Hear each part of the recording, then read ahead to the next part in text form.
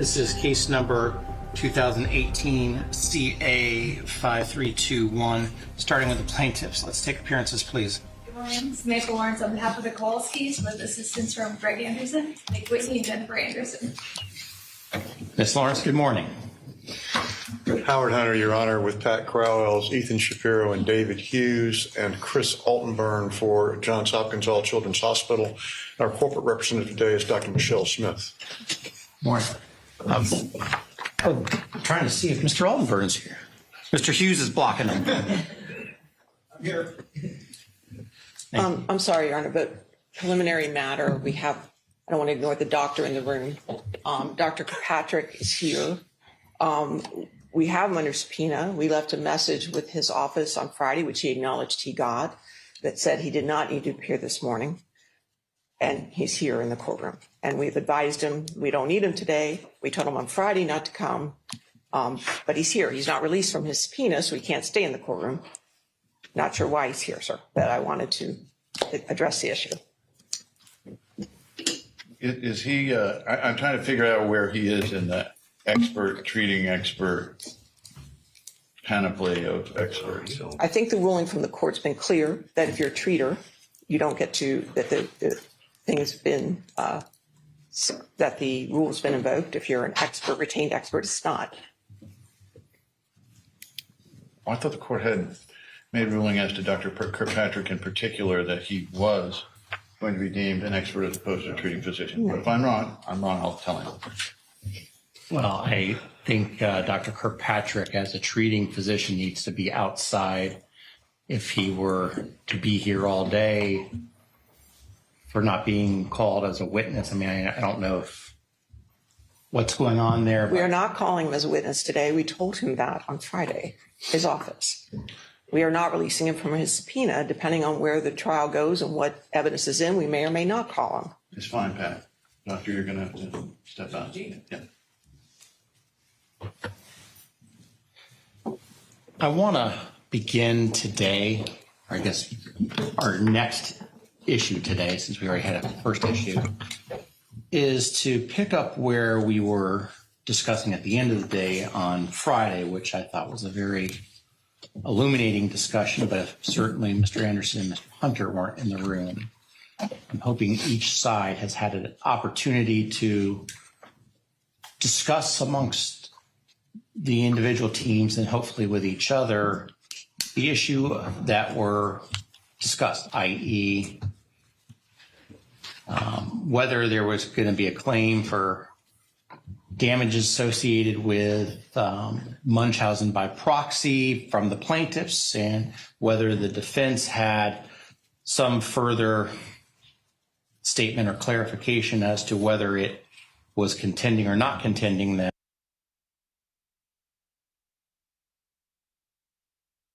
So who's going to lead us off in this little discussion? Since I was on the spot on Friday, I will.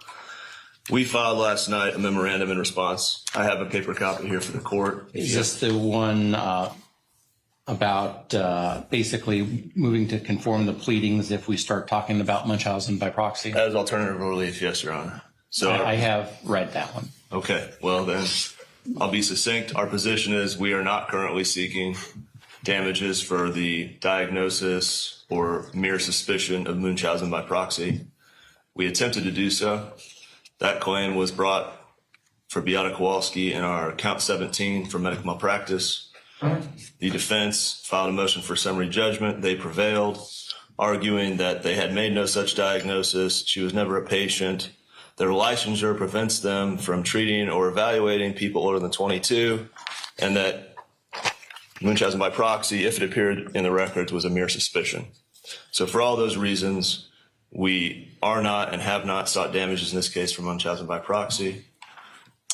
None of our psychiatric experts testified to anything relevant to Munchausen by proxy, the diagnostic criteria, anything of the sort. So we object to the admission of evidence at this point of Munchausen by proxy or documents aimed at shoring up suspicions of Munchausen by proxy. If the defense prevails on this argument, then we do move to reassert count 17 and move forward with a medical malpractice claim for Beata Kowalski. Please, the court. I'll take these in order if you wish. The first thing I heard was a question of our position with respect to the question of whether there is CRPS here. I'll address that first. Our position is and has been that Maya Kowalski does not have CRPS, that she has a psychogenic disorder of some sort, and that is what we suspected at the time of hospitalization, and that is what we had charted throughout the hospitalization. Throughout the hospitalization, however, we never ruled out CRPS. It cannot be definitively ruled out.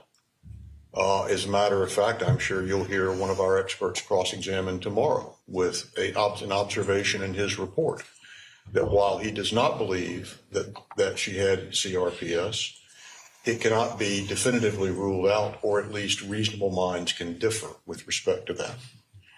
The point here is, however, and has been, that the treatment rendered for the purported CRPS was inappropriate. That was suspected at the time of hospitalization, and that is our position to this day. The point here is that this patient had a pain syndrome of some sort, and whether it was CRPS or whether she was a victim of Munchausen by proxy and or had conversion disorder or some other psychogenic pain syndrome, the point remains that the treatment for those conditions is the same. The standard of care treatment for those conditions is the same. Whether it's CRPS, a pain syndrome associated with Munchausen's, or conversion disorder, or some derivation of the two or three, the treatment is all the same. That's where we are coming from. That's where we've been. Now, as far as the Munchausen's by proxy is concerned, I would direct Your Honor's attention to what plaintiffs have indicated is the 8th amended complaint. In paragraphs 27 and 28, there is an express allegation that we were remiss in diagnosing Maya with a variety of psychiatric conditions and alleging that none of them were treated. There's also an allegation that with reference to Munchausen by proxy in that same paragraph, and another in paragraph 130. In opening statement, counsel indicated that the plaintiffs were going to prove that the allegations that Beata Kowalski was trying to harm her children, both Kyle and MK, caused her in the end to, quote, lose control of the maternal instinct and resulted in suicide, unquote. There are multiple other references in opening statement to the same type of allegation. The allegation that Beata was wrongfully accused of Munchausen's or of attempting to harm her children or taking inappropriate care of her children goes to the heart of plaintiff's allegations of intentional infliction of emotional distress. The point that is being made throughout here, we think, by the plaintiffs, is that these allegations against the defendant are the soul of the case. They can't run from that, Your Honor. And preventing us at this point from proving up, as we intend to do today and tomorrow, that Munchausen's was a reasonable suspicion, if not the correct diagnosis, goes to the heart of the defense. But the diagnosis goes to mom and not to Maya. That is correct, Your Honor, but it's material to Maya for this reason. Munchausen by proxy may well be and probably is an adult diagnosis. It's a diagnosis of the perpetrator. But we have to treat the victim. Maya has Munchausen by proxy. The point is that she's a victim of Munchausen by proxy and or a conversion disorder that is associated with it. That was what was thought at the time. That is what we think today. The question of whether there is a diagnosis of Maya personally, her individually, with Munchausen by proxy is a red herring. The point is that syndrome, we believe there was reasonable cause to suspect and conclude existed, and that it was influencing what was happening and being exhibited in behavior by Maya. That's the point. And what were the specific allegations in the Eighth Amendment complaint that you referenced? In paragraph 128, let me make sure I get them all here, Joe.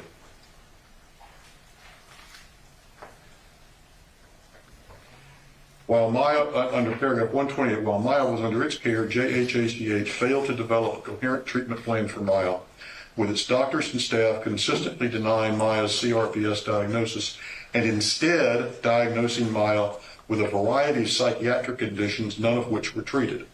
Even when advised by pain physicians at other medical institutions that JHACH's approach and diagnosis were inconsistent and mutually exclusive, JHACH failed to correct its approach to Maya's care. In early January, as JHACH was hell-bent on painting Maya as a psychiatric patient while still maintaining to the dependency court that she was a victim of Munchausen by proxy, a physician at Kennedy Krieger grew frustrated with the management team and physicians during a call and advised that, quote, Munchausen and conversion are competing disorders and JHACH needs to pick one. That this did not occur to JHACH as they persisted in their unsound approach is a breach of the highest order. Now that... So I asked what paragraph site. Can you just tell me what I'm paragraph? sorry, yeah, that's paragraph 128 I just read. Sorry. Okay, no worries. I just want to know so I can go back and read for myself. Okay, sorry. So just tell me whatever specific allegations that you want me to look at. And you might also consult paragraph 129 and 130, as well as paragraph 131 and 132. Now that's in the operative Eighth Amendment complaint. If you refer to the opening statement, you will see the passage that I just referred to, as well as a number of others. We did a word search over the weekend of the plaintiff's transcripts that we have thus far, not all of them. We see 64 references to Munchausen's by proxy in the plaintiff's case. The idea, the central point here, the overarching allegations, as I understand them to be, and as the defense has developed its case, are essentially twofold. Number one, there is an allegation that we failed to appreciate and honor, if you will, a diagnosis of CRPS that this patient had received from essentially 2, if not 3, outpatient physicians. We were alleged to have been negligent in not recognizing that diagnosis, accepting that diagnosis, and continuing the care of that diagnosis as had been outlined by Drs. Kirkpatrick, Cantu, and Hanna, which that we believed to have been destructive and dangerous. But the allegation is that we failed to proceed with treating her in accordance with that diagnosis and that treatment plan. The secondary allegation is that instead of doing that, we suspected a psychogenic component to her presentation. We suspected a psychogenic component to the way in which she was presenting her pain syndrome, as did, by our count, approximately 40 other physicians at 2 other institutions, at Lurie Children's and Tampa General, that we suspected that there was Munchausen's by proxy and or conversion disorder and or factitious disorder, depending upon which of those you subscribe to. And there's a good deal of controversy about them that Your Honor is about to hear a good bit more about. But the point is that the soul of their allegation against us is that we suspected this psychogenic constellation of presentation symptoms, and that was a deviation from the standard of care in the way we pursued that and allegedly failed to properly treat it. Let me attempt to articulate some thoughts I had that I've been spending over the weekend trying to coalesce into something hopefully articulable.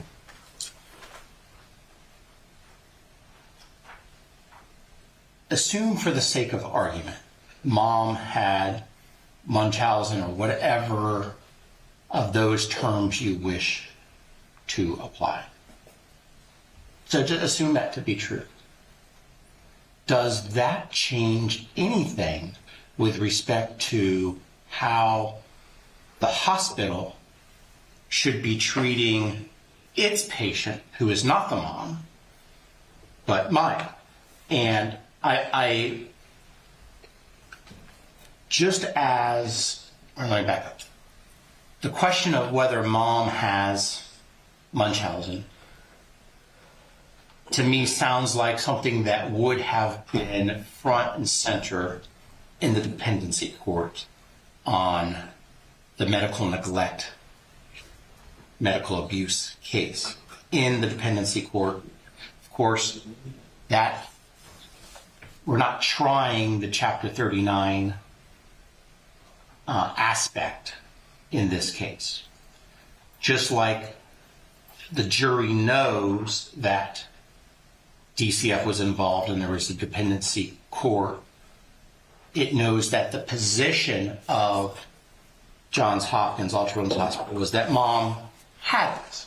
But in this lawsuit, do we need to prove whether mom had it or not? And that's what I continue to struggle with, because it doesn't seem to me that it really goes to your medical malpractice case. And I was thinking over the weekend, like, well, does it go to your defense of the intentional infliction of emotional distress count? And obviously, I think the concept that you believed that to be the case, that mom did have it, I think is relevant. But at what point do we need to keep going on and on and on and trying to prove mom has Munchausen? Because even if that's true, how does that change what was done or not done to Maya in this case? Now, I think you've got some traction with me in the intentional infliction count, but what started all this is a whole series of emails and possible blogs about what was going on with Maya that doesn't seem to have anything to do with medical malpractice, but perhaps it does with intentional infliction. That's kind of the dichotomy. So if you'd like to comment on my rumblings there, I'll give you a chance. Because ultimately I need to make decisions on admission of evidence. I understand, Judge. I'm kind of flabbergasted. If I make one comment as a person who understands the DCF part of this. Well, once I do that, Mr. Altenburn, then I'm opening up, and I was trying to keep us more focused on proceeding forward. Mr. Hunter.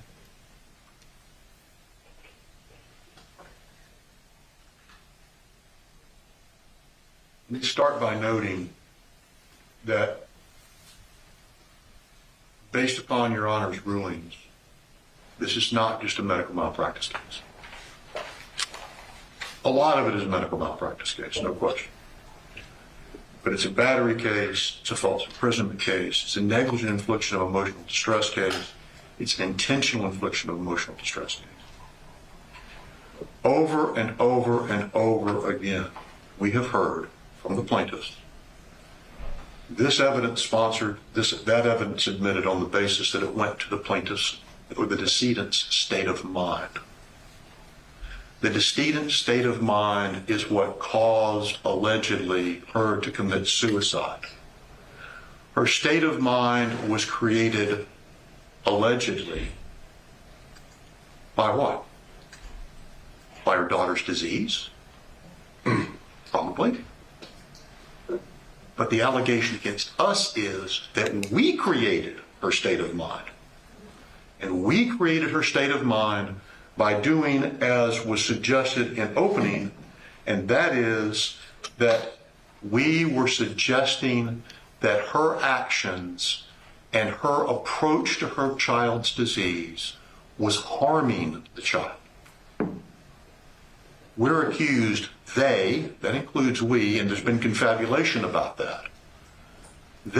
We are accused of separating the child from the mother. Why? Because of the allegation that the mother was doing harm to her child. That allegation is based around Munchausen by proxy. The defense of this case, with all respect, Your Honor, whether it's malpractice, whether it's false imprisonment, whether it's any of these things, all of the defense of this case rests upon the proposition that the pattern and practice of therapeutic and maternal behavior here was dangerous and inappropriate to this child. And that is why reports were made. And that is why suspicions were hatched. And that is why we attempted to act as we did with respect to the discharge of the child or the lack thereof, and the circumstances under which we attempted to treat her and to transfer her elsewhere for more treatment in accordance with the standard of care. But we cannot defend our case, Your Honor, without the idea being a centerpiece that it was reasonable for us to suspect that there was a Munchausen by proxy or a factitious disorder by proxy going on here, and that we were reasonable in suspecting that, and that we were reasonable in acting upon that as we did and attempting to treat this patient as we did. That is central to the defense of the case. If you emasculate that, you've emasculated our defense. And I don't know what I can tell you beyond that. What you're going to hear today is from a witness who months before we ever saw this patient suspected the same thing. We believe that to be directly relevant to what we did, what we suspected, and how we did it. You're going to hear from our treating physician, Dr. Elliott, one of our employees, about what he encountered, how he responded, what he did. You're going to hear from an expert tomorrow that will pull all of this together, we hope. But I have to tell you, Your Honor, this is inimical and central to what they've alleged against us and to our defense against it. Let me hear from Mr. Whitney, and I will tell you what I'm hearing about, at least with respect to the intentional infliction of emotional distress count, that there may be some need for some of the evidence that was being discussed on Friday afternoon. So, Mr. Whitney, let me hear from you, and then we'll move on. Well, I'll start there with the intentional infliction of emotional distress. The contours of the hospital's conduct and Ms. Kowalski's conduct and what was not allowable and what was allowable with respect to her visitation or their supervision all goes to Chapter 39. So what we've brought forward on intentional infliction are things that have nothing to do with Munchausen by proxy. Catherine Beatty sitting in on phone calls. Catherine Beatty telling Jack to divorce his wife. Catherine Beatty saying that she's going to adopt Maya and be her mother. None of these things have to do with Munchausen by proxy. Listening to Mr. Hunter, the phrases that he uses give away that the Munchausen by proxy is wedded to Chapter 39 proceedings. He talks about justifying the separation. Justifying the separation is what they were doing in the dependency court. And those orders separated the mother and child, but there's no need to justify the separation unless we're going to relitigate the Chapter 39 proceeding. He talks about suspicions. He talks about reports, hotline reports. These all go straight to Chapter 39. Even the allegations he points to in our medical malpractice claim in paragraph 128, Munchausen and conversion are competing disorders. When we tried to introduce that note out of the risk management file, it was excluded because it was central to Chapter 39. In paragraph 130, the mention of Nurse Ashley stating that Maya exhibited textbook Munchausen. Yes, that's in our claim, but the court's been drawing lines, and one of the lines it's drawn is that the hotline reports are out. Nurse Ashley's characterization as textbook Munchausen is in the first or the second hotline call. That's not part of this case.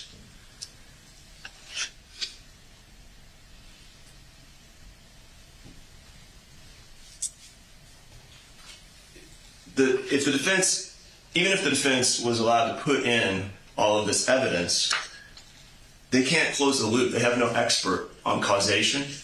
They have no expert on it. They don't have an adult psychiatrist. They would need an adult psychiatrist. There's no dispute about this. The DSM-5 says the perpetrator receives this diagnosis. It's the adult. They would need an adult psychiatrist to come in here to close the loop. The context of 64 references to Munchausen by proxy in our case. There's no specific citation, and I did not review the transcripts that they have. But the court will call the Munchausen by proxy term is what was thrown around in that transfer diagnosis to Nemours in the midst of the debate. So I'm willing to wager that 95% plus of those references to Munchausen by proxy are specific discussions around that transfer diagnosis and the reasons that Jack and Beata declined transfer under those circumstances. Nothing about our experts getting on the stand and making arguments or opinions about whether Munchausen by proxy was or was not the appropriate diagnosis. And lastly, on the psychogenic constellation of Maya Kowalski, the psychogenic constellation of diagnoses of Maya Kowalski does not include Munchausen by proxy. It cannot. The psychogenic constellation of Maya Kowalski has to do with what their psychologist diagnosed, Dr. Katzenstein, who I think we hear from today, psychological factors affecting other medical conditions. That's the DSM-5 diagnosis of Maya Kowalski, confirming that she has CRPS, but she has a psychogenic overlay on that. The other diagnoses they entertained for Maya Kowalski in this psychogenic constellation are factitious disorder, not factitious disorder imposed on another, but factitious disorder of Maya Kowalski and conversion disorder. So there are at least 3 diagnoses of Maya Kowalski that they threw around that compose this psychogenic constellation. None of them are Munchausen by proxy. They go specifically to Beata. So again, if Mr. Hunter's argument persuades this court, we move to reassert count 17, because now they're claiming they did make a diagnosis of Munchausen by proxy. They want to argue all about it, and so we want Beata Kowalski's medical malpractice claim back. One other thing. Are there other issues, because it's getting close to 9 o'clock, other issues that we have to address before we bring in this jury? I don't believe so, Judge. I just Point out that as counsel just made reference to, an inimical point of the false imprisonment claim is the fact that there was a transfer offered, there was transfer that was put together, you're going to hear more about it tomorrow morning, and it was refused. Why was it refused? Because of that diagnosis. Because of the diagnosis, because to almost directly quote, we would be admitting to Munchausen by proxy, to child abuse, if we signed off on those transfer papers. They put this in the case from day one, Judge, and they can't run from it now. But okay, how does you proving that Maya did or did not have it change Beata's state of mind as to her decision not to sign the transfers concerning or when there was any sort of possible reference? And I think, though, that came later as opposed to the October date. Yes, correct. So, let's try not to conflate those. I'm having enough trouble keeping those two apart in my mind myself. But,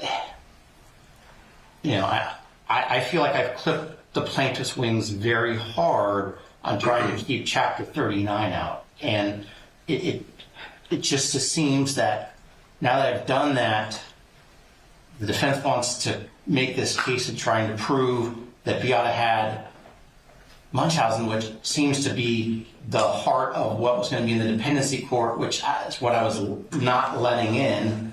in the plaintiff's case in chief. I,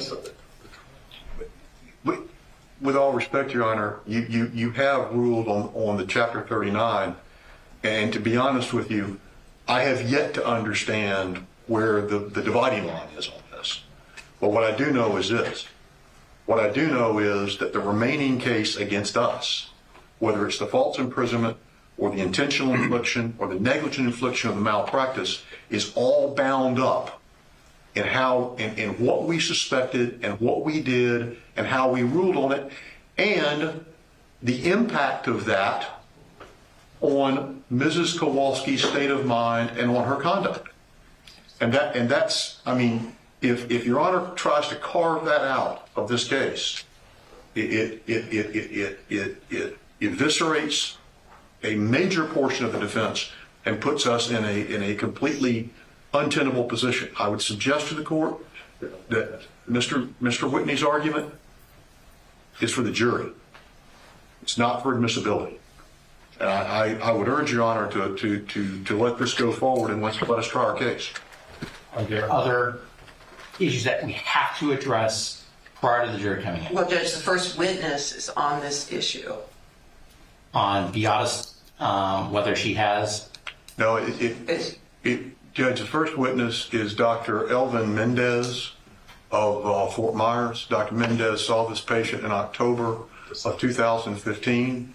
In December of 2015, he was consulted regarding immunotherapy, and after 2 visits with this patient, he indicated in one of his conclusions that Munchausen by proxy should be considered, and he advised Dr. Wasenauer of that fact in a copy of a letter to him. But the point of his testimony is exactly this. And the point of his testimony is, frankly, a point I thought I tried to make an opening, and that is that we stumbled upon this trail and followed it. It was not a new trail. Mr. Altenberg. 2 completely unrelated things. I'm only here for a little while, hopefully, to find out, A, if you looked at the instruction that you're contemplating on the visitation at all, because Mr. Elliott and I need to kind of get closure on that, because by Wednesday, we really need to have had that instruction read. The other thing I was waiting to see was how many counts were going to be gone or not on director verdict, so I can finish the jury instructions. Well, I don't have time to address that right now. Hopefully, after lunch, we can close the loop on some or all of the DV motions. So I don't know if you want to hang out until after lunch to see. I've got a room I can type in all my logs. And Mr. Whitney, anything else? Well, 2 things. On Beata's state of mind and the relevance, the state of mind of Beata Kowalski that's at issue in this case is the irresistible impulse, effectively.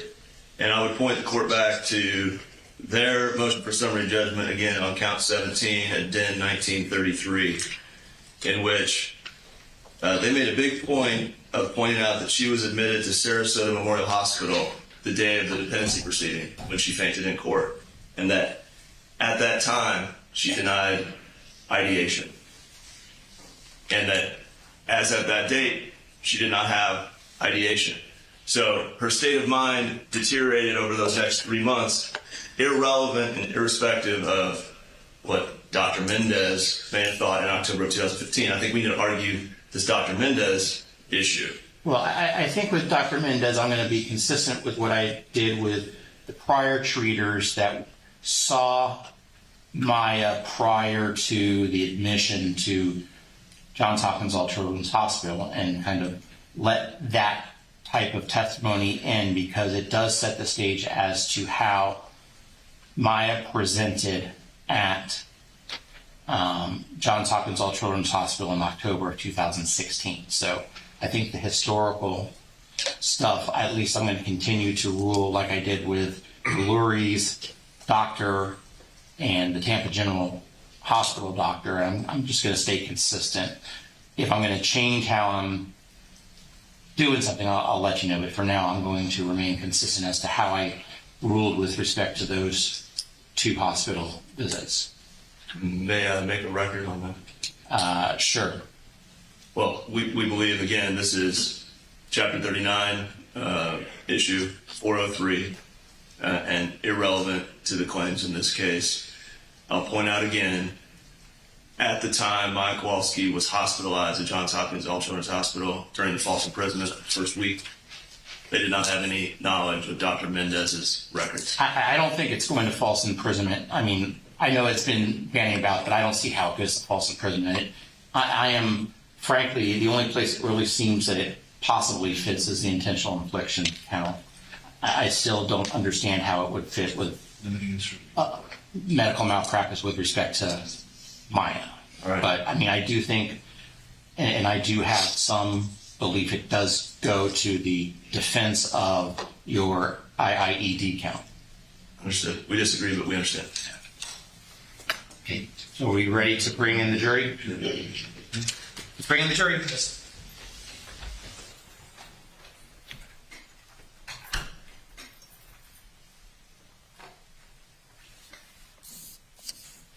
morning.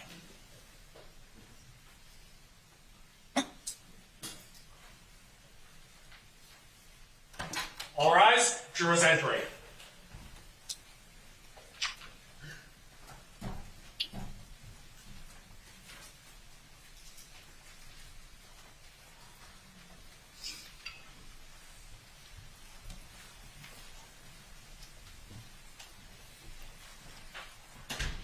Okay, welcome everybody. How are we doing on a Monday morning? Great. Glad to hear it. And were the best birthday festivities fun? Yes.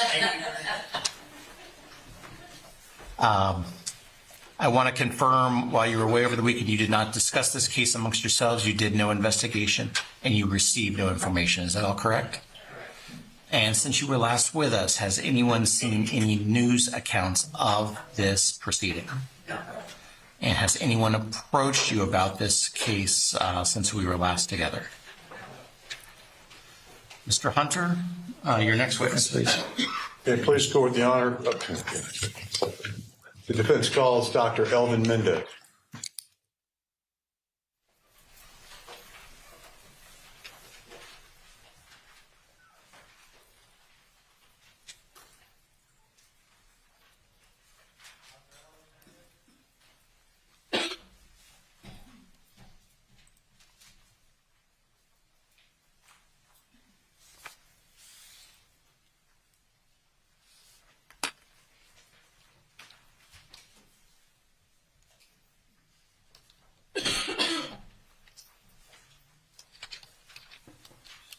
Mr. Clark, can I raise your right hand? Do you solemnly swear to affirm the testimony you're about to give will be the truth, the whole truth, nothing but I do. I write this myself. See what witness standing over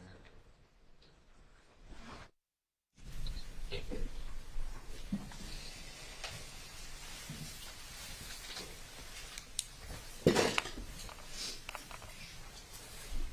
Good morning. Good morning. Would you tell us your name, please? Elvin Mendez. And what is your occupation, Doc? I'm currently a physician with Lee Health in Lee County and Charlotte County. Okay. And where is your practice? We have 2 locations, one in the Port Charlotte area and a second in Cape Coral. Okay. And what is your specialty, sir? Allergy immunology. Would you give the jury the benefit of your background and training and education starting with undergraduate school? I trained as what they call a foreign medical graduate, so we do undergrad and med school in one 7.5-year stretch. So this was done in the Dominican Republic. I came to the U.S., trained in pediatrics in Long Island, and then moved on to Einstein and did allergy immunology. After that, I joined private practice for 4 years, joined the non-for-profit for another 4, and then we headed south to Fort Myers. We've been in Fort Myers, Charlotte County for about 21 years now, and joined Lee Health in 2015. Okay. And I'm sorry, Dr. Imus, where did you do your residency? In Albert Einstein College of Medicine, New York. In New York City? Yes, sir. Okay. I'm sorry, that was my fellowship. My residency was done at NASA University Medical Center in Long Island, New York.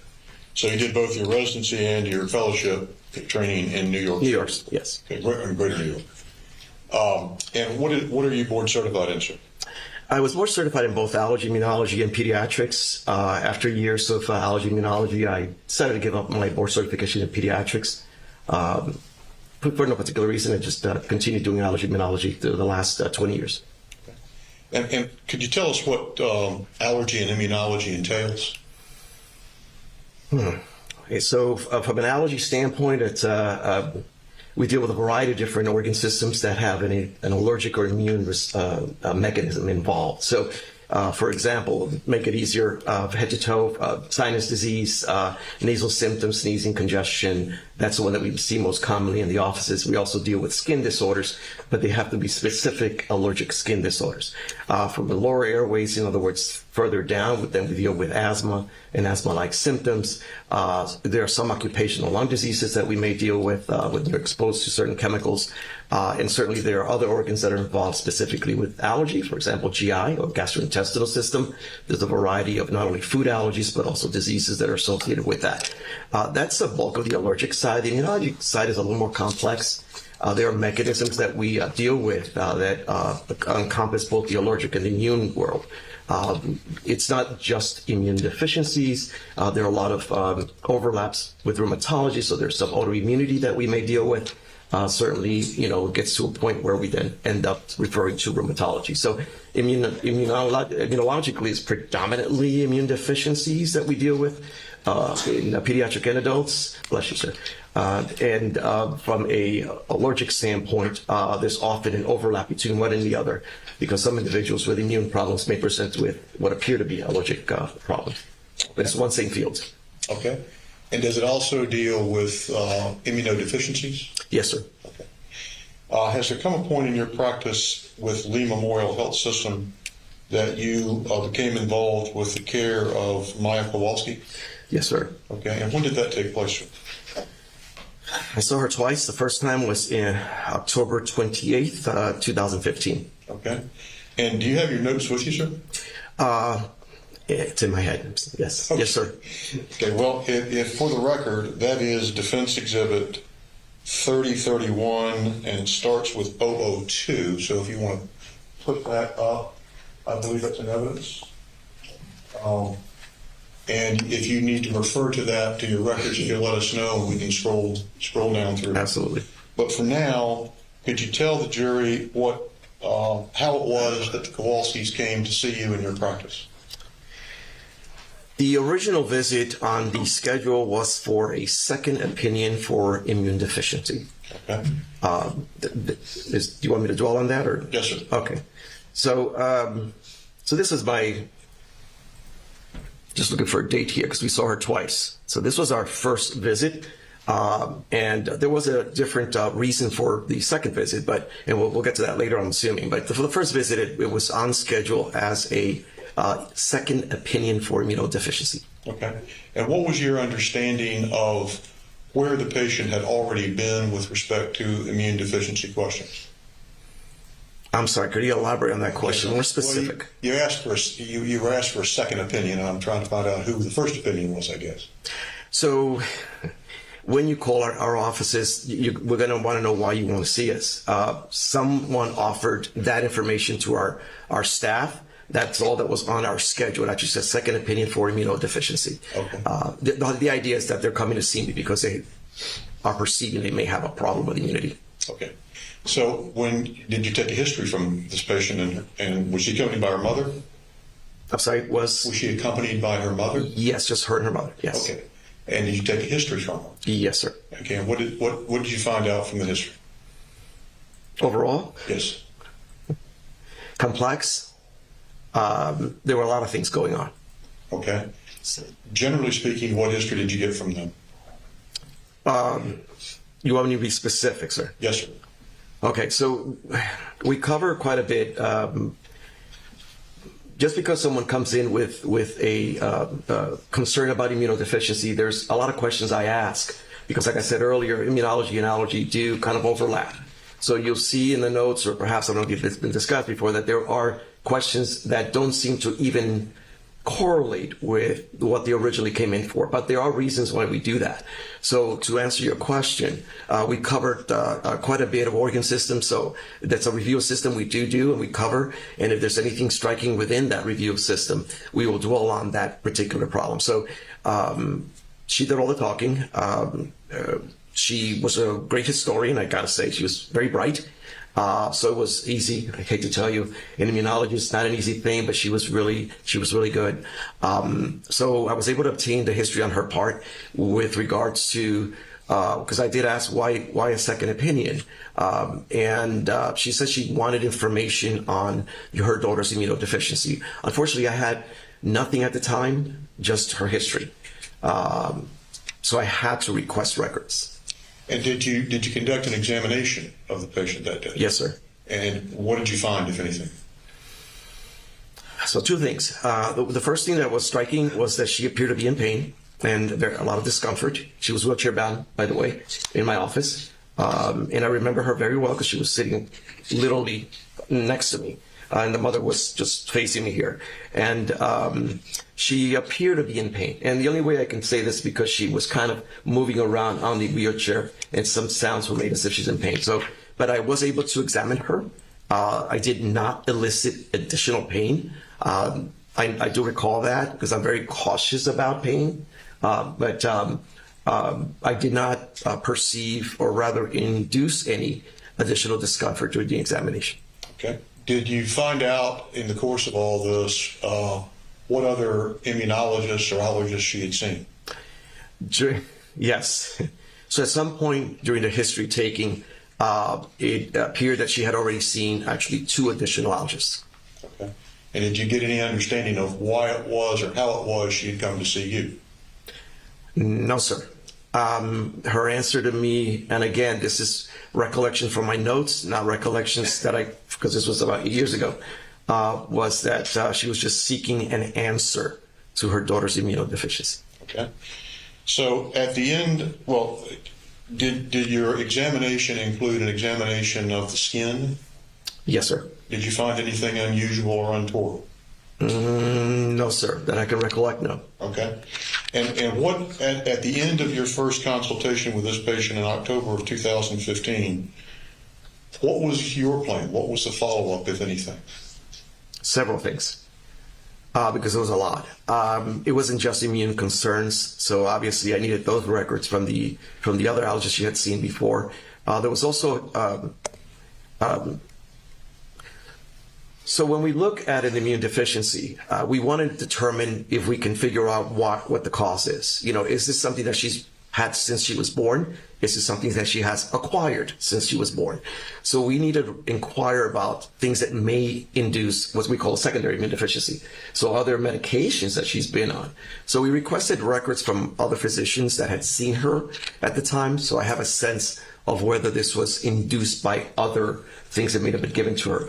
What was striking in her history is that she had been through numerous ER visits, numerous physician visits, and a lot of steroids. And that's, you know, to an immunologist, that's striking because steroids are a double-edged sword. They solve a lot of problems, but they also can induce a lot of problems. So I wanted to make sure that this wasn't secondary to medications. So to answer your question, it wasn't just focusing on immunity and getting records from the allergies she had seen in the past, but also perhaps some of the other areas that she visited that may provide me some information and some insight, especially lab work. Okay.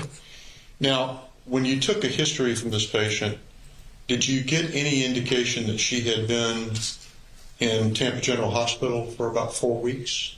No, sir. Did you get any indication that she had been seen and worked up at Lurie Children's Hospital in Chicago?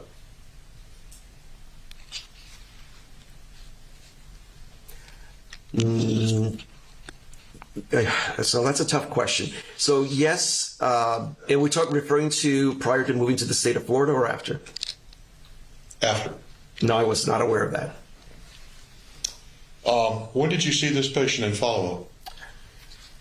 It was the second week of December of 2015. Actually, it was on her birthday. Okay. And I believe that's Defense December Exhibit 10th.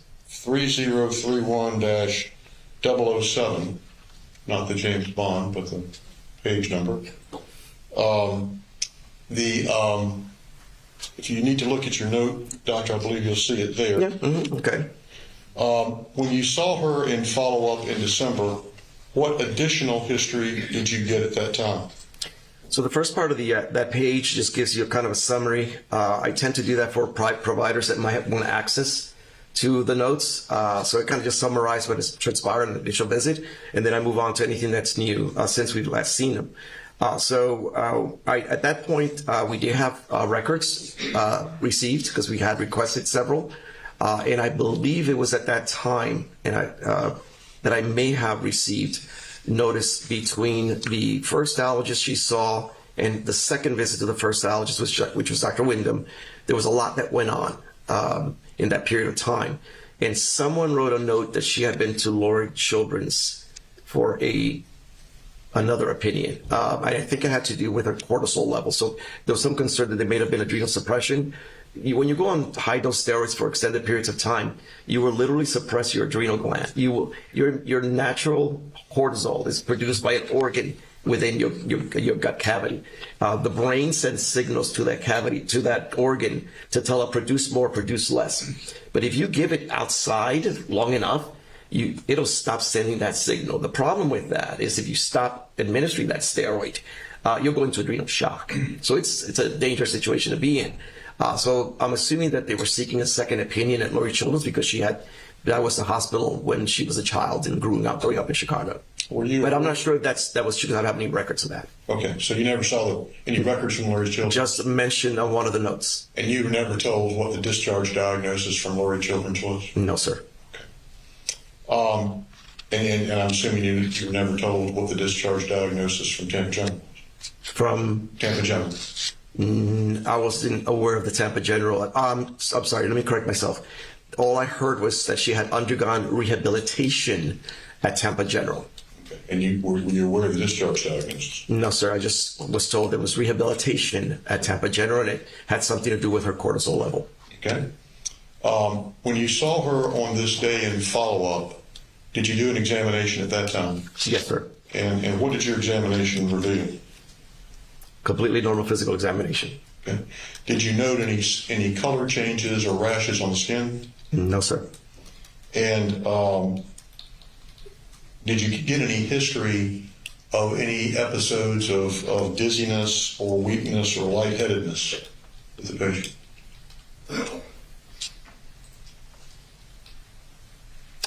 The second visit, I don't recall that coming up as a part of the history. The first, there was a persistent headache throughout the visit, on the first visit, and I believe there was also dizziness described. Now, after you had conducted your examination and your history and physical, and you looked at some records, I'm assuming, from her past care, did you arrive at any opinions or conclusions regarding her immune status? First or second visit? Second visit. Okay. Yes, sir. And what was that? That she... May I explain? Yes, sir. Yeah, you're the only one who can. Okay. So... Objection to narrative response.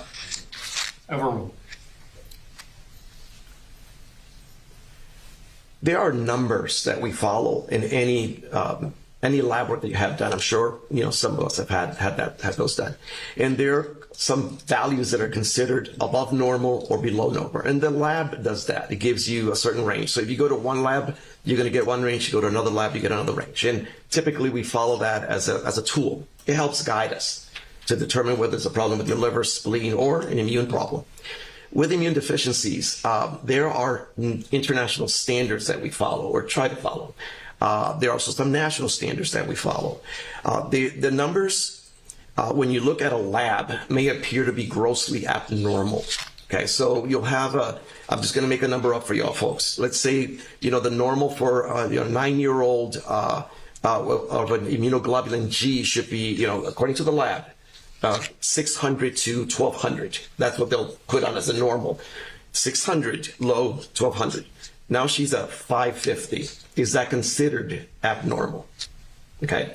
So that's the question that you asked the immunologist. My short answer is it's not abnormal. And the reason for that is because there's very specific criteria that we have to follow to determine whether an individual has a deficiency or not. And if I may just briefly to the jury. And while you're doing that, I'm going to ask that 3031-009 be put up. That's where your lab values are, in case you need to refer to those. Okay, so. Down at the bottom. Right, I see that. Okay, so I want you to see that there were two numbers that were given to us. And the reason two numbers during the same lab draw are different is lab. So one lab, the same lab did the total IgG, the immunoglobulin G, the total, and then something called subclasses. So total IgG is broken down into 4 components, and they're numbered 1, 2, 3, 4. Okay? So one set of numbers gives you a low total with a low IgG 1 and 2. That was the subclasses that were done. On the other hand, the doctor also ordered separately a total IgG. Now we have 2 discrepant numbers, one same draw, same person. So we have a 575 on one number and we have a 603. I see those numbers and they're staggering because there's a significant difference between one and the other. You know, one of them appears to be not grossly abnormal, but just decreased, and the other one appears normal. So just for the record, these 2 numbers are normal for an immunologist. But so criteria number 1 is you take that, you measure that value. You want that immunoglobulin G. Yes, you can order the subclass because oftentimes one of them will drag the total down, right? Because the top is the sum of all the little ones. But the general consensus, and these are International Immunology Society regulated rules. Sustained. They have to repeat it again. Hold on a second. Let Mr. Hunter ask another question. You can't make reference to outside sources. I'm sorry. Apologize. So if you just tell the jury what these labs meant based on your experience in training. Sure. So based on my experience, a single digit is just a reason for me to wait, based on current standards, a minimum of 2 to 3 months and repeat them again. Because standards are, there has to be a minimum of 2 separate draws with a minimum of 2 to 3 months between each. But that's just one of 3 criteria. Okay. So at the close of all this and your second visit with this patient and the labs and records and so forth you had the opportunity to review, did you arrive at any opinion or conclusion that you were able to share with the patient and her mother regarding whether or not she had an immunodeficiency? I was, yes, sir. And what was that opinion? My opinion was that either Maya had something we call transient hypogammaglobulinemia of infancy and childhood, which is a transient, type of deficiency we see, and it normalizes over time, or that she did not. Personally, with a normal immune response to the vaccines that she had and the rest of her lab work, to me, she was normal. She had no other immunodeficiencies. Typically, you have other immunoglobulins that are reduced. You don't have an adequate vaccine response. Those are the other 2 criteria that are required for you to be diagnosed as a immune deficient. So I explained this to her at that visit. And to state that a different way, did you determine that she had any immunodeficiency that required follow-up treatment? No, sir. Okay. Did you arrive at any other opinions or conclusions regarding her condition and matters that should be addressed in her care? Yes, sir. And what were those? Okay, so the first is, we'll start from Morgan Systems. The first is this asthma history. We deal with asthma. That's part of our training as well. We rely on tools to help us make a determination whether someone has a disease or not. We do that with every disease. The reason why we rely on tools is because we have to have not only the history provided by a parent or a child, but also we need to have some objective measures. You have to always have something to help you guide you and determine whether there's a disease there, because there's a lot of mimickers of asthma, lots of them, and nothing added up here. Pulmonary function tests were normal. I was only unfortunately able to see one, that Dr. Kreisman, who's a pulmonologist, or I'm not sure if he's still at All Children's, put on in the records. And there's also mentions of normal pulmonary function testing throughout the visits. So from a respiratory standpoint, unfortunately, I could not make an intelligent decision that she actually had asthma. That's the first thing. With regards to the allergies, yes, Maya had allergies based on skin testing performed by an allergist, but to me that was secondary. At the time, I think we were dealing with much bigger medical problems that I think needed to prioritize over allergies. Okay. And then the last item with the concern about the chronic the CRSP is that I'm not a neurologist. She talked about RSD. She talked about a lot of problems, neurological problems that might be wrong with Maya. I specifically told her that was way outside of my wheelhouse and I'm out of my lane and I'm not an expert on that. And she'd have to talk to her primary care or neurologist about that. Okay. Were you aware that her primary physician was Dr. Wasnauer? So I only was aware of Dr. Wasnauer because his name comes up. Our records, we provide all primary doctors with notes. Whether you refer them to us or not, as a courtesy, every primary doc gets a letter. Sometimes the patients will not provide us that name, so it's just left blank. But as a general rule, they do give us the name and we provide them with a letter. So that's the only knowledge I have of him because he did get my letters. We did request records from him and never received. Okay. And did you send him any information about your consultations with this patient? Every visit, yes. And in our assessment, yes. Were there any other considerations that you called to his attention? Yes, sir. And what was that? So physicians are trained to be alert on anything that might be of, should we say, harm to a child, right? Any risk, any concerns that may come up during a visit. It could be a variety of different things. The one item that was of concern at the time because of some events, some things that I saw during the office visit with her, from my reading of the documents I received prior to her second visit, I can only use the word did not add up. And so my concern was that this might be fictitious and not true events that were occurring. Either way, I wanted the primary doctor to dwell further and see if there is a neurological problem with her or not. I was basically telling him, hey, you need to find out this is true or not, because this is harmful for her. She's wheelchair bound. She's in pain in my office. And that's the last I've heard of the Kozlowskis. And so what specifically did you call to Dr. Wasnauer's attention in that regard? I'm sorry?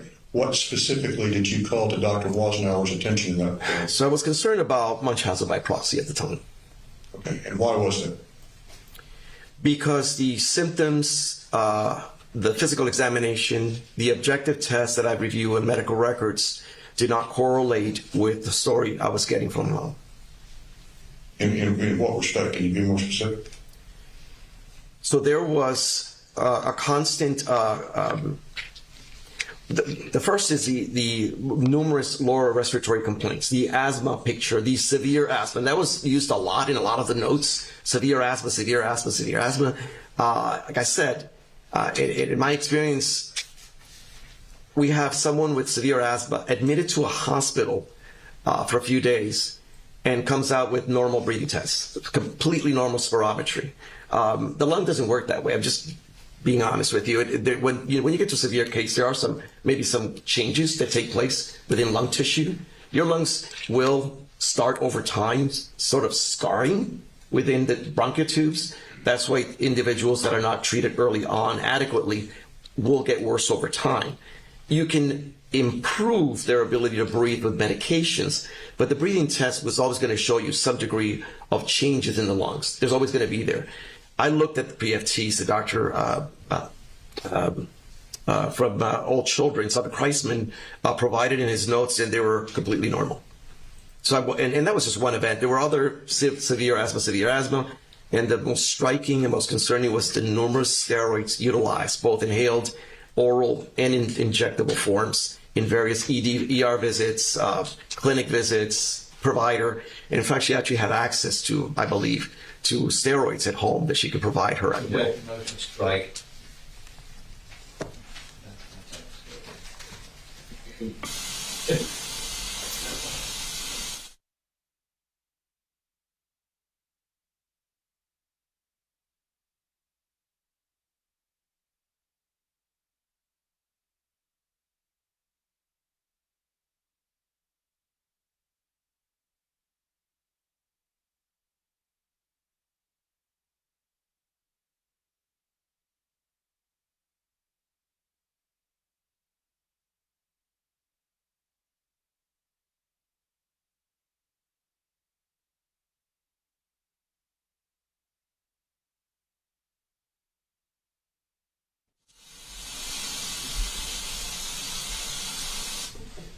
Okay, members of the jury, you are to disregard the last comment about home steroids. Mr. Humphrey, you may continue.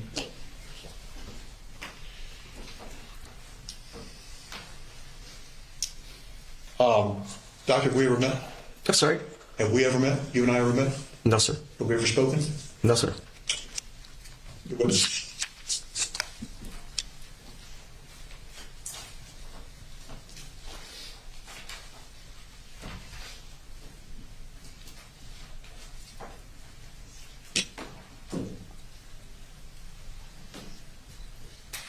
You have a deposition in this case, you recall?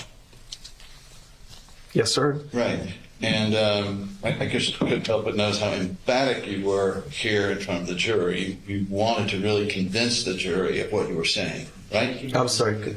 Can you ask that question again, please? Yes. I noticed you were quite emphatic. You were trying to convince the jury of things you were saying. Were you not? That's not correct, sir. Right. I'm going to sustain the objection. After the deposition, when the different lawyers were still on the line for ordering the deposition transcript, I want you to tell the jury whether you had a discussion with one of those lawyers in which you said words to the effect of, "I did my very best for you. I hope I helped." Did you say that to him? No, sir. Objection, Your Honor, proper impeachment. I'm going to sustain the improper impeachment objection, but you can continue along this line if you want. Did you, I'm just simply asking you, sir, did you have a discussion with the defense counsel at the conclusion of the deposition while the lawyers were talking about ordering the depositions where you said words to the effect of, "I hope I helped you. I did my best to help you," or words to that effect? Objection, Your Honor. May we approach and may he show the witness what he... I do not recollect those comments. The answer is we don't need to approach on that. Overrule the objection. And you are aware, are you not, that... He said he didn't recollect, so are you going to refresh his recollection, or are you moving on? I have other evidence that will be as part of our rebuttal. All right. Witnesses. And you are aware that Munchausen by proxy, that reflex sympathetic dystrophy, and you know that's also known as CRPS, right? Mm-hmm. You're aware of that? Yes, sir. And you are aware that it is often misdiagnosed as a psychiatric condition, particularly in children, right? Are you aware of that? So I understand the question correctly. You're asking me if I'm aware that CRPS is often misdiagnosed as a psychiatric condition. Is that the question? Especially in children. And my short answer is no, because you mentioned the word often, and I'm not sure that that's accurate. All right. Well, certainly then you do keep up with the laws that come into effect regarding...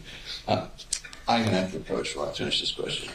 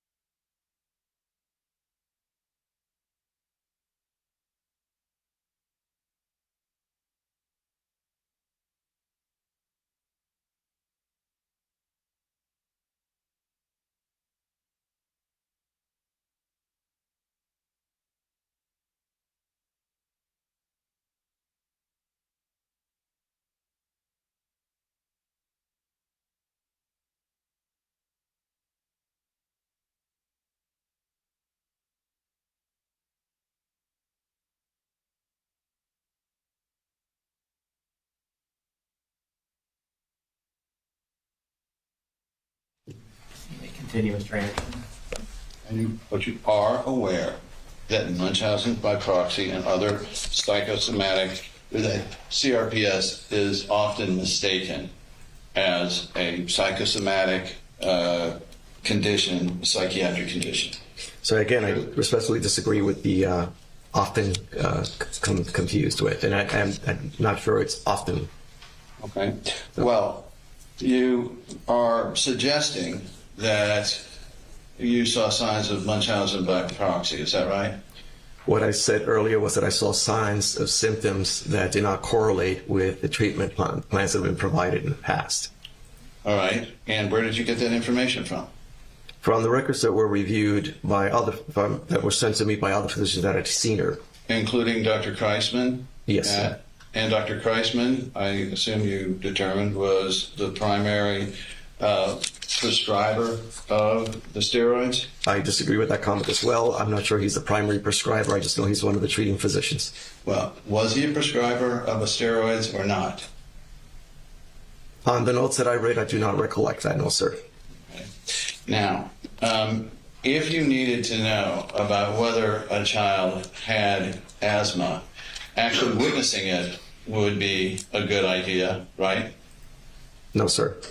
You don't need to witness the actual cough to know whether or not a child may have asthma? There's a lot of other causes of cough, sir, that are not necessarily asthma. Mm-hmm. So if I were to show you an actual cough of the child, would that allow you to see whether or not this child had asthma? Would not, even if you showed it to me. Okay. So would a diligent parent seeing a very disturbing cough be doing the right thing to bring it to the attention of a physician? I totally agree, yes, sir. Overruled on that one. And then if we could, of course it's in evidence, show Exhibit 2616. It's in evidence, yes.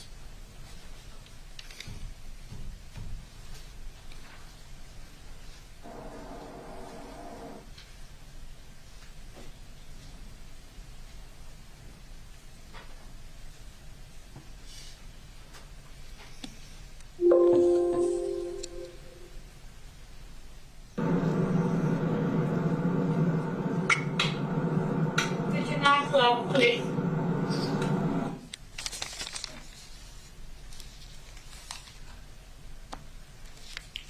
While you're finding it there. Okay.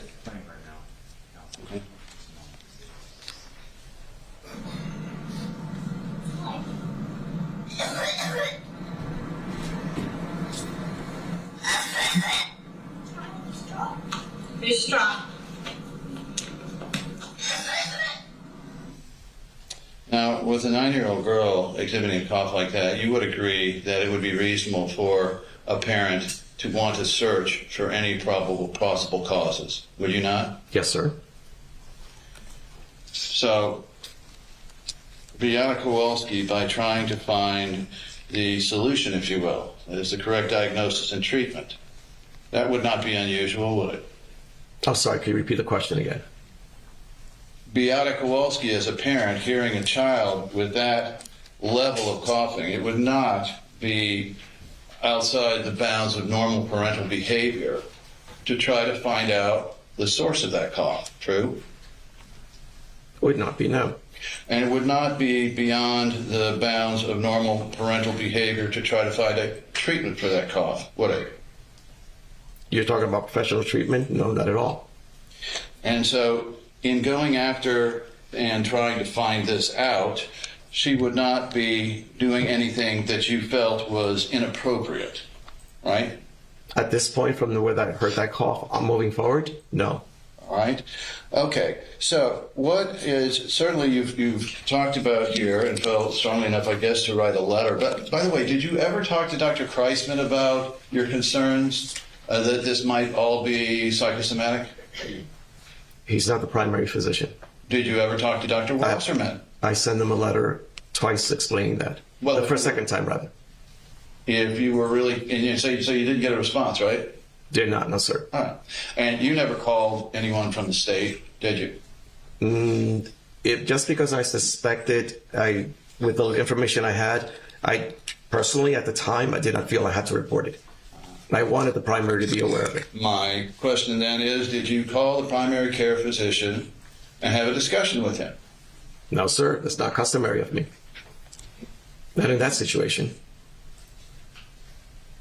I thought you testified on direct that it was customary, that you would contact. I specifically said, if we go back to what I said, is that every physician, primary care physician, receives correspondence from me on every visit that I see in my office. The only exceptions are when a patient does not, or parent does not give us the name of the primary care physician. Tell us then what the facts there that you took from the history with Beata Kowalski that were significant to you, that she uttered to you there, either visit. So I want you to explain to me what you mean by facts, sir. Well, what were the key facts in the history that you found pertinent to trying to come to some conclusions, including this one? That she has, her daughter has always been ill, that her daughter has been in pain from some neurological problem, that she has severe asthma, that she has an immune deficiency, and what else? And that she has allergies. All right.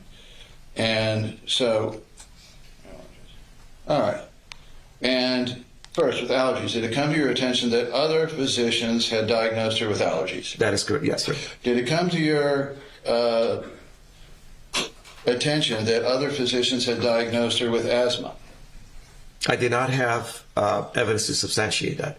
Subsequently, did you obtain evidence of that? I obtained evidence that did not show that she had asthma.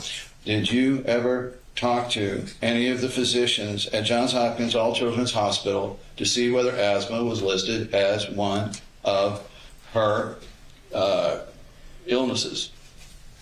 My role in all this is to determine whether Maya at the time was immune deficiency. The rest of the information available in history taking is to determine whether there's some correlation between diseases and her apparent immune deficiency. So the answer is no. We do not proceed with any other disorder that I might encounter during my history taking. That is passed down to the primary care physician in writing. I understand. And then she told you the child had pain, correct? Pain and cramping on the legs, I believe it was. And you said you inspected her. Counsel asked you about her skin. Did you look at her lower back? No, sir. Did you look at the inside of her thighs? No, sir. Did you look on the inside of her ankles? Yes, sir.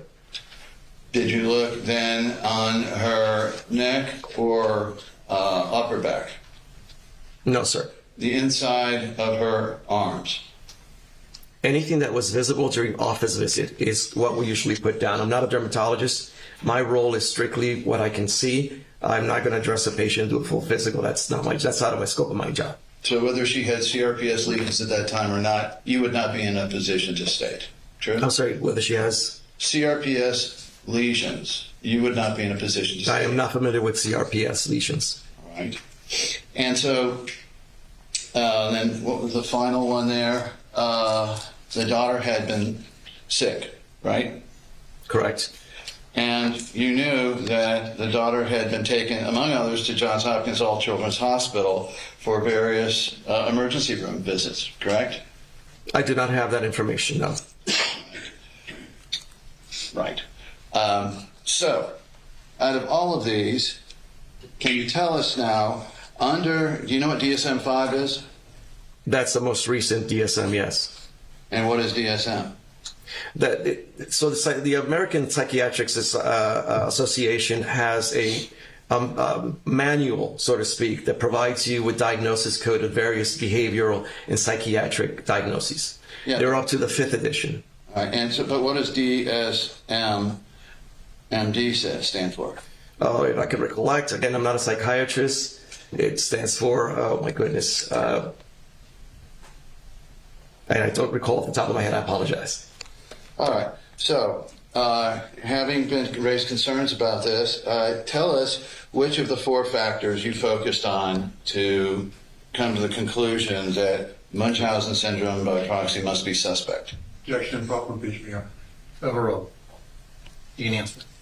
So which of the above is what you're telling me that I derived on? Obviously, the main reason for the visit was Maybe I missed. I'd like to know under the DSM-5 categories, the 4 primary categories for diagnosing Munchausen by proxy, or now factitious disorder on another. Your Honor. Which ones did you focus on? one, Your Honor. And which one was that? where there's no correlation between the symptoms and signs presented by the parent and the objective findings that you may have, whether it's radiology or lab work or whatever objective labs or procedures you have available.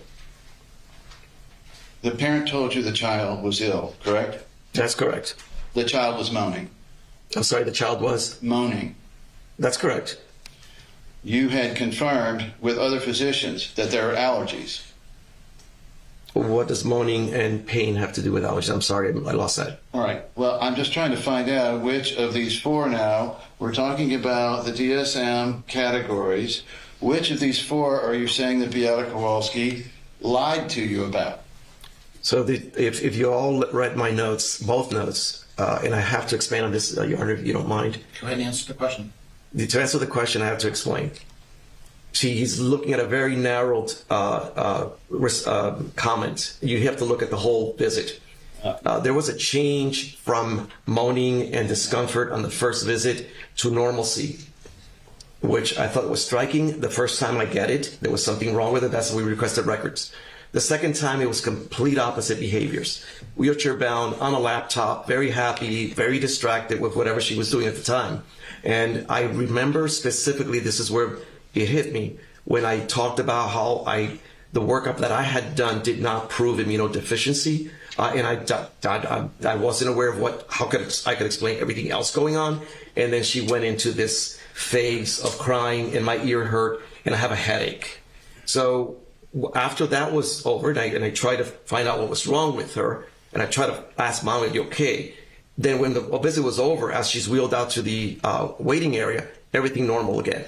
So you asked me about that narrow comment you made. I'm looking at a whole picture that led me to believe there's something not right about this. That's all. Well, tell me then what the primary symptom then is under DSM-5. Strike it. Do you have any information whatsoever that Beata Kowalski falsified any fact?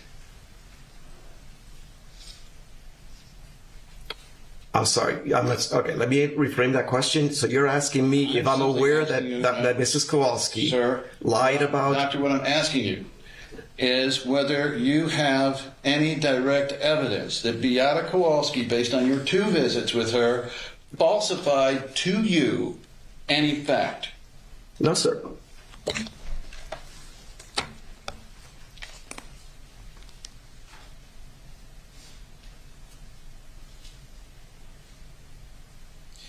And can you remember whether the first element of Munchausen by proxy leads off with falsification of physical or psychological signs?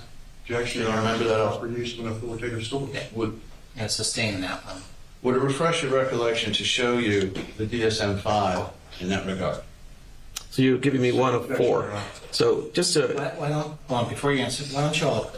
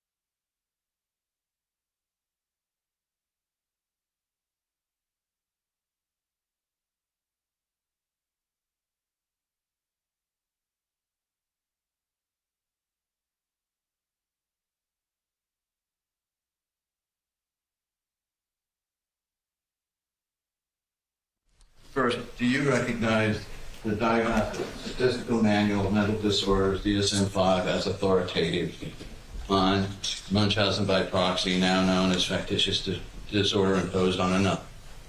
I believe that the term utilized now is known as medical child abuse. It is not fictitious. So I believe the more recent diagnosis is different. But I'm not familiar with the manual as it is outside of the scope of my practice. So whether I showed this to you or not, you wouldn't know what the elements were. You can tell me what the elements are, but it's really beyond the scope. All I can tell you is we are trained, if we see anything that we may perceive as harmful to a child, that we have an obligation to pass out that information to someone. And my first person was the primary care physician, who knows that patient more than anyone else. Would you like to see, would it refresh your recollection to see the very first words on the diagnosis of factitious disorder imposed on another? Objection, proper foundation.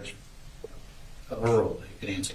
I do not feel that just looking at one item of 4 is going to help us change our gut instinct of us feeling that you may have in a child in your office that you feel might have been in danger. And I'm being honest. Mr. Hunter?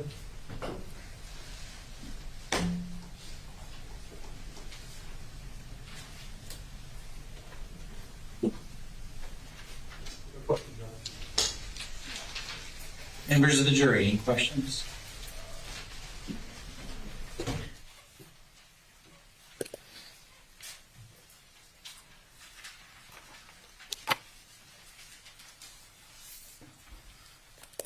Given the number of notes being submitted, once all the notes are collected, I'm going to ask you to go back to the room. Do not discuss this case amongst yourselves. Do not do any investigation and receive no information. All rise. Jurors exit.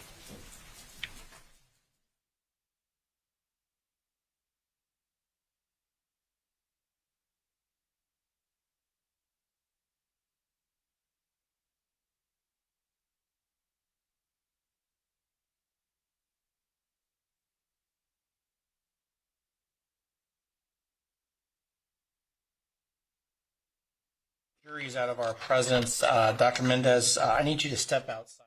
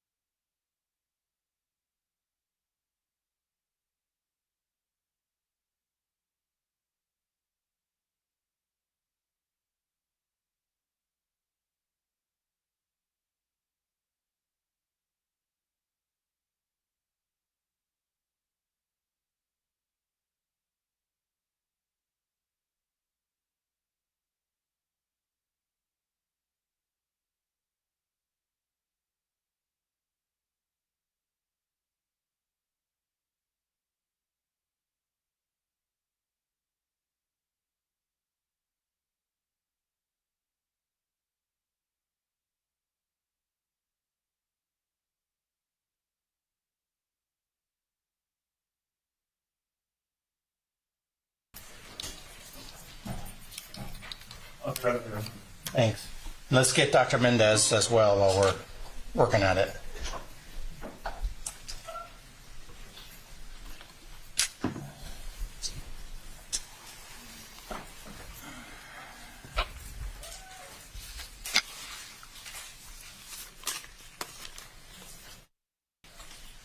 Hey, please be seated. Members of the jury, I want to confirm while you're away, you did not discuss this case amongst yourselves. You did no investigation, received no information. Is that all correct? And none of you saw any media accounts about this case since you were last with us? And no one approached you, is that correct? Correct. And just to remind you, I did discuss these questions with the lawyers outside the presence of the witness. Doctor, the jury has several questions for you. Did the doctors at All Children's Hospital think that Maya had asthma and treat her with it? Are we referring to the pulmonologist, Dr. Kreisman?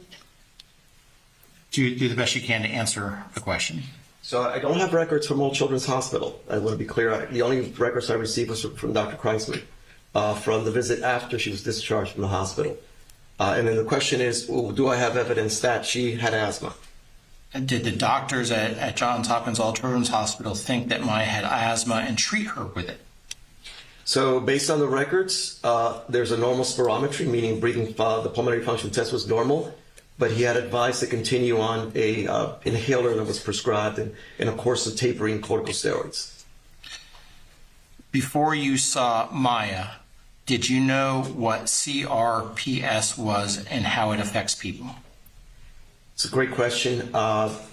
To some degree, I have a lot of veterans in my practice. I see adults and pediatrics. That's the treating we have. It's not just pediatrics.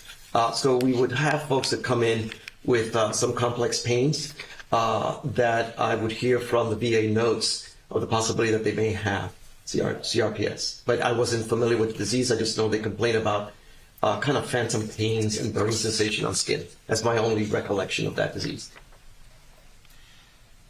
Did you notice any signs or lab numbers that showed Maya was getting ketamine treatments?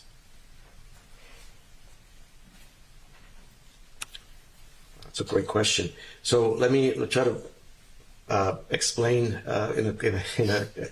So I wasn't aware she was receiving ketamine treatments until the second visit. Was there anything that I would expect? I have no idea. I'm not familiar with ketamine treatments in the U.S. to begin with. I was surprised that she had gone to Mexico to have that done. So my short answer is no. I'm not aware of any abnormal labs that might be linked to some treatment she received outside of the country. Did you ask or know why Maya was in a wheelchair? Yes, sir. We did on the first visit, and she did tell me that there was pain and spasms is what she was describing. She did mention she mentioned the word RDS when we first met. However, I wasn't familiar with the disease. I had an idea of what it might be, but I clearly said it's outside of my scope, and I think I alluded to that in my notes. Have follow up with primary care or neurology for these because I don't know how to manage those. The next question. I see you had concern of possible Munchausen syndrome by proxy enough to document in Maya's medical record. As a mandatory reporter in the state of Florida, did you call and report this to CPS? That's a great question, and the reason I didn't do so, and I apologize if I didn't allude to this in the past. You can have hunch instincts of things. I'm the one guy who's seen this person twice in my office with an extensive medical history, and I reached out to the one person who would know from any other specialist that has seen this child will have an idea of what's going on with her.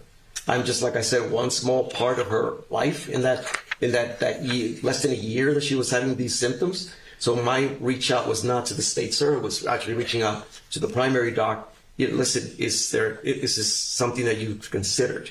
That was all. I don't want to report something like this where I'm not 100% certain that that's what's going on. It was a red flag, basically, is what I'm sending out there. Well, you already answered the why not question, so we'll move on to the next one. Doctor, you mentioned your training and specialties. In any of those specialties, was CRPS, or the older term that it is known as, was this CRPS part of those specialties? Good question, and the answer is no. Understand, we're referring to the allergy immunology, we're referring to both allergy and pediatrics. I'm not sure, but let's assume we're looking at both. The short answer would be no. RDS, to be quite honest with you, at my time of training, probably was just like fibromyalgia, other diseases where we think there's something there, but we don't have evidence of substantiate or objective ways of treating it. So my short answer is no, we do not. And this next question is similar to another juror's questions.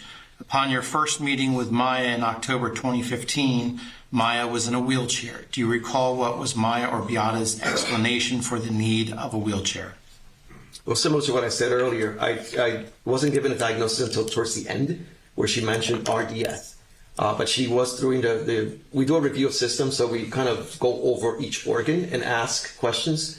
And that came up as part of her neurological, that she does have spasms and pains. And also, I think she mentioned headaches. And she corrected me and said that headaches are part of RDS. During the December visit, was Maya in a wheelchair on that visit? Yes, she was. Unlike the previous visit, she was in no pain or distress. She was on an iPad. I remember clearly because I thought it was pretty neat that she was actually doing a Word document. So I don't know if she was writing the story or something. It just struck me as a young kid doing that. That was pretty neat. On this December visit, was any or were any pain issues mentioned like the visit's initial daily interview? I'm sorry, can you repeat that question? Yeah, let me just read it verbatim. On this December visit, was any pain issues mentioned as possibly the visit's initial daily interview?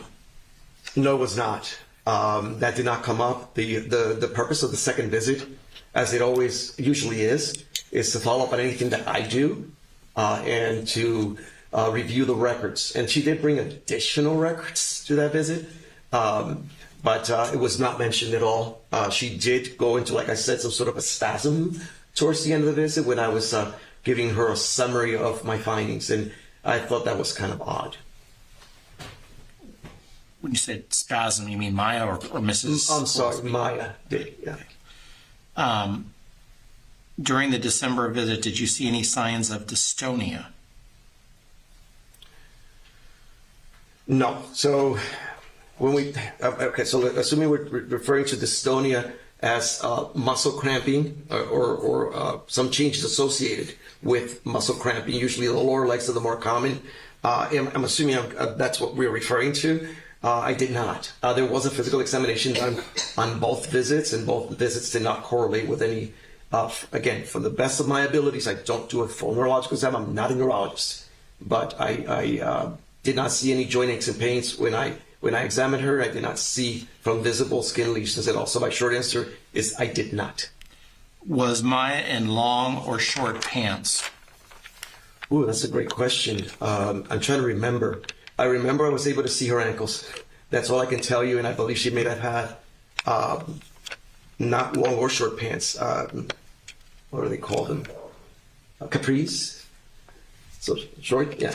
That's what I remember. It's 8 years ago. I'm sorry, guys. Was she wearing socks, shoes, sandals, flip-flops? Do not recall that part, no. And I don't believe she was wearing footwear, but I just don't remember the top of my head. Next question. And this was prefaced as a yes or no from the juror. You mentioned that based on your examination of Maya and reviewing of testing results, you came to believe Maya suffered from Munchausen syndrome by proxy or similar terms? And you're asking for a yes and no answer? You can expound, but why don't you first start off with yes or no? It cannot be a yes and no answer. I can only say suspect, and I'm required to raise a red flag somewhere. I have to reach out for somebody to help. How many cases of Munchausen by proxy had you encountered up until 2015? This is probably my second in my career, so that would be 2. That completes the asking of the juror questions. Mr. Hunter, do you have anything in follow-up? Mr. Anderson, do you have anything in follow-up? So you defer to Dr. Wassenauer on as to whether There really was Munchausen by proxy or not. True. In my letter, yes, sir. Thank you. Any follow-up to that? Members of the jury, any further follow-up? Okay, may this doctor be released? yes, like plan. Yes, sir, Your Honor. Sir, thank you very much.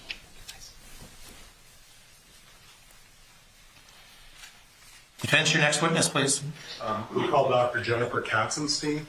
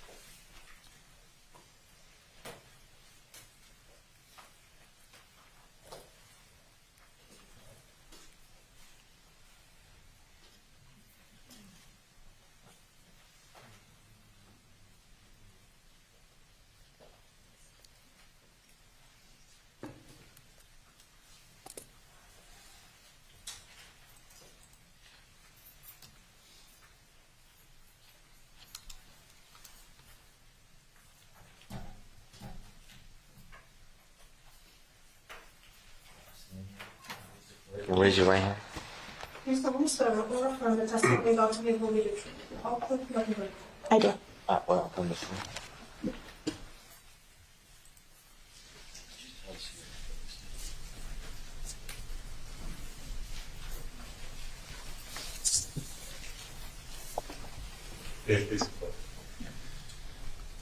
Good morning. Good morning. If you could introduce yourself to the jury, please. My name is Jennifer Katzenstein. Okay. And what's your profession? I'm a pediatric neuropsychologist. Okay. So let's talk a little bit about what the road to becoming a pediatric neuropsychologist. I'm sorry to interrupt, but Yeah, so you might need to... Get closer? Yeah, sit a little closer to the microphone, pull it near you. There you go. Start at basics. Let's see if everyone can hear you. Introduce yourself to the jury. My name is Jennifer Katzenstein. I think that's good. Better? Okay. A pediatric neuropsychologist, where did you go to undergrad? I went to undergraduate school at Lafayette College. Okay. And what did you graduate with? Bachelor's of Science in Neuroscience. And then after you graduated with your Bachelor of Science in Neuroscience, where did you go to school next? I went to graduate school for my master's and my doctorate degree at Purdue's campus in Indianapolis. And did you achieve your doctorate? I did. Not to age you, but I gotta ask, what year did you graduate?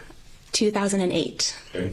Well, and after you graduated, where did you go next? I went to fellowship, which is a 2-year placement at Texas Children's Hospital in Houston, Texas. Okay. Maybe you could look to the jury and explain to them what is a fellowship training? What does that entail? So for psychology, it's similar to physicians. We spend 1 year as an intern at a placement somewhere across the country in order to get your degree.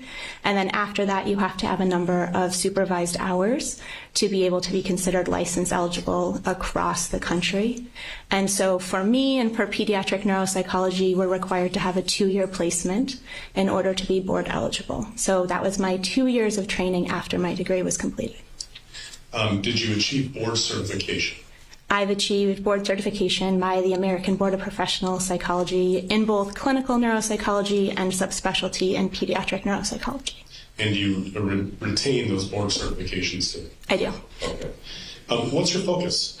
My focus as a pediatric neuropsychologist is on how the brain impacts behavior and cognitive functioning, and how we can best support children in determining their educational and vocational needs based upon their cognitive strengths and weaknesses. Okay. So, how long have you been working at All Children's Hospital? I've been working at All Children's for just over 8 years. Okay. So, if we work backwards, do you remember when you started, what year? July 2015. Great. All your work is in pediatrics? All of my work has been in pediatrics. Are you familiar in general with the diagnosis of pain as a component of pediatric disorders? I am. What percentage of your practice is devoted to working with children who have pain? That's challenging to say because kids have varying levels of pain throughout multiple different types of medical treatments. So I would say many of my patients have some level of pain as it relates to their medical history or their current medical treatments. Okay. So we're going to talk about what your role is, but I'm going to try to let the jury understand from you what your role would not be. You're not a medical doctor that makes a medical diagnosis. Is that fair? I'm not a medical doctor. Okay, so I think one of the things the jury might want to know, are you going to be telling this jury whether Maya has or does not have CRPS? I will not be speaking, confirming, or denying any medical diagnosis. So let's talk a little bit about pain scores, because the jury's heard a little bit about pain scores. How do you take a pain score from a child? So with kids, it's more complicated because pain is subjective and pain is very specific to the individual. So for kids and for many people, we have a scale of 1 to 10. For kids, it has little faces next to it as well, where we say a 1 would be no pain and a 10 would be the most pain you've ever felt, and ask them to give a rating or point to the smiley face along that pain scale. Okay. So is it subjective? It is subjective. What do you normally see in a child who's reporting 10 out of 10 pain? In a child who would be experiencing a 10 out of 10 pain, that should be the most significant pain they've ever had. And so that would be, from my observation, something like lying on their bed, maybe curled up, not willing to speak, maybe feeling nauseous, vomiting, not even being able to speak, maybe even screaming because of the pain that they're experiencing being so severe. You've had a chance to evaluate children who deal with chronic pain? I have had some children with chronic pain in my practice. Do children with chronic pain generally report higher or lower scores of their pain? It really depends. Our pain is specific to who we are and also our perception of that pain. And so when maybe someone says, I have a really high pain tolerance, they might rate their pain a little bit lower because their worst, most significant pain or their perception of that is higher than maybe someone who doesn't have that same perception of pain or understanding of their own pain. So I'm going to ask you about some of your interactions with Maya and her family. Okay. We're going to start, Clay, with Joint Exhibit 1001-3748, which is in evidence. You could put that up, please. And we can probably focus in where your psychology consult note begins. Just sort of talking about this note, if you can tell the jury, what was your purpose of trying to meet with Maya on this day? Yeah. This would have been the day that the consult would have been received by the psychology service to complete this request by our medical team. In this initial note, I'm looking here, I was meeting with the pain team to discuss the plan of care, and I introduced myself to the family. Oftentimes in these situations, there's numerous providers in and out of the room, so we were working to schedule a time so that we could speak all together. And just so the jury's aware, is most of your practice on the campus inside the hospital, or is it off campus? For my practice, primarily, I'm an outpatient provider, meaning that I do clinics that are in a separate building from the hospital. However, at this time, we had 3 psychologists, and we each rotated on call every week. And so when those times came up and a consult was received and I was on call, I would be inpatient for those required appointments, consultations, needs for my patients, and also outpatient during my clinic time as well. Okay. So during this first time that you had spent with the Kowalskis on 1010, did they ever express to you a desire to leave all children? No. Okay. We'll talk to you about your next note. It's on Joint Exhibit 1001-3832.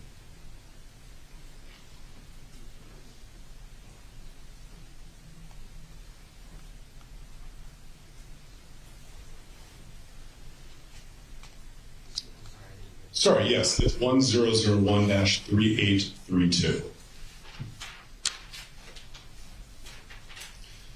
And if you could pull out where her note begins, this would be the next day, October 11th. Is that correct? Correct. There's a statement in here about the interval history, about why you were being consulted. Can you tell the jury why you were being consulted on this day? Initially, my understanding of the consultation was that Nemours wanted to have a measure of cognitive functioning, or IQ, completed as part of the transfer request. But as I became involved and met with the medical team, that had evolved over time to supporting the family during the hospitalization. Okay. So we'll talk about your role in terms of supporting the family and supporting Maya going forward, but there's a discussion of Nemours. Did you have some familiarity yourself in terms of what Nemours could provide? I did. About 6 months prior to this, myself and another anesthesiologist had traveled to Nemours to observe the program. We were interested in putting together a business plan to do something similarly, and spent the day with the team at Nemours observing their physical therapist, occupational therapist, their psychological therapist, and then also working with their physician to get an overview of the components of the program and then how the day was set up for each patient involved. In your note, on the second sentence, it says, this has evolved to provide supports for the family and discuss the importance of cognitive behavioral therapy and pain management. Do you see that? Correct. Can you explain to the jury, what is cognitive behavioral therapy?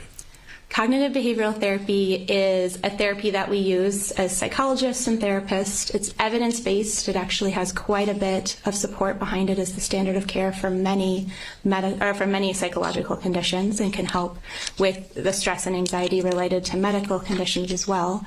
But what it is we look at how our thoughts impact our feelings and our behaviors. And so we talk through different coping strategies and understanding of the interplay between our stress, our anxiety, our mood, and those thoughts, and then work to address the thoughts to in turn improve our mood, our feelings, our behavior. From your perspective as a neuropsychologist working with Maya to provide cognitive behavioral therapy, does it matter the source, meaning whether it's psychogenic pain or an underlying illness?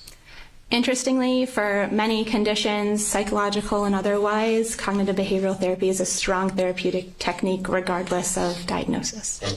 Let me turn to the next page, Clay. It's 3833. And this is page 2 of your note, and I'll direct your attention to the top. Do you recall, or does this help refresh you, that you had met with Maya and her father the previous day? Mm-hmm. So you're coming back the next day. What is the goal? What are you trying to get? My goal was to meet with everyone together. Okay. And does your note reflect whether you were able to eat with Mom, Dad, and Maya all together on this day? I was not yet able to meet with everyone together. Okay. It looks like you tried to call Mom to arrange it, and for whatever reason, she just wasn't available at that time. Correct. Okay. So we're going to direct your attention now to the next note, the next day, which is Joint Exhibit 3829.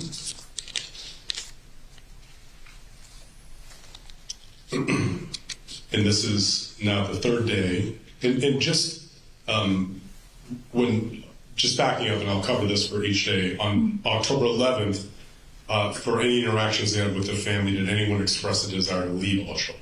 No. Okay, so let's talk about 10-12. The next day, this is your third attempt to meet with all the Kowalskis, is that right?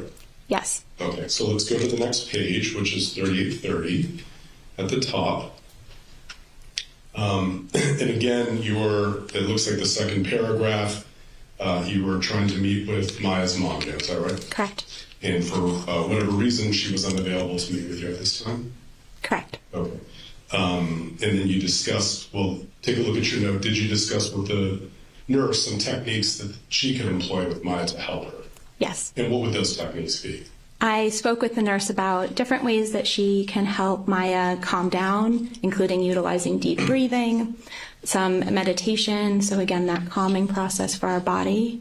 And then sometimes for our kids in the hospital, there's a lot of people in and out of the room.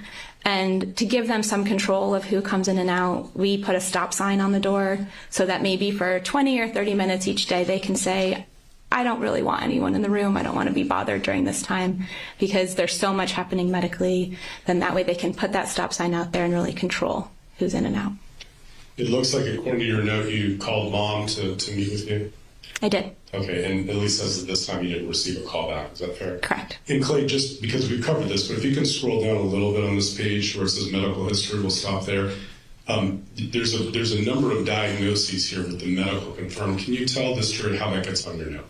Yes, those are entered by the medical team, and when we write notes in the electronic medical record, oftentimes there are pieces of the medical record that automatically come in. And so those pieces of the note are brought in by the different software program and then are not made by me, but are presented by the medical team. And I think we talked about this at the start of your testimony, but whether these diagnoses exist or do not exist, that's not something that you get involved in. Is that fair? Correct. Okay. So let's talk about the next day. You made it looks like another attempt, which is the fourth attempt to have a family meeting, and that's at 10013824, please. And we can expand on it a little bit there. Okay. Did you have a chance to meet with the family on this day? I did. Oh, all of the Kowalskis? Correct. Well, my mother and father. I apologize, right. So it was mom, dad, and mom. Correct. Okay. It looks like, at least according to your note, you spent a significant amount of time in conversation. I did. Okay. At any point during this meeting on October 13th, did anyone express, and did either Jack or Beata Kowalski express to you a desire that they wanted to leave the hospital? No. Objection, straw man. And it looks like you had a long conversation of some of Maya's medical history. Do you see that? In terms of the homebound and Oh, yes, to scroll a little bit further. okay. We'll flip to the next page, Clay, which is 3825, please. And take a minute to review your note if that helps you refresh. I'll ask you a couple of questions about this.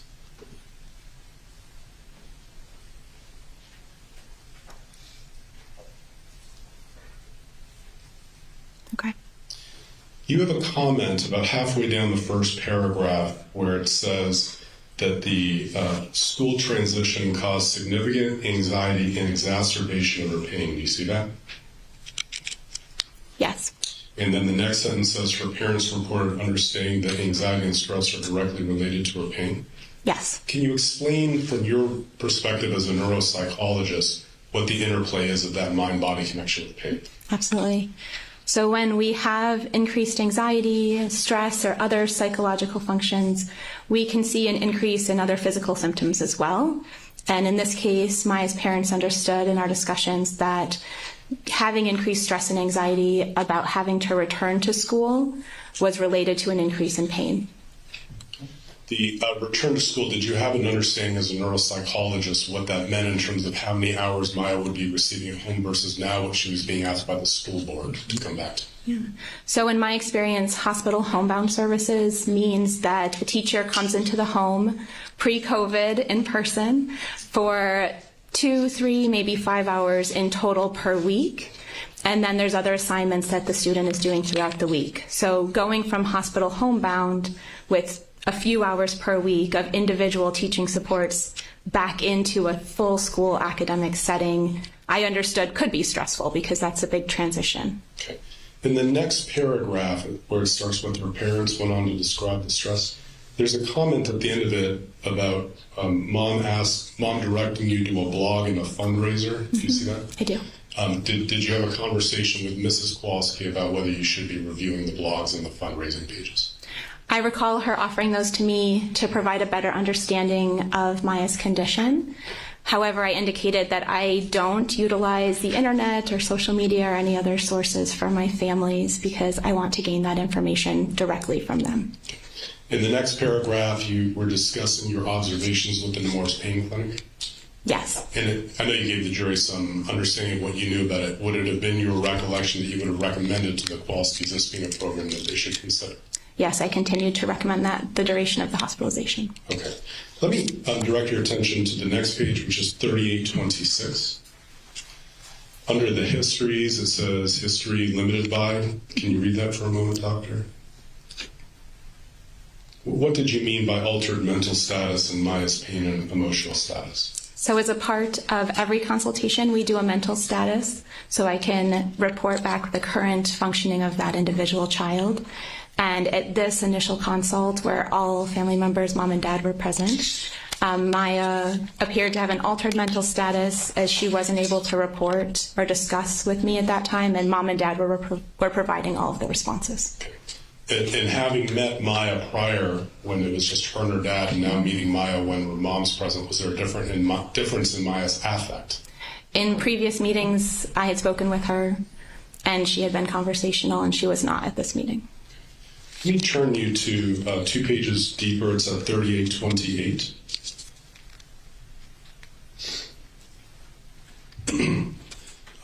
Under the appearance section, what did you know? I wrote here, Maya was poorly groomed, and her parents reported this to be a change in her demeanor, as she usually takes great pride in self-care. And then under the social emotional, what did you report? Anxiety, depression. Maya's parents report significant anxiety and stress exacerbate Maya's pain. In addition, they discuss that she appears more depressed and that her mood has changed because of her pain. Clay, if you'll scroll down to the assessment and plan to the bottom where there's a diagnosis. What was your diagnosis as of this day after having the family meeting? At initial meeting, I diagnosed psychological factors affecting other medical conditions severe. What does that mean? Can you explain it to the jury? Per the medical record, there were medical diagnoses, and in discussions with parents, they noted that anxiety and stress exacerbate the pain that is related at that time to the medical condition. Severe means hospitalization. So there's different levels, and per our diagnostic and statistical manual that we utilize to diagnose, severe equates directly to hospitalization. The next line, you have something that says rule out somatic symptom disorder. Can you tell the jury what your thought process was here? Yeah. Pain disorders, psychological components of pain are complicated, and so in this section of our manual, there are multiple different diagnoses. Somatic symptom disorder is one of them, and what it means is that the physical manifestation or the symptoms related to the medical condition are out of proportion with what the individual is perceiving. And so it might be excessive focus on the symptoms. It may be that the symptoms and the condition become part of one's identity, and that treatment has really taken over their life and become who they are. And I wanted to explore that further as we continued our time together. The jury's heard at various times a diagnosis called conversion disorder. Are you familiar with what that is? I am. Can you explain to the jury what conversion disorder is? Sure.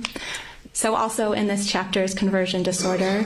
That's when one or more physical symptoms can't be related to a physical or medical condition. And so it's thought that maybe anxiety, stress, psychological factors are manifesting a physical symptom, and it's not purposeful. This is really a complex interplay of how our mind and our body work, and sometimes related to that, you can see that a patient has a reinforcement for those physical symptoms. And again, our minds are creating these physical symptoms, even though that patient isn't purposefully creating them. Yeah, and you bring up a good point, doctor. In conversion disorder, that doesn't necessarily mean the patient is faking it. Is that true? Correct. Look, I can sustain. Does conversion disorder in your training mean that the patient is faking it? In conversion disorder, many times the symptoms are real. What's happening is real. It is very much not being rooted in a medical condition, but that, or faking it, or pretending these are real symptoms that are happening. Can you explain to the jury or expand on the concept? You talked about the subconscious level of this. Mm-hmm. What is the interplay of conversion disorder and the subconscious of a patient? Yeah. Conversion disorder really is in the subconscious. So these symptoms are coming through as a result of significant stressors, psychological or emotional factors. So it is, again, that deeper interplay in our mind where the physical symptoms arise. Let me direct your attention to 3829. Which is the last page of your note, and just if you could go to the top, Clay. You made some recommendations. What did you recommend to the family at the end of this family meeting? I would remain available to the patient during the admission, and I'll continue to follow Maya during the admission. And then I was requesting continued follow-up with her outpatient psychotherapy provider, utilizing evidence-based practices, including biofeedback and cognitive behavioral therapy, and then follow-up with Nemours Day Treatment Pain Program. What was Nemours asking you to do or someone to do on Maya's behalf before transfer? My understanding for the reason for my consultation was to get a measure of IQ, of cognitive functioning. Was that task performed by you or Dr. Lewis, or what ultimately happened with that? Ultimately, that was completed by Dr. Lewis. Is there can you tell the jury why you didn't independently repeat that? Yeah. So when we utilize measures of IQ per the standardization of those IQ measures, you can't repeat them within a year. And Dr. Lewis at that point was involved in the case. He would be doing an evaluation, and so it wouldn't be within the bounds of each intellectual ability measure to be able to repeat that within a year, let alone a few weeks. Let me ask you about the next time you saw Maya. We'll go to 3821. And just to orient you, at this point, the shelter order had been in place. Is that right? On 10/14. Just so we're not getting, I'll represent to you that after this meeting, as of 10/14, that there was a shelter order. Thank you. Okay. Were you attempting to see Maya the next day to continue cognitive behavioral therapy? On 10/14, I attempted to see her. She was not available, and I'd follow up on Monday. Okay. So your plan after the 10/13 meeting was to continue to see her for cognitive behavioral therapy, but she was in the procedure or something where you can... Correct. Plan was to come back Monday? Correct. Got it. Okay, so let's talk about the next time you saw her, which would be 3816. And you can just note the date of the time, and I'll just direct you to the page 3820. If you can go to 3820. And you were able to perform cognitive behavioral therapy with Maya on this day? Yes, on the 17th. What did you notice about her appearance at this point? She was appropriately dressed and groomed. And what did you notice about her orientation? She was oriented to person, place, time, and situation. I'm going to direct your attention next to 3813. And I'll note it's at the bottom, Clay. It shows that you attempted to meet with Maya again 2 days later on the 19th. What was the purpose of this meeting? To continue to consult and provide support. Okay. And would that also include cognitive behavioral therapy? Yes. Let's go to 3814, please, the next page. And if you could focus on the interval history. Mm-hmm. And were you able to provide cognitive therapy on this day? I was not. Maya was not in her room. And what was your plan? I would plan to follow up the next day, continue to provide CBT and some guided journaling. Okay. Let's go to 3810, which is your note from the next day, 1020. And I'll just note that the date of the note. Let's go to the next page, which is 3811. Were you able to meet with Maya this day to provide cognitive behavioral therapy? She was not in her room. And what was your plan? I would plan to follow up the same day if I had time, or the next day, and continue to provide CBT and guided journals. Okay. So let's go to the next day, which is at 3807.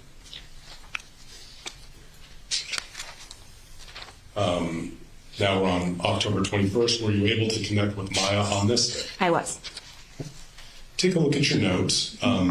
Is this the what are you doing for this section of cognitive behavioral therapy?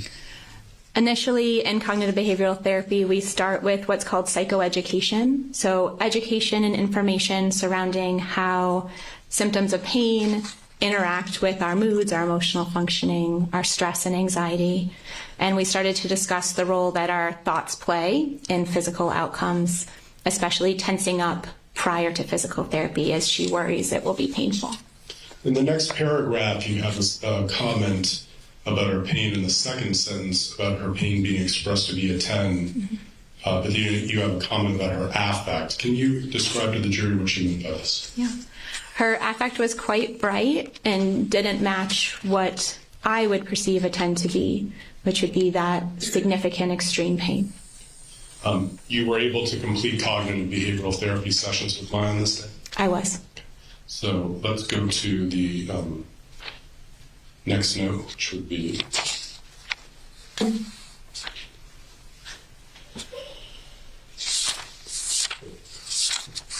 on October 26th, and Clay, that will be at 3803. Would this be the fourth session of cognitive behavioral therapy you were able to perform with Maya? Yes. And was she present to be able to participate? Yes. Okay. You have a comment here about, in the second paragraph, about scary movies and our time in Mexico. Can you describe to the jury what that conversation was? Yeah, and part of our guided entry into her journal, we were talking about different questions. So a guided journal entry would be a question that we were answering together. And so we were completing an entry together of what she was most afraid of. And she indicated that when she was in Mexico receiving treatments, she saw a scary movie, The Ring, and that she was very afraid of that movie.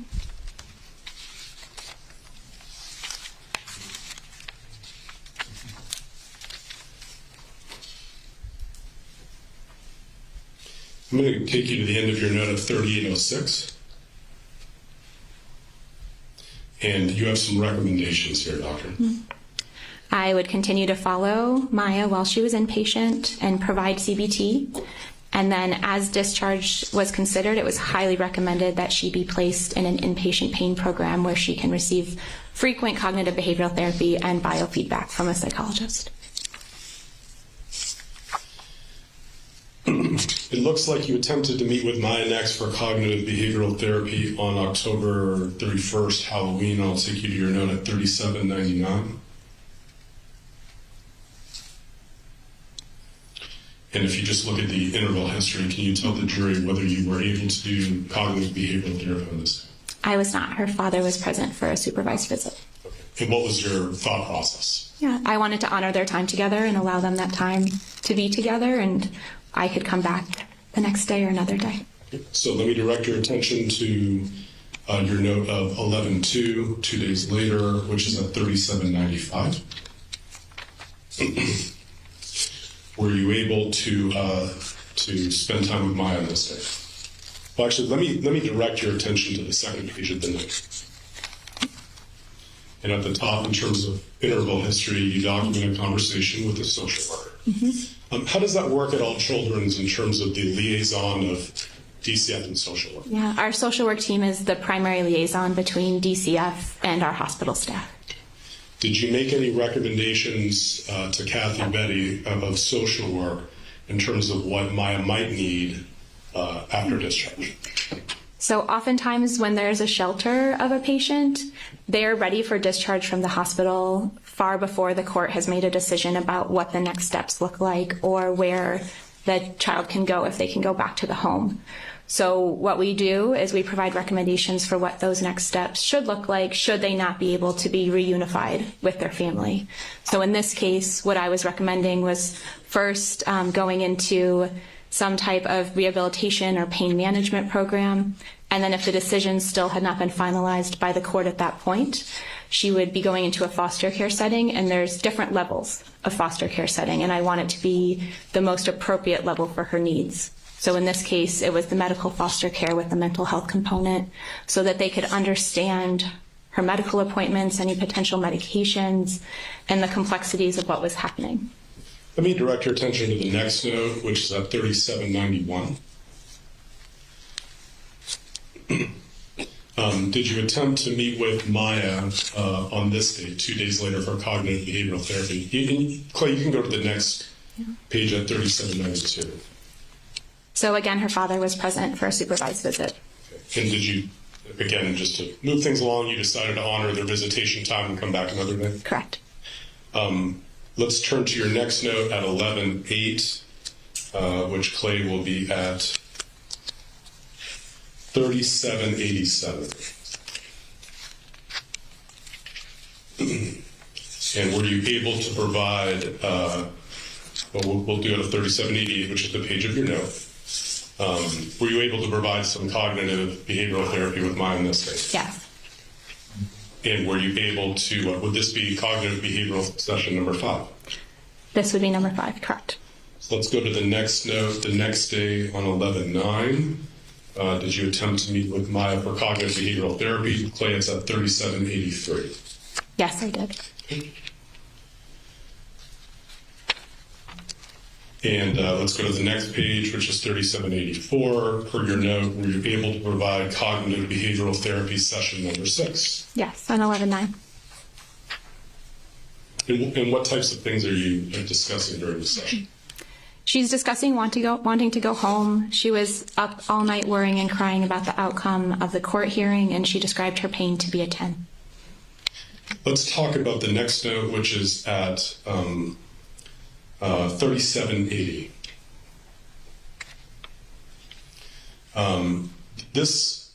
We'll go to the second page of this. This isn't a cognitive behavioral therapy note, but it discusses some interaction that you had with risk management with Kowalski's. Is that right? Yes. Okay.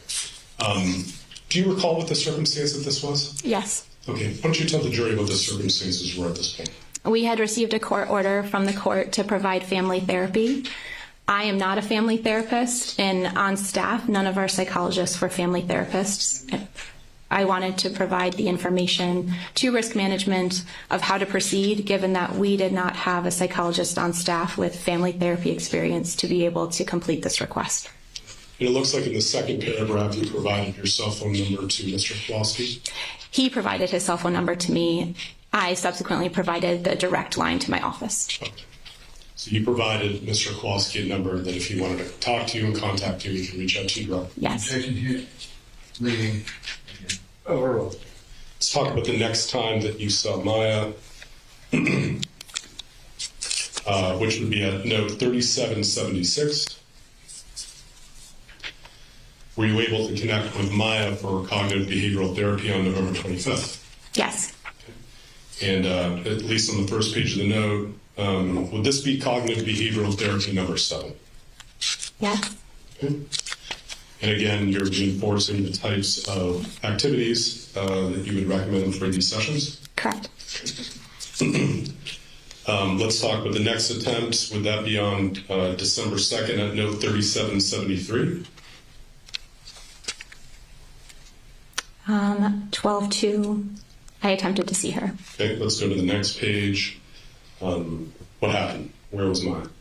She wasn't in her room. Okay, where are, I don't know if you remember specifically, but for a patient like Maya, where would she be? Yeah, there could be a couple places for physical therapy and occupational therapy. We have a gym where the kids can go to, so they're doing more activities and there's more place to be. Projection, speculation. Overall. Or in the activity center, we have an additional place where our patients go that Child Life staffs where different activities are happening. Okay. Let's go to the next attempt to meet with Maya for cognitive behavioral therapy, which would be at note 3769. And it looks like she, again, was, at least per your note, in physical therapy and not available. Is that right? Yes.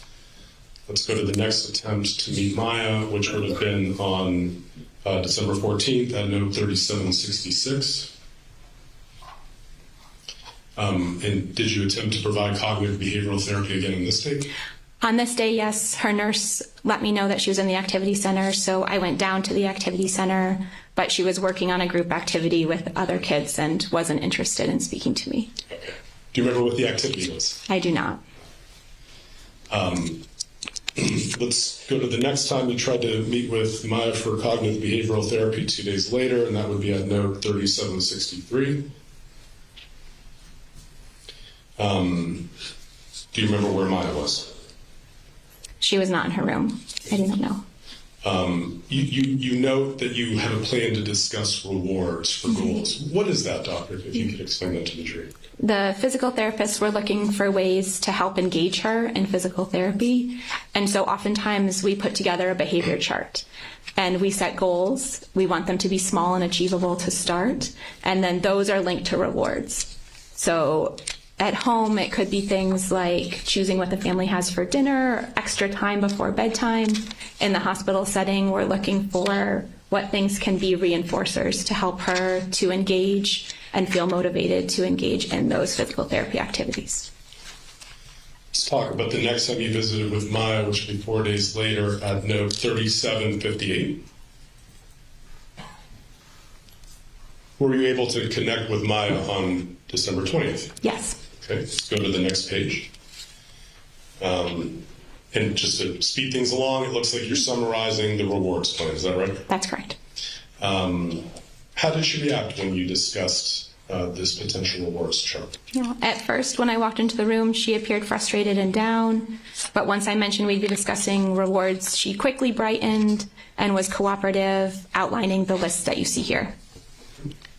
So talk to me about this list on potential rewards. Clay, you can scroll down a little bit. How does this list work? So it's an opportunity for a patient or child to tell us anything that might be motivating for them. And then we take it back to the team, our child life specialists, to determine what could be feasible. Could we have someone come in and do hair and makeup or manicure or pedicure? Or could we figure out a way to do an individual tour of the helipad or have her play the piano in the lobby? What can we do? What can work? What is a child life specialist?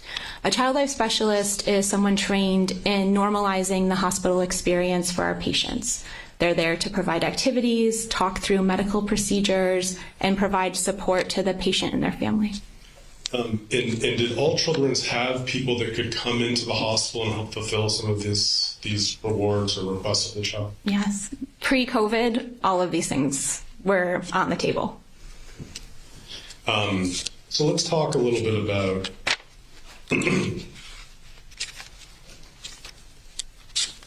next time we saw Maya, which would be 2 days later, 12/22/16, if we could go to note 3755. Looks like you, in the note, she gave you some more ideas for rewards. Is that right? She did. Well, I don't know what gelato from Pasiugo is. I'm sorry, you don't know that. What am I missing out on? It's a gelato place that is in St. Pete and multiple places that has multiple different delicious gelatos. And do you have a recollection of whether the hospital was able to help with that? Yeah, I do remember Pasiugo gelato coming into the hospital for Maya. Okay. Let's talk about the next visit on 1001-3751, please, Clay. This was the 9th cognitive behavioral therapy session that you were able to accomplish with Maya? Yes. And you talked to her about coping strategies as she went through her process. Is that fair? Yes. Not to dwell on it, but the jury knows that shortly after this, her mom passed. Yes. Were you able to meet and provide some bereavement services for Maya? On the day of Maya's mother's passing, I was present at the hospital to provide support if needed. However, our chaplain went in. I was not asked to go in. And then the next day I followed up with the family and Maya in her room. Just a couple questions before I yield to Mr. Anderson or Mr. Whitney. Did Maya ever complain to you while in the hospital about any negative interactions with Kathy B? No. In fact, did Maya ever complain to you about any concerns she had with mistreatment in the hospital? No.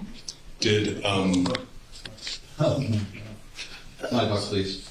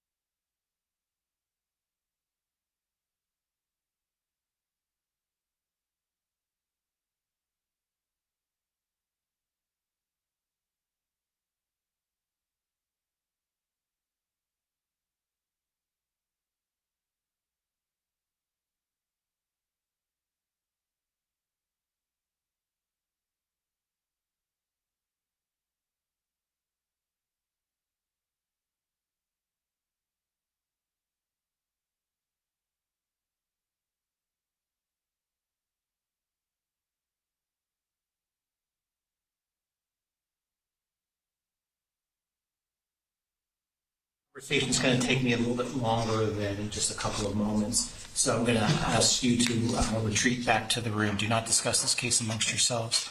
Do not do any investigation and receive no information. We'll see you in a few minutes. All rise. Jurors exit.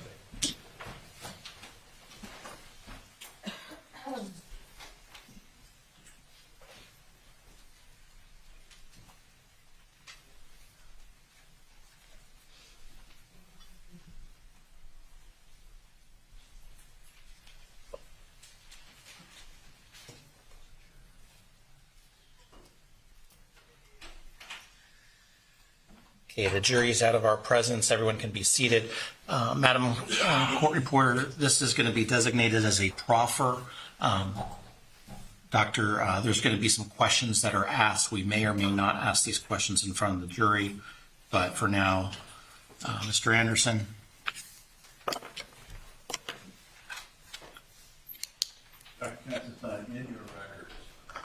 You had put down, we had it on, it's at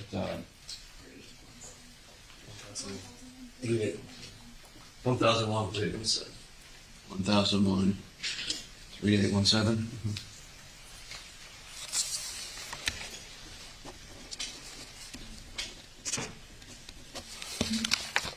Bottom of the page. There we go, bottom of the page. You put, she denied a history of sexual abuse. Do you see that? She stated that one time previously, a doctor had looked at her private parts, but did not touch her, and it made her feel uncomfortable. You see that? Yes. And then she denied suicidal ideations. Upon receiving a note from this child in the context, and would you agree with me that the context you had set up was a history of sexual abuse? Would you agree that that was the first way, the lead into the next question? I asked the question of all my patients if they've experienced abuse. Right. And immediately after that, a 10-year-old girl says, one time previously, a doctor looked at her private parts, but did not touch her, and it made her feel uncomfortable. You see that? What is repression or suppression of sexual incident in children?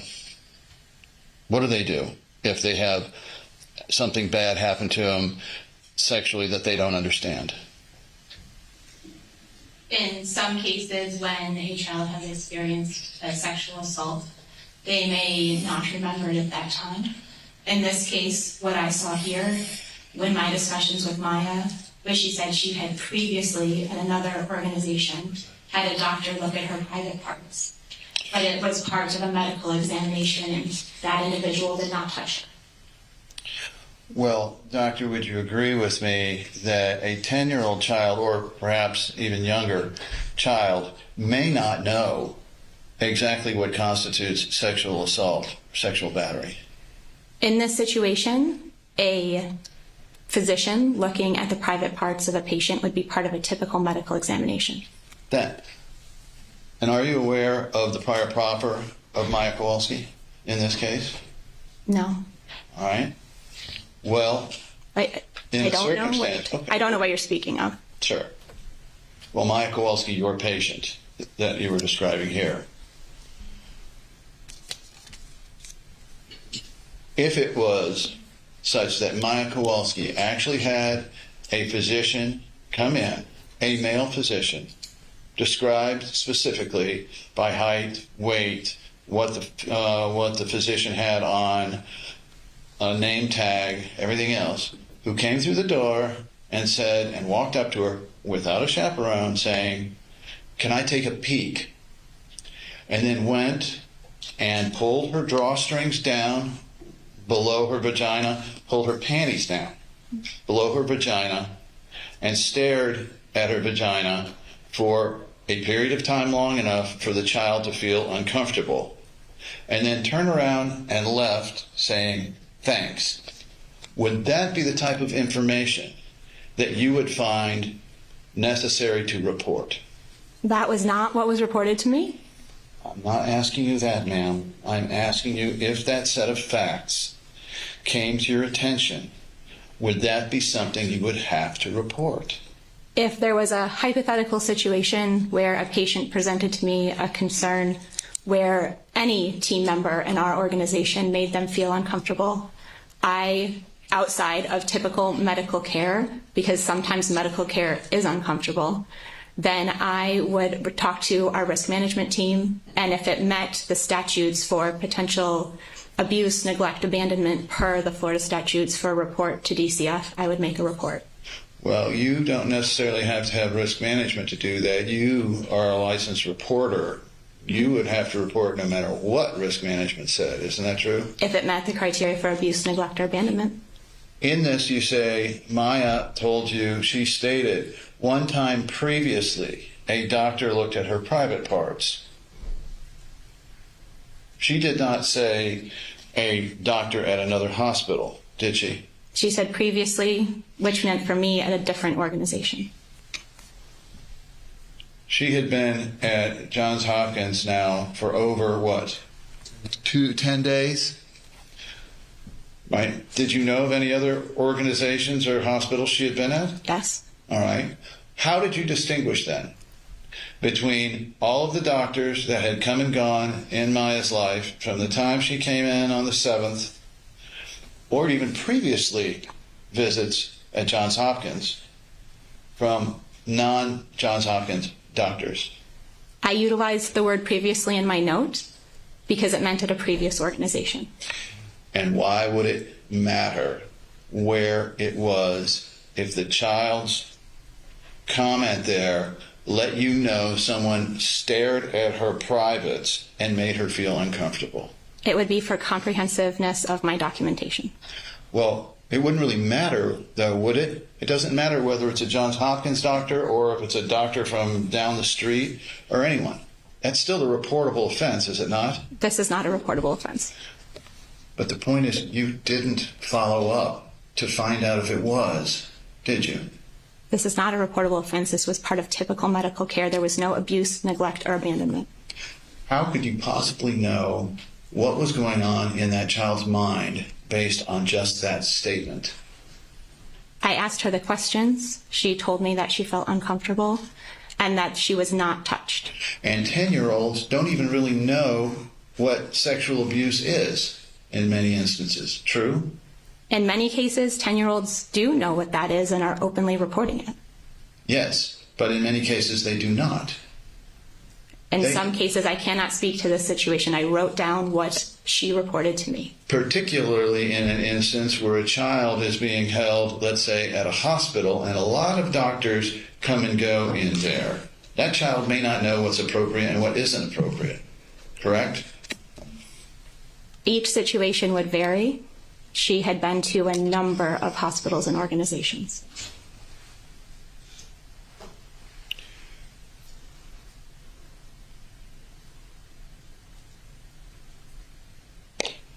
If this was not a reportable offense, tell us the specific date, time, and circumstances of this encounter between Maya and a doctor.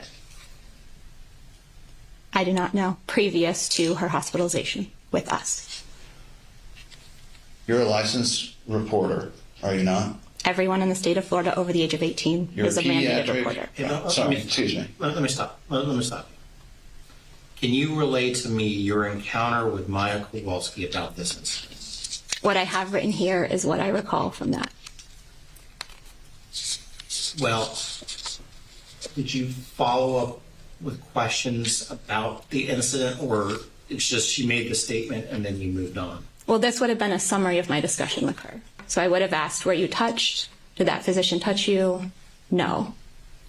So I'm trying to ask you to relay, as best as you can remember, your discussion with Maya Kowalski that generated this note. Mm-hmm. So in my discussion with her, I would have asked about potential sexual abuse in the past.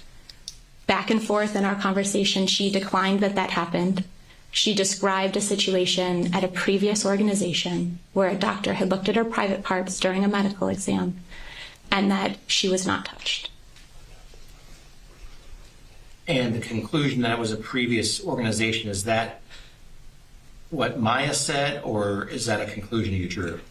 I utilized the word previously, which would have been that she told me it happened at another organization.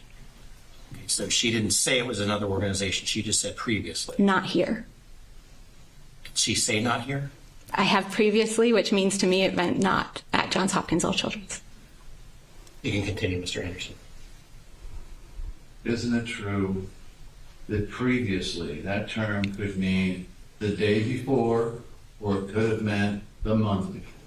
I would have considered it all to be in the context of the current hospitalization. I'm not asking you that now. I'm just asking you as a matter of the English language. The term previously could have been from the day before or a month before. True? Previously means prior to that time. And prior to that time, for the 10 days before, where had Maya been? She was at the hospital.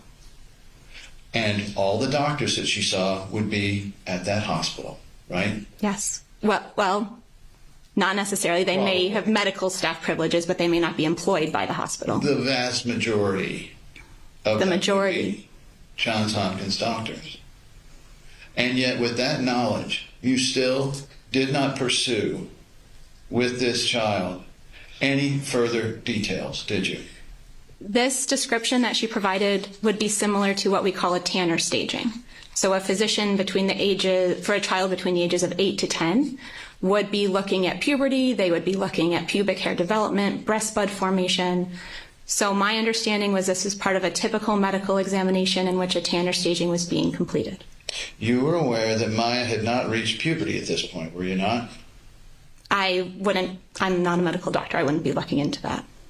You didn't know, as you talked to this young girl, whether or not she'd reached puberty? I hadn't asked her about menses. And isn't it hospital policy? Is it in fact most hospital policies? Isn't it in fact most every doctor's hospital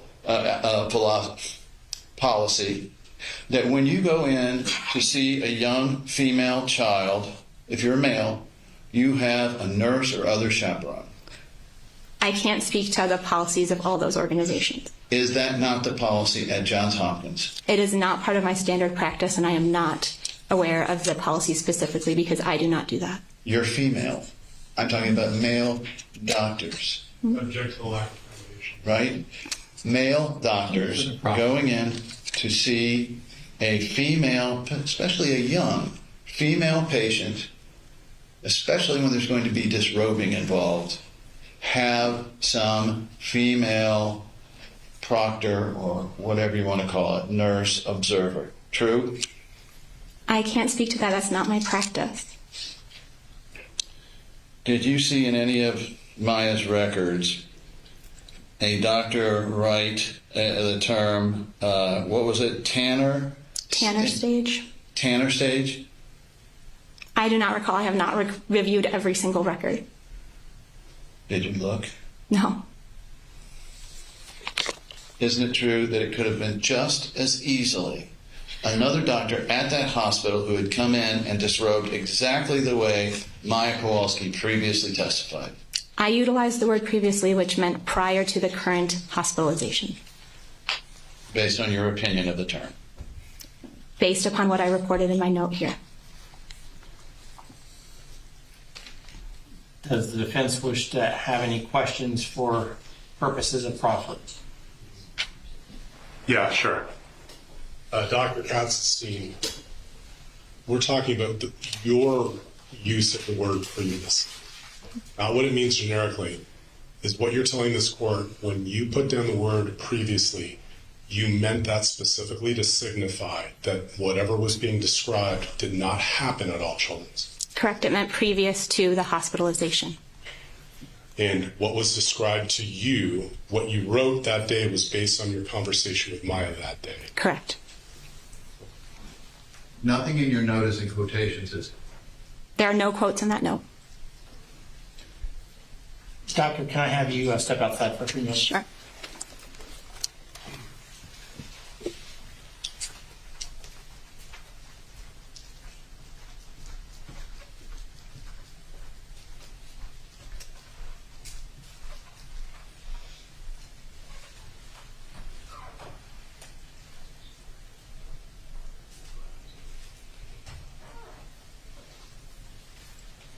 the doctors outside of our presence. We're here on the objection to the question having to do with, did she report any abuse while at the hospital or something along those lines? I think it was more broad than that, Your Honor. I'd have to have the court reporter read it back, but it was just, did anybody tell you anything? Any complaints? Any complaints about Maya? Any prior mistreatment was the phrase. Okay, whatever it was in follow-up, merely just establishing our interactions with Kathy Betty, the social worker, from her perspective, were fine, and she didn't hear any complaints regarding Maya's treatment. That's all I was meant to do. Not meant to open this door wide open. And I don't think the jury got any impression about anything related to that. I apologize if this cracked the door on this. I had no idea that this was going to lead to this, but certainly in open court, it's important for the organization to hear from Dr. Katzenstein. I'm sure he was going to proffer her wishes. And Your Honor, this jury, it takes extraordinary levels of notice. They are on to everything happening here.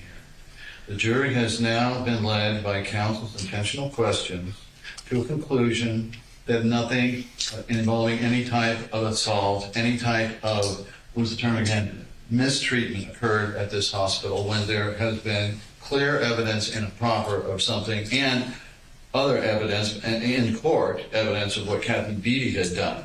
But the problem here is the question wasn't limited to Kathy Beatty.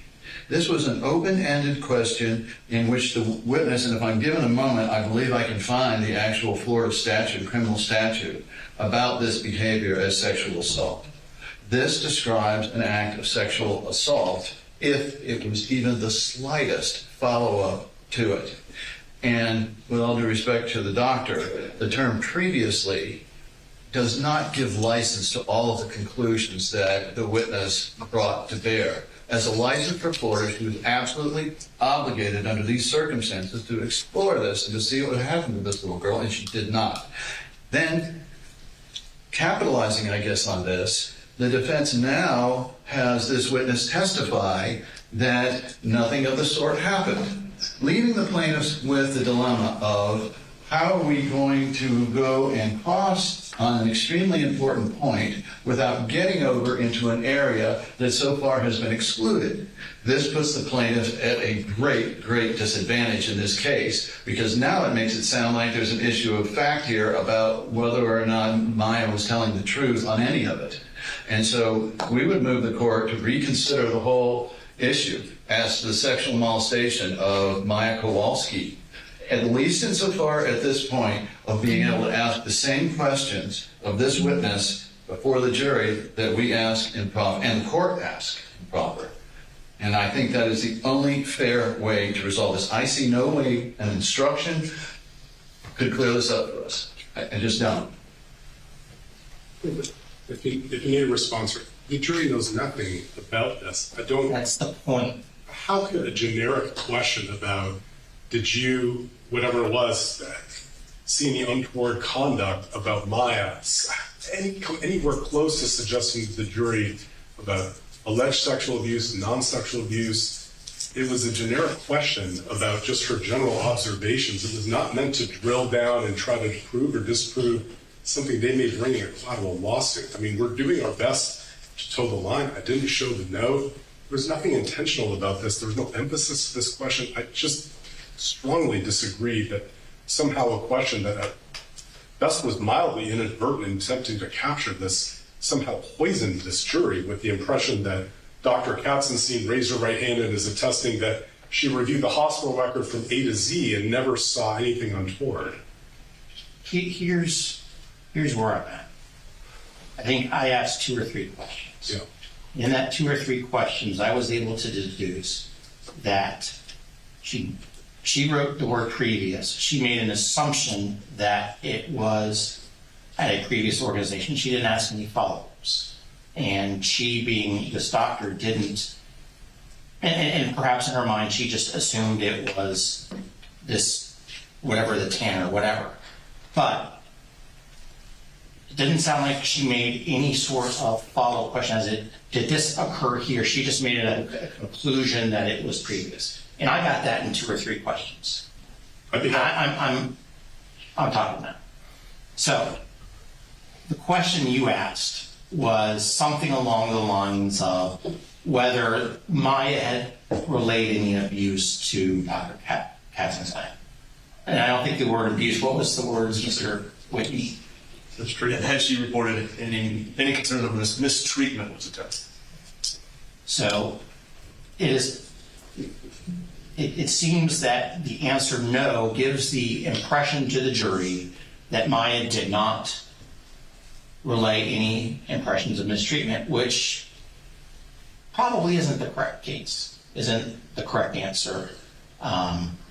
If the assumption is that, or if the assumption is Maya's disclosure was talking about something that was occurring at Johns Hopkins All Children's Hospital, and what day did this occur? 10 days after admission?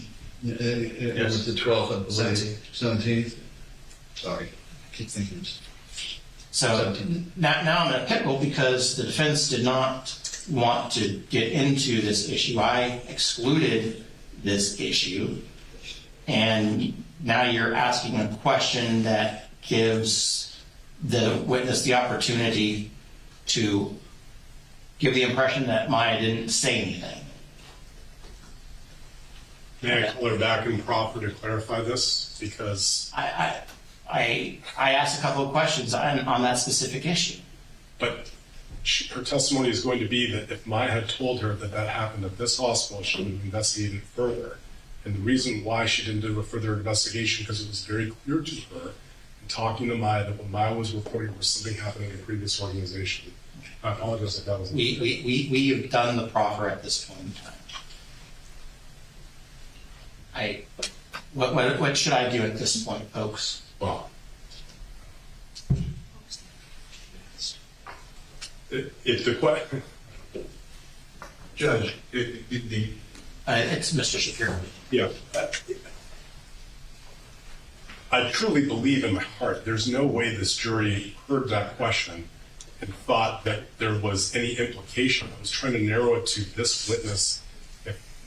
If it would, I don't want it to happen because it would seem to imply that there's something greater, but I guess the cure to this would be as if Your Honor would tell the jury to disregard the last question and answer, which would be very damaging to the defense. Well, the jury knows nothing about the alleged sexual assault because I've kept that out. Right. So, I mean, at your request. Right, I understand. I mean, no, I guess the cure would be to just tell the jury to disregard the last question about whether anything, I'd have to talk with my defense team. That would seem highly prejudicial, but I guess that would be the cure, but I'd have to talk to them. Okay, then we would... I'll take 5 minutes. We'll be back in 5 minutes, and hopefully you'll have an idea as to how you want to proceed.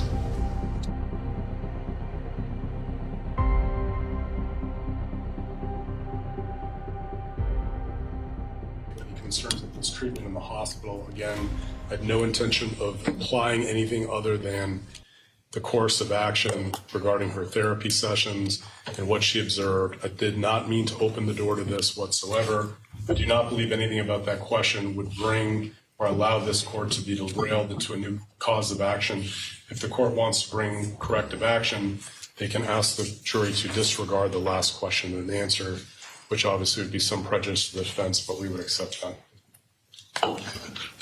Well, the plaintiffs move the court to, again, we believe the defense should be allowed to finish their questioning, but that the plaintiffs during cross-examination be allowed to follow up on the denial of Maya stating anything having to do with mistreatment in the hospital as no, and further cross-examination as it leads up to and includes whether there are any claims by Maya Kowalski, as set forth in her records, that someone had done this, that someone had peaked, that someone had done these things. And we should be allowed, based on the proffer of Maya Kowalski, to explore the specifics of what Dr. Henschke documented in her records, and we believe either should have been or known to this witness and simply not put down or never explored. And the problem we've got here is the jury now hears from the one person out of everybody that was available to Maya at this point, because she couldn't see her mom, she didn't trust Petey, So now we've got the psychotherapist here that she's seeing regularly. And the one person that she would be more likely than not, Judge, to report something to is saying, no, she never said anything to me.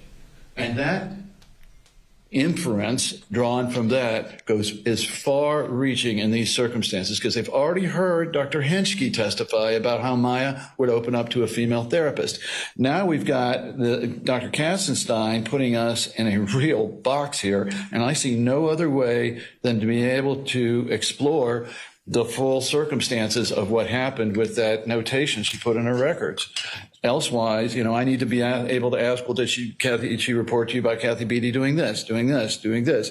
Did she tell you about another doctor? Exactly what I asked there. I'm not going to say, depending on the answer, though, I should be able to go fairly far into the specifics of the facts as testified to by Maya in order to test the witness's knowledge of these things. And that is the only way that we would be allowed to correct this wrong. This is a seminal issue in this case. I will say that the suggestion that we start talking about the alleged sexual abuse is an invitation to do this entire trial again. Full stop. I understand. That has either a mistrial or a reversal written all over it. I go back to the issue of the alleged sexual abuse was not in the pleadings. It was not disclosed to the court prior to us seating the jury. We did not discuss the questions we ordinarily would have asked with respect to sexual assault with this jury. So I've got no way of knowing whether I would have had any cause challenges with any of our seated jurors or alternates as to whether or not they would still be on this jury. Now, I agree that there is an impression that the question asked that is detrimental to the plaintiff. I think the only cure that I can do at this point is the statement that Mr. Shapiro was saying is I would instruct the jury to disregard the question and answer as to whether Maya Kowalski disclosed any mistreatment in the hospital to this witness. And I'm going to have to tell the jury to disregard that. And I'm assuming, Mr. Shapiro, you're not going to follow up on that issue. No, not on that question, Your Honor. Your Honor, we asked... Since I am doing a curative instruction, there's no reason for the plaintiffs to drill down that issue in front of the jury. This is going to be tough, but we would ask the court not only to instruct the jury to disregard the question and answer, but they are to draw no inferences from having heard the question and answer.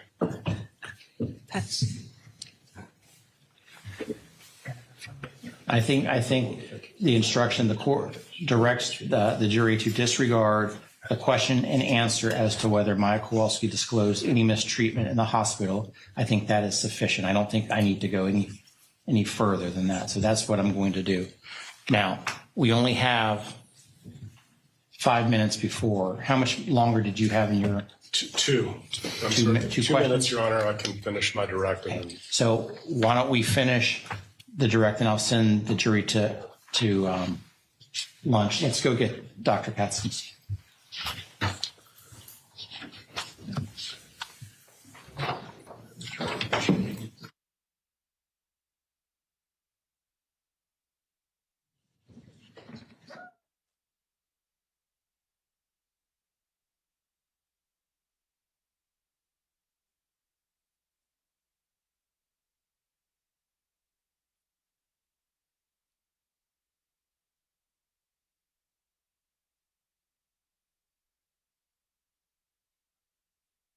So patient with us. When I bring the jury back in, I'm going to tell them to disregard the question and answer as to whether Maya Kowalski disclosed any mistreatment in the hospital. And then we're not going to follow up on that issue in front of the jury. So we're not going to talk about it, okay? Okay. Let's bring in the jury.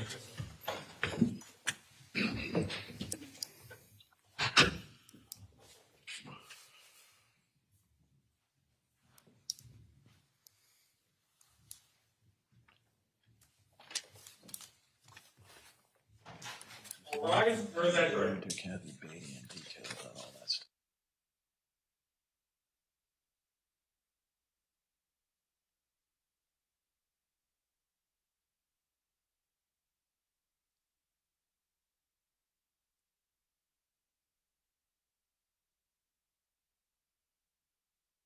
Jury, I want to confirm while you're away, you did not discuss this case amongst yourselves, did no investigation and received no information. Is that all correct? And you have not been approached about this case. Is that correct? Correct. And you've seen no media coverage. Is that correct? Correct. Okay, members of the jury, I'm going to instruct you to disregard the question and answer you heard last, which was whether Maya Kowalski disclosed any mistreatment in the hospital. So you are to disregard that question and the answer. You may continue, Mr. Shapiro. Thank you, Your Honor. So just to recap, it sounds like the last time that you saw Maya in the hospital was for some bereavement counseling, I think on January 9th. Is that right? Yes. Okay. And then just to orient you, Maya was discharged shortly after that. Did you have a chance to see Maya after discharge? It wouldn't be my practice to follow up after discharge. Okay, and why? Because I don't follow patients typically outpatient for therapy unless they're following up with me for a full neuropsychological evaluation, which she was not. That's all the questions I have at this time, Your Honor. Thank you, Doctor, for your time. Thank you. And members of the jury, since you have been sitting there for so long, it's actually time for lunch.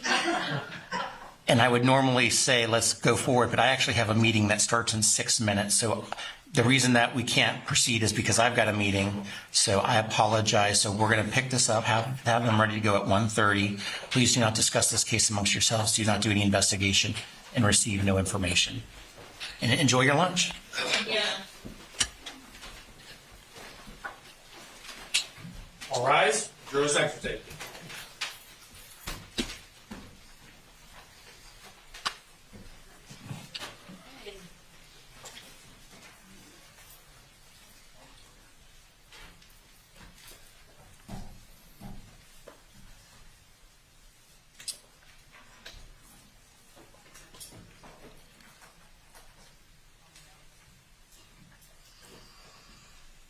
The jury is out of our presence. Doctor, you're in the middle of your testimony, so you can't talk about your testimony with anyone, including the lawyers, okay? We'll be back at 1:15, unless you think we need more than 15 minutes. I would, I'm sorry. I am going to try to make some statements about the DV motion, so that's coming. The only other thing I would ask for the plaintiff is we do intend to play Dr. Hannah soon, if not tomorrow. I don't know if we're going to get any cross designations of this testimony, but we do, if they don't plan to cross designate, that's why we filed our designations some time ago. You want to look into that, Judge? Yeah, you can. No, you can keep waiting if you want. You're free to go. Let us check on that, Judge. I would be surprised if we did. We will be back at 1:15. You can tell Mr. Elegant and Mr. Altenburn that I'm going to try to make some rulings on DVs at that time. Okay. Okay, thank you very much. We'll be in recess till 1:15.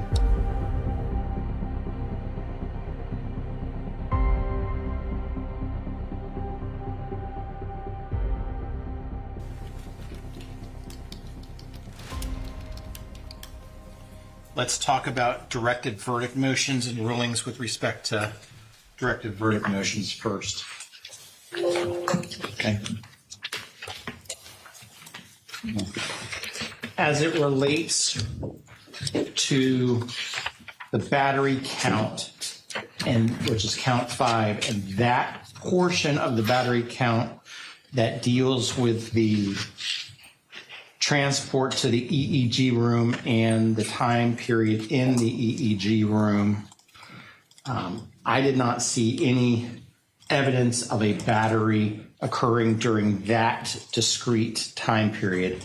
And so I did see there was clips that were identified, but I did not see a battery occurring in those clips, nor in Maya Kowalski's testimony.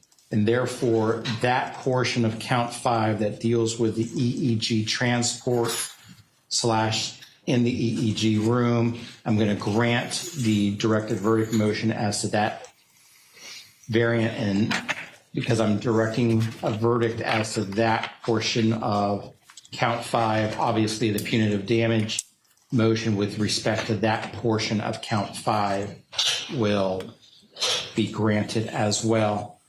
Obviously, this does not impact the false imprisonment claim associated with the 2 days within the EEG room, but that's a different tort than battery. And the other counts, 6C,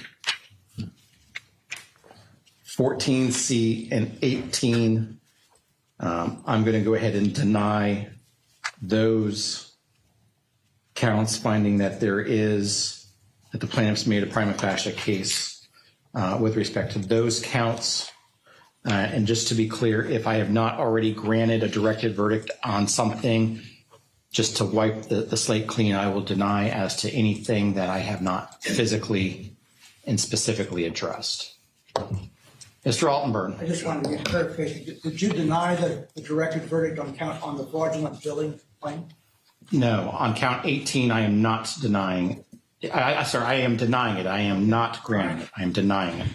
So the only one that I granted today was with respect to count 5, that portion dealing with the EEG room transport and during the time in the EEG room and the corresponding punitive damages. Everything else got denied. And there are 2 punitives in my notes. I'm not sure if you did make rulings or not.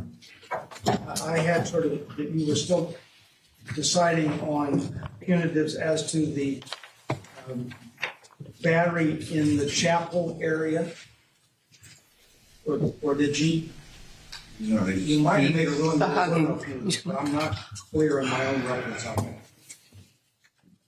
The hugs and kisses / instance, I already granted as it relates to punitive damages. All right, and then I on the ICU, I denied it for the photo session, so there will be punitive damages for the battery. And then I just denied it, I just granted it with respect to the EEG room transport. Now, in false imprisonment, I denied the motion for punitive damages as to the EEG room, and so the jury will get punitive damages for false imprisonment associated with the EEG room.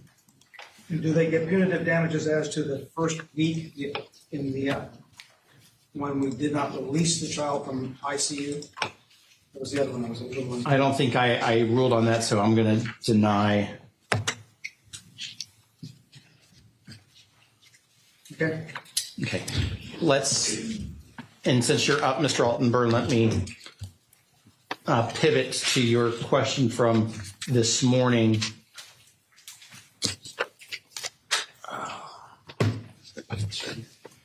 On the proposed instructions relative to the time frames and what the dependency court. I've got some thoughts. Either we can do one of two things. I can kind of tell you concepts that I want to see, and then you can do another one, or I can spend some time and try to get something tonight and be able to send it out tomorrow. I can do either of the two. Whichever you think is at this point in time would be more productive is what I'm happy to do. Well, I also, and then I need to know from the lawyers what I need to rule on tonight. And I will tell you, yesterday I was, I had first appearances, and then I was ruling on a trial from before. So, I mean, the 14 hours I spent working yesterday, I did not work on your case yesterday. I worked on it on Saturday, but yesterday I was over at the jail and doing another case. So I don't remember what you need me to rule on next. I saw some things about deposition designations, but then I got emails saying wait, and I haven't followed that string. If I can string. clarify that for you, Judge. So I believe that was on the Malik deposition. And what occurred is that the plaintiff had sent that to you, inadvertently didn't copy us. We, meanwhile, were getting a deposition highlighted and to send to you. So on the Malik deposition, you should have received this morning a highlighted deposition. And the only thing, we have one objection, I think, that needs to be addressed. And I think there might be 5 or 6 objections from the other side that needs to be addressed so that we can then edit and play that deposition. I don't think it'll take the court that long. The deposition itself has been significantly cut down. So I need to do Malik tonight. Are there other depots I need to review? Yes, Judge. Well, we have a deposition issue. The plaintiff is declining to give us their counters or objections to Brandon Alexander Depp. They think that first the court has to rule on the admissibility of the deposition itself. And so I'd like to address that. When are you trying to play that one? We're running out of time. Yeah, we're getting scrunched here, Judge. As soon as we can. I do have the depth so the court can make a preliminary ruling. I don't think it'll take long. I can give it to you, Your Honor, to look at while. Sure. I'm trying to figure out how much time I need to spend on these other issues tonight so I can answer Mr. Altenberg's question. The other issue, Judge, is we need rulings on the exhibits that the court took home. And we're going to have additional exhibits tomorrow. So we need some rulings on those. I don't think the exhibits is going to take me that much longer since we had the discussion this morning. I should be able to, tomorrow morning, just be able to come in and say X, Y, and Z is in, ABC is out. And I think I can just make an announcement. But I don't think that's going to take me much time tonight. Okay. All right. And I don't believe we're waiting on cross designations for Dr. Hannah's deposition. And like I said, the Brandon Alexander, I think there's going to have to be a preliminary, apparently, legal argument with court. We could do it perhaps when the jury leaves today. It won't take long so that they can then get us their cross designations and objections and we can move forward on that deposition. Okay. So we will do that when the jury leaves today. That would be great. Even if he gives you the cross designations this afternoon or this evening, I'm probably not getting them tonight anyway. Understood. Yeah. Understood. But we need to get the process moving. So to answer your question, Mr. Altenberg, why don't I take a draft? Now, what I will be giving is not a ruling, but it's my effort to send this farther along. Now, has Mr. Elegant seen? Yes, I said that to him actually shortly before I sent it to you on Friday. Okay. I've got nothing yet back from him, but I pinged him this morning that we were going to need to start working hard. Conceptually, I want to call the actions in the dependency court just the dependency court. Okay. I want to try to avoid some of the passive voice. Okay. And I want to try to tighten a lot. And well, that's the types of things. I mean, from a content standpoint, I think mostly I'm okay with. There's a lot of instances where we repeatedly say Johns Hopkins is not responsible. Johns Hopkins is not responsible. I'm not going to do it like that. Okay. It will probably be more of a statement, at the beginning or the end, but I'm not doing it every other sentence. I think I only did it 2 or 3 times, but all right. Well, 2 or 3 times on the first page. Yeah. There's 2 on the first page we can combine for sure. Okay. So I will do that tonight, and I will get it out to you and Mr. Elegant in the morning sometime. Good. Anything else on that issue before we go on to another issue? Your Honor, we'll all have a chance to look at the proposed orders, even us lowly trial counsel. No. This is appellate lawyers only. I mean, for the defense argument. I just needed to know that. Of course. It's, my assistant will be happy to send it to anyone that you all designate. I just assumed that it primarily is a Mr. Altenberg and Mr. Elegant That is true, Judge. I just want to Conversation. make sure some of the minutia of the orders gets in, so. We'll do it.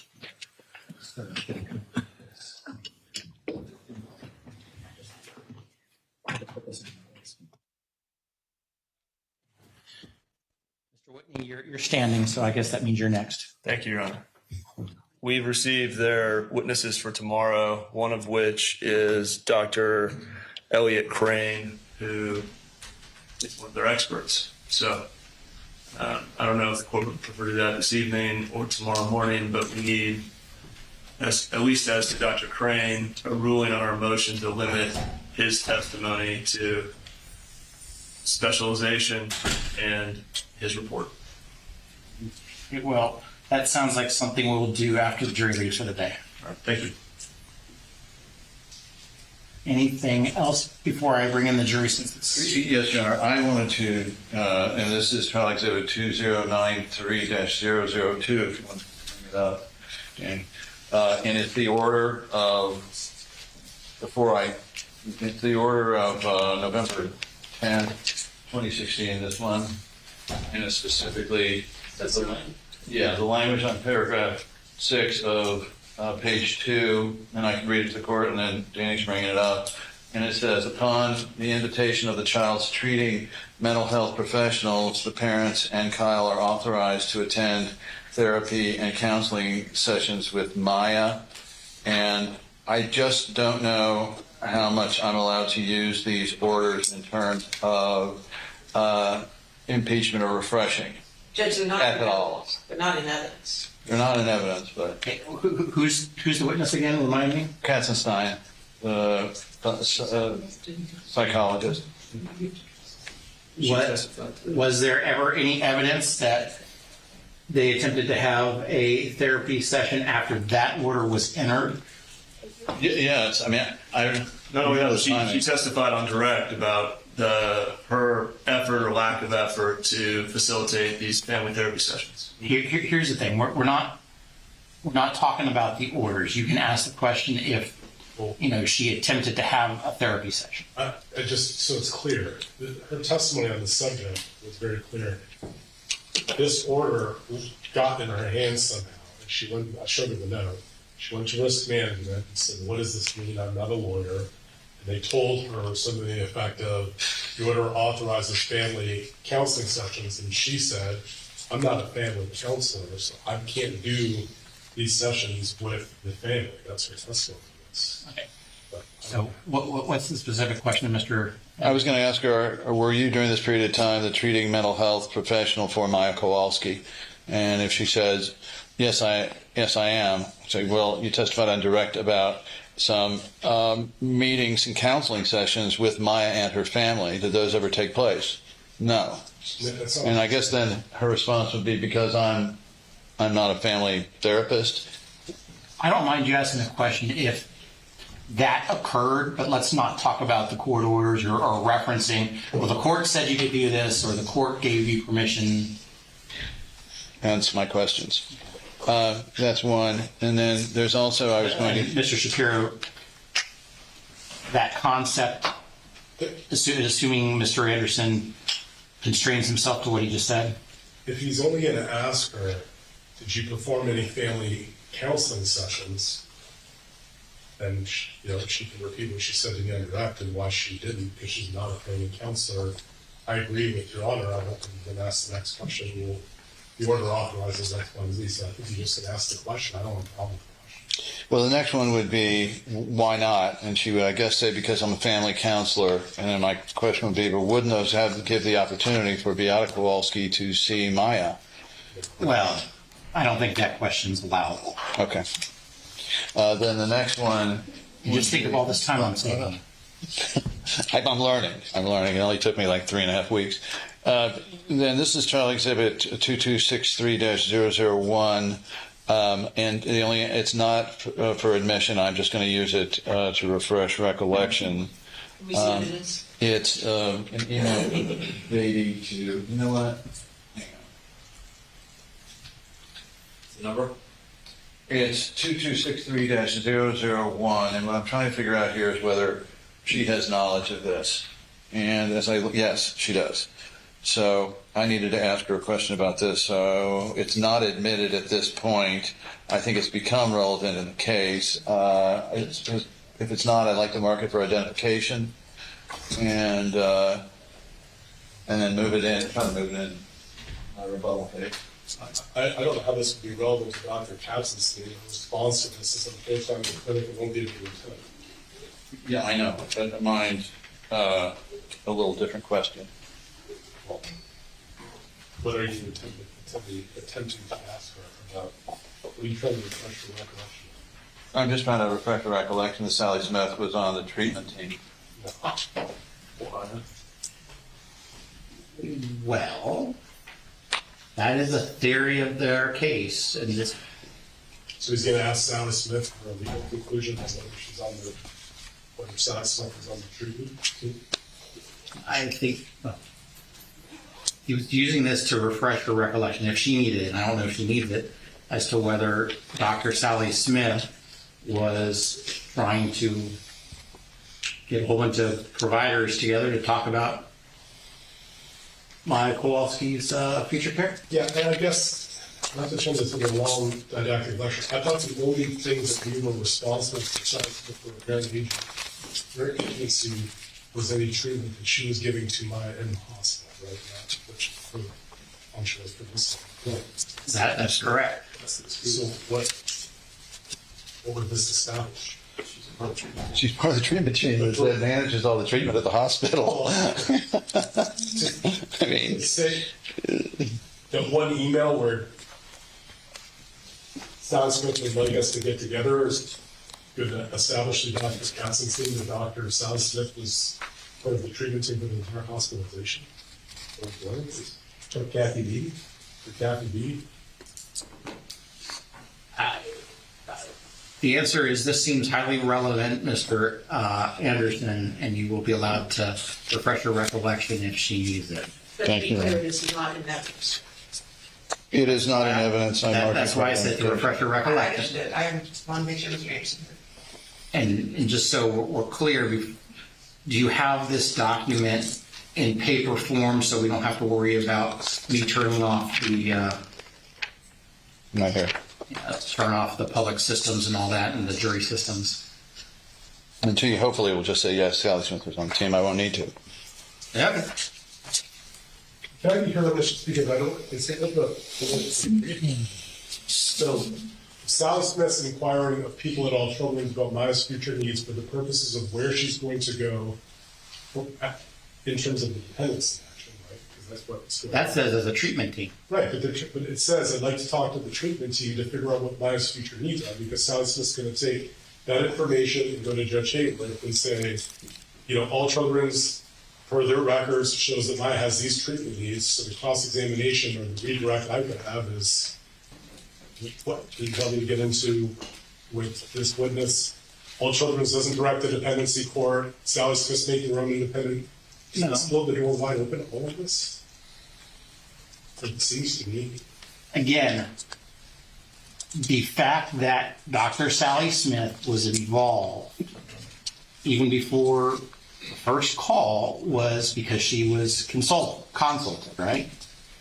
And there is an allegation here in this complaint that Dr. Sally Smith's actions or inactions constituted medical negligence and that the hospital is responsible.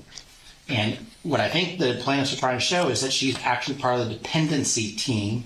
Now, she's wearing two different hats. I agree with you. But the hat to which she is a provider, to the extent the jury were to find that she were a provider, and I'm not here to say she was or wasn't. That's the jury's decision. That's allowable. On the hat that she is wearing as a investigator for the dependency court, that's not allowed.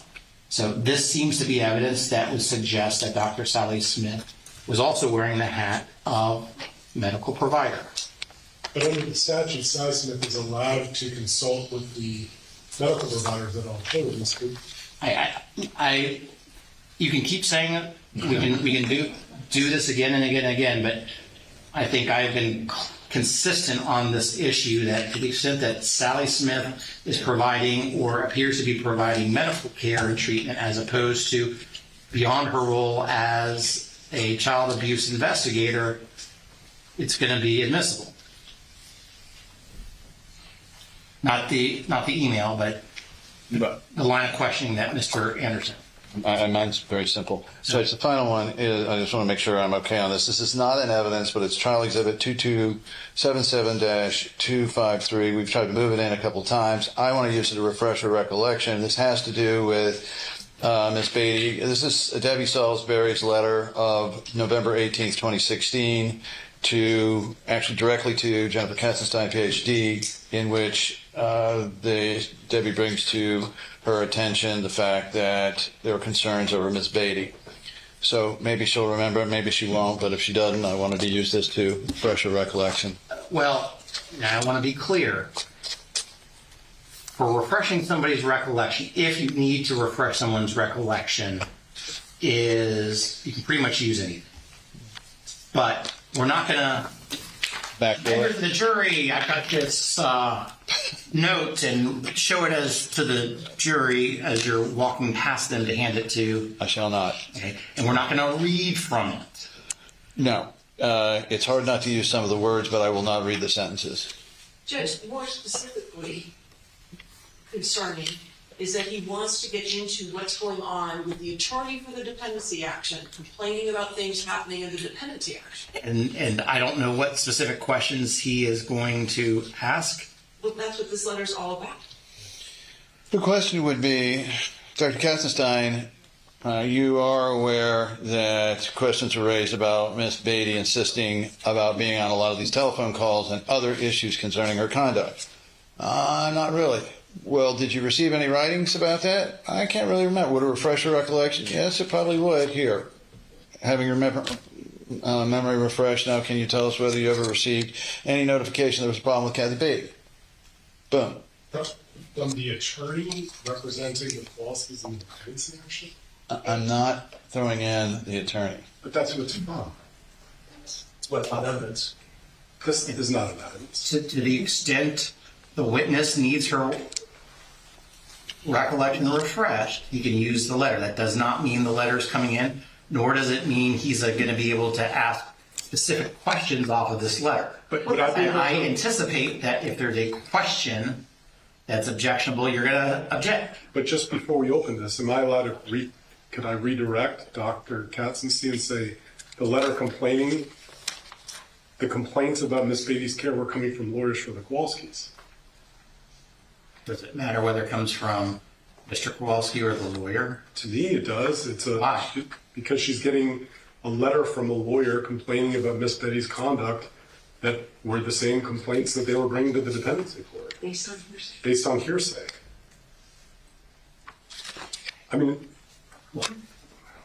I am being asked to rule on hypothetical questions and redirect to questions that have not yet been asked. It's very difficult to make that ruling. All I'm saying is the witness can be shown this letter to refresh her recollection if necessary. I'm not necessarily saying that the question that he's going to ask is going to be allowed. And this letter obviously is not in evidence, nor do I anticipate it's coming in evidence. Anything else, or can we bring in the jury? Bring in the jury. Let's bring in the jury. Let's get the doctor. Judge, the letter's still up. Yeah, let's get the letter down, please. The letter's off. Just bring in the jury. It's not set in.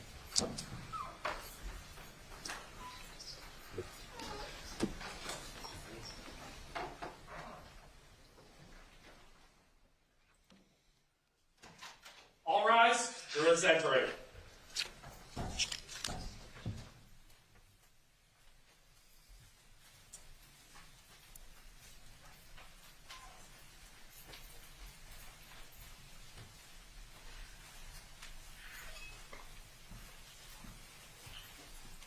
Okay, please be seated, everybody. Did you all have good lunch? I want to confirm that while you were away, you did not discuss this case amongst yourselves. You did no investigation and received no information. Is that all correct? And no one approached you about this case. Is that correct? And you did not see any media coverage. Is that correct? Okay. And we're now in cross-examination, and Doctor, you're still in good. Please go ahead. Now, Dr. Kassenstein, you have a PhD, not a medical doctor, correct? And Kassenstein. I'm sorry, Kassenstein. Okay. Dr. Kassenstein, reviewing your records, it looks like you just had a couple of actual diagnoses, if I'm correct. And is it true that during this period of time, this 97 days that Maya was there at the hospital, that you were the only therapist working with Maya? Psychological therapist, that is. Psychological therapist, to my knowledge, yes. There was a music therapist as well. I understand. But in terms of the psychology of meeting with Maya and trying to work through that, you were the only one. Yes. Is that right?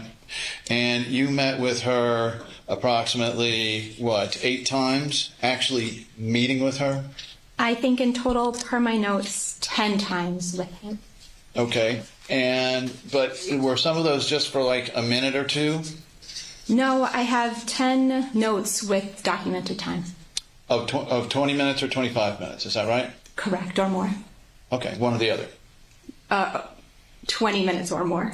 Okay, well, it says 20 minutes on all of them, does it not? Specifically, except for one that says 25 minutes. I have a 35, a 21, a 25, a 25, a 20, 20, 45, plus a 60 initial. Okay, so you had 60, 45. So all in all, did you ever total up approximately how many hours you had? I did. And how many hours? In total of time that was documented, in which I did not document time on 7 notes, I had 5 hours. 5 hours. And this was over 97 days.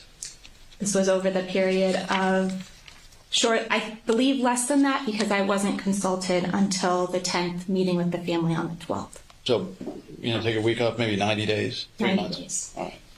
5 hours. All right. So if the jury were to go back and take a look at the billing records from Aetna, then they should really only see approximately 5 hours of your time for counseling. Is that right? I haven't seen my billing records, and I don't always bill based upon time, because certainly some minimum amount of time would not have reached the standard to drop a bill. Well, you billed under certain insurance diagnosis codes, did you not? I would have billed CPT codes, which are the billing codes. Right. And if we could pull up, if this... It's in evidence. Say again? It's in evidence. All right, and it's in evidence. Insofar as what you actually billed for, would you agree with me it was complex regional pain syndrome? I would have to see the bills. I don't know. Sure. Would it refresh your recollection to see an email back from Aetna, the health insurance carrier, about the specific diagnosis code you used? I would have to see the bill that was dropped related to the note, because that changes with the insurance carrier. I understand. But we're talking about, and in evidence, are the billing records from Aetna Health. You understand that? I don't see them. That's okay. And so what I'm asking you is, insofar as what you billed under for Aetna Health, will you agree with me it was complex regional pain syndrome? I don't know. I'd have to see the records. All right. Would it refresh your recollection at all to see an actual message back from Aetna to, in this case, Beata Kowalski during this time, which sets forth exactly what code and what it meant? If you could provide the CPT code, that would be helpful. Sure. Can we bring up then what's in evidence as Trial Exhibit 2438-003? And I recognize it's kind of hard to see, but if we could focus in a little bit on that code down there. It's like in the center. G90, is that a 90.50? Unfortunately, this is still the ICD code. It's not the CPT code. Okay, and what's the difference? The CPT code are the billable types. So my billable CPTs are the way that you define what you did during that session, whereas the ICD code is what's presented here, and that's a specific diagnosis code. So there's 2 pieces to each bill. an ICD code, and a CPT code. So you need the diagnosis plus what you did in combination. So here, do they not specifically address Jennifer Katzenstein and a specific charge for professional services on a specific date, that being October 13th, 2015? I see that, but I would have to see what I billed, not what the insurance company is passing along. All right, so you think it's an insurance company's mistake that it's conflict regional pain syndrome? Sustained. I can't know without seeing what I billed. Did you ever check that? I did not check that. All right. And so are you telling the jury then if they go through it and they see a bunch of G90.50 on the Aetna billing, that is not complex regional pain for you? Objection, foundation argument. Sustained. I would have to know. You can answer that question. I'm just trying to figure out how, looking at the billing, the jury would figure out how much you actually billed Aetna for your services, particularly for complex regional pain disorder. Yeah. So to understand billing, what you have highlighted here is an amount that would have been associated with the CPT code. Okay. So in order for me to understand what I had billed and recall what I had billed from that time, I would need to see both numbers, that ICD code of the diagnosis and the CPT code of what services I billed. That's what you would need, correct? What I would need per what I entered into the electronic medical records. Through the course of this, then, I see that you really had one reoccurring diagnosis here, and that was psychological factors affecting other medical conditions. Is that right? Yes. And that was the diagnosis you traveled under? That was the diagnosis that I gave at the initial visit with the family. And that stayed as your number one diagnosis throughout your records, did it not? It maintained to me that there was a psychological component to an ongoing medical condition. Well, right below that on your record, you say rule out somatic symptom disorder as per medical record. Is that right? I don't have the note up, but yes, I believe that's correct. And when you say rule out, that means you've ruled that out, correct? Rule out means it's something that you're keeping on your radar. This is my first visit with the family. I spent 1 hour with them, and oftentimes it takes many visits to determine what the appropriate diagnosis is. So when you leave a rule out on your diagnostic list, it means that it's staying on your radar as something to think about. All right. And so I never saw anywhere in your records where you ruled out that Maya was not having CRPS as a primary diagnosis. Is that true? That would be beyond my scope as a psychologist. Well, in your records, it continuously says CRPS is one of the diagnoses. Did you ever generate or receive any of the medical records that said we're ruling out CRPS? Objection, compound foundation, mistake sentence. Overruled. You can answer that question. I did not, although it would be beyond the scope of my role as a psychologist to make that determination. And you had to rely on others, right? Correct. Okay. And if they come in and say she has CRPS, then you're going to rely on that, right? I rely on the medical team with me. And so when you're talking about ruling it out, now once you have the diagnosis here and it remains CRPS, now you're in a position to rule out somatic symptoms to the extent you haven't already. True? I'm sorry, I don't understand. You don't understand? I don't understand what you're asking. Well, if you're trying to rule out something based on the medical condition, because you don't know it, right? Or you're not sure of it. Correct. And then you become sure of it or you know it, you can rule it out, correct? I'm not sure at this point in time if I was sure or not sure of it. Of the diagnosis of CRPS or ruling it out? Either one, it wasn't within my domain to do that. In any event, psychological factors affecting other medical conditions, that is a distinct and different diagnosis than factitious disorder or conversion disorder, at least under DSM, right? In the DSM-5. And do you accept DSM-5 as authoritative source for you in your profession? At the time that it was current, yes. All right. So now, this involves factors with strike that. So now The other things you found were that there was no, from the history you took and the time you spent with Maya and her parents, you did not find the parents having disruptive behavior or oppositionality or harm towards others, did you? During my first visit with the family, they were cooperative and engaging. And they continued to be cooperative and engaging, did they not? I only spoke with Dad after that time, and he continued to be cooperative.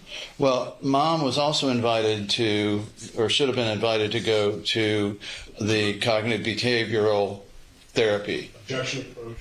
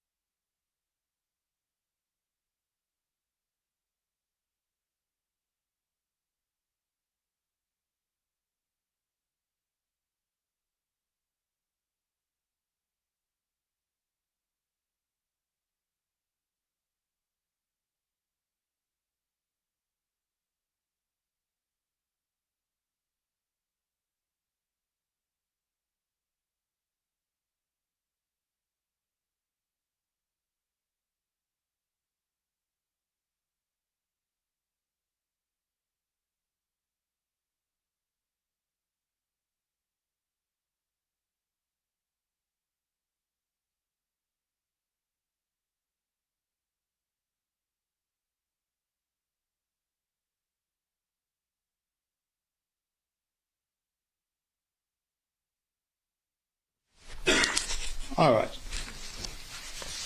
And the objection is sustained.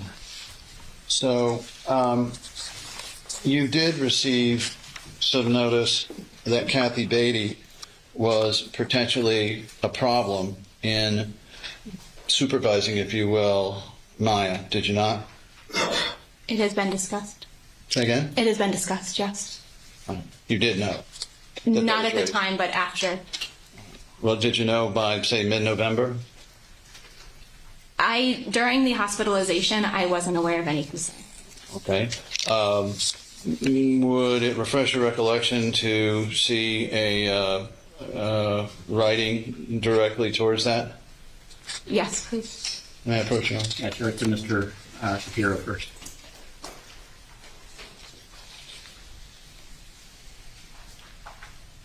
Again, I would just ask for approach. Okay. You can review it, but don't answer anything right now.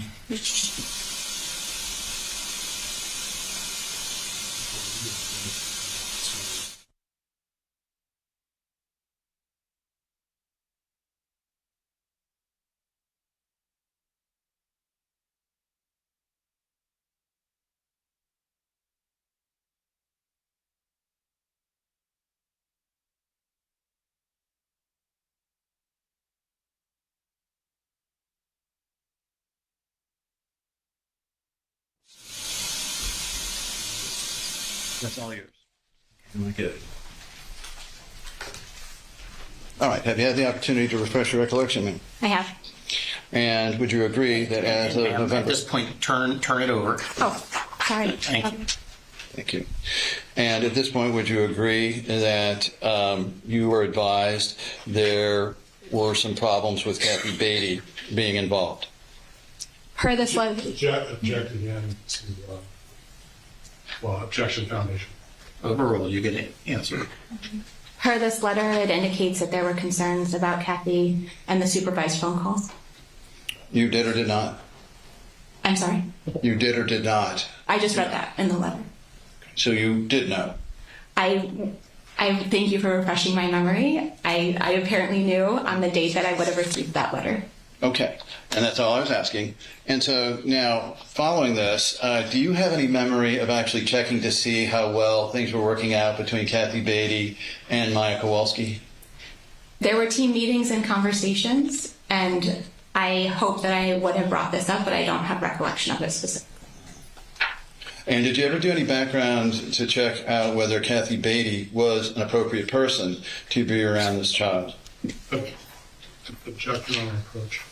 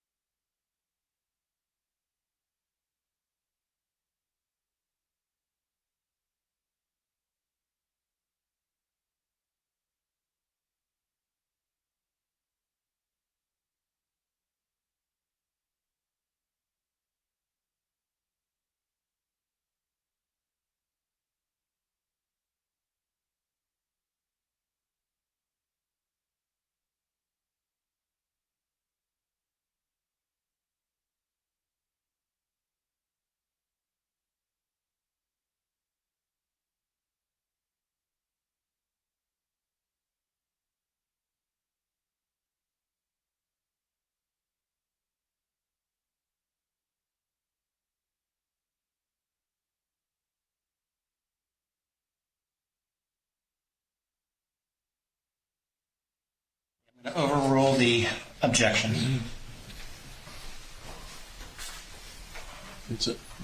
You can answer the question. Can you ask the question again? Sure. Do you recall ever looking into whether Kathy Beatty was the appropriate person to be supervising Maya Kowalski directly? Not at that time. I did not provide the staffing to social work at that time. All right. And would you also agree with me that Sally Smith, around this time, was part of the treatment team that was treating Maya Kowalski? Objection, foundation. Overruled. Sally Smith was an external provider contracted by DCF. That's not really my question. She was not treating the patient in our organization, to my knowledge. She was, I didn't catch it. She was or was not part of the treatment team? To my knowledge, she was not treating the patient in our organization. She was part of DCF. So does that mean she was or was not part of the treatment team at Johns Hopkins? DCF is a separate entity, and she was contracted separately. Right. Would it refresh your recollection to see an email regarding this from Friday, December 9th, 2016 to you? Yes, please. Can I approach you? You may but show Mr. Shapiro first.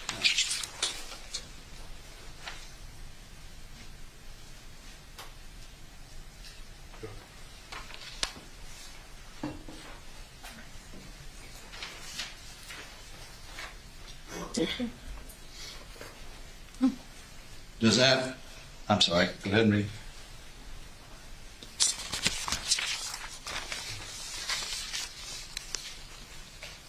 You can turn it over once you're finished reading. Thank you. Does that refresh your recollection as to whether you or others thought that Sally Smith was part of the treatment team from Maya Kowalski? Objection, speculation, foundation. Well, also stated as it relates to or others, what her knowledge is. What to her knowledge? Or you said or others, so I'm stating it because you said or others. Oh, I'm sorry. That she thought, or strike it.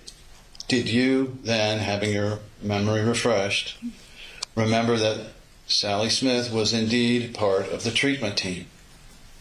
I do not recall this email. It was quite a bit of time ago, but in this statement, she was gathering the treatment team.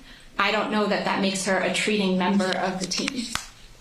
So she was just gathering them together. Have a conversation about what's been happening and gathering information. All right. And so as of, let's see, it would have been, you started really treating on October, 8th, 9th, 10th, 11th in there? The consult received on the 10th. The first time I was able to meet with the family was on the 13th. All right. And so as of the 13th, your diagnosis was the same thing we talked about, the psychological factors affecting other medical conditions. Is that right? Correct. And that diagnosis in and of itself does not present a danger to the child, does it?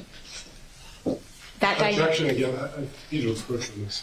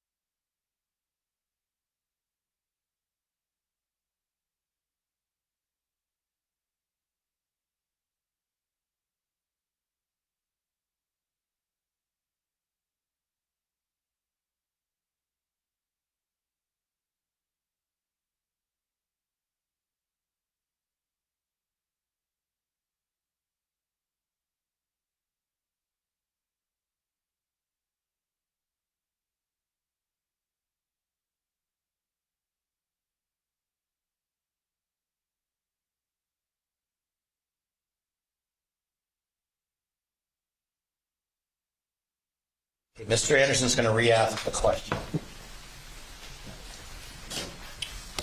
Well, that's going to be very interesting to do. Would you agree with me that at this point, the time you reached this diagnosis, psychological factors affecting other medical conditions, that diagnosis, the diagnosis that you reached, did not involve any danger to Maya Kowalski? Same objection, Your Honor, and same record. Overruled. You could answer that question. So in that case of that diagnosis, that is specific to the patient.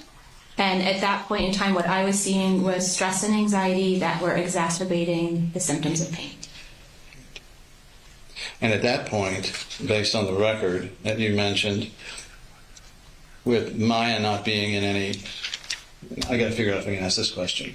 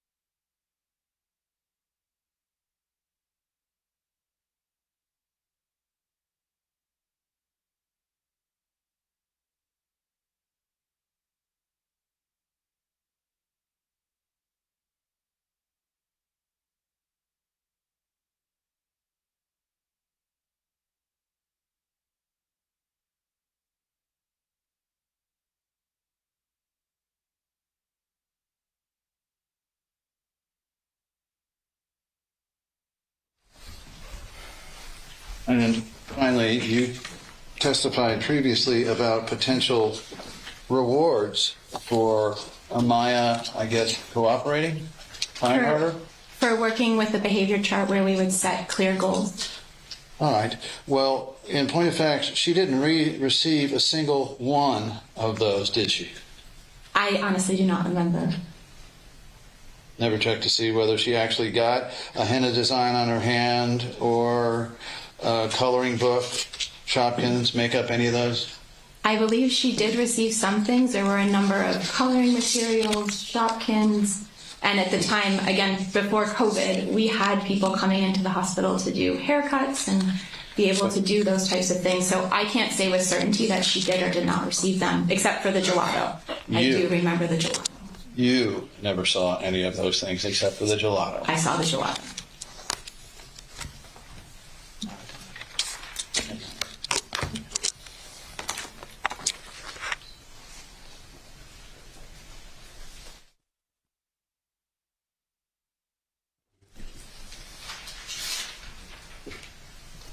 Dr. Katzenstein, I think you mentioned earlier from your perspective, Dr. Sally Smith was conducting her own investigation separate and apart from what you were doing at All Children's. Is that fair? That is correct. Your medical evaluation was, let me clarify, your neuropsychological evaluation was independent and your own. True? Yes, that's true. Okay. That's all I have at this time. Anything based on those couple of questions? From the plaintiff, no, even. Members of the jury, do any of you have questions?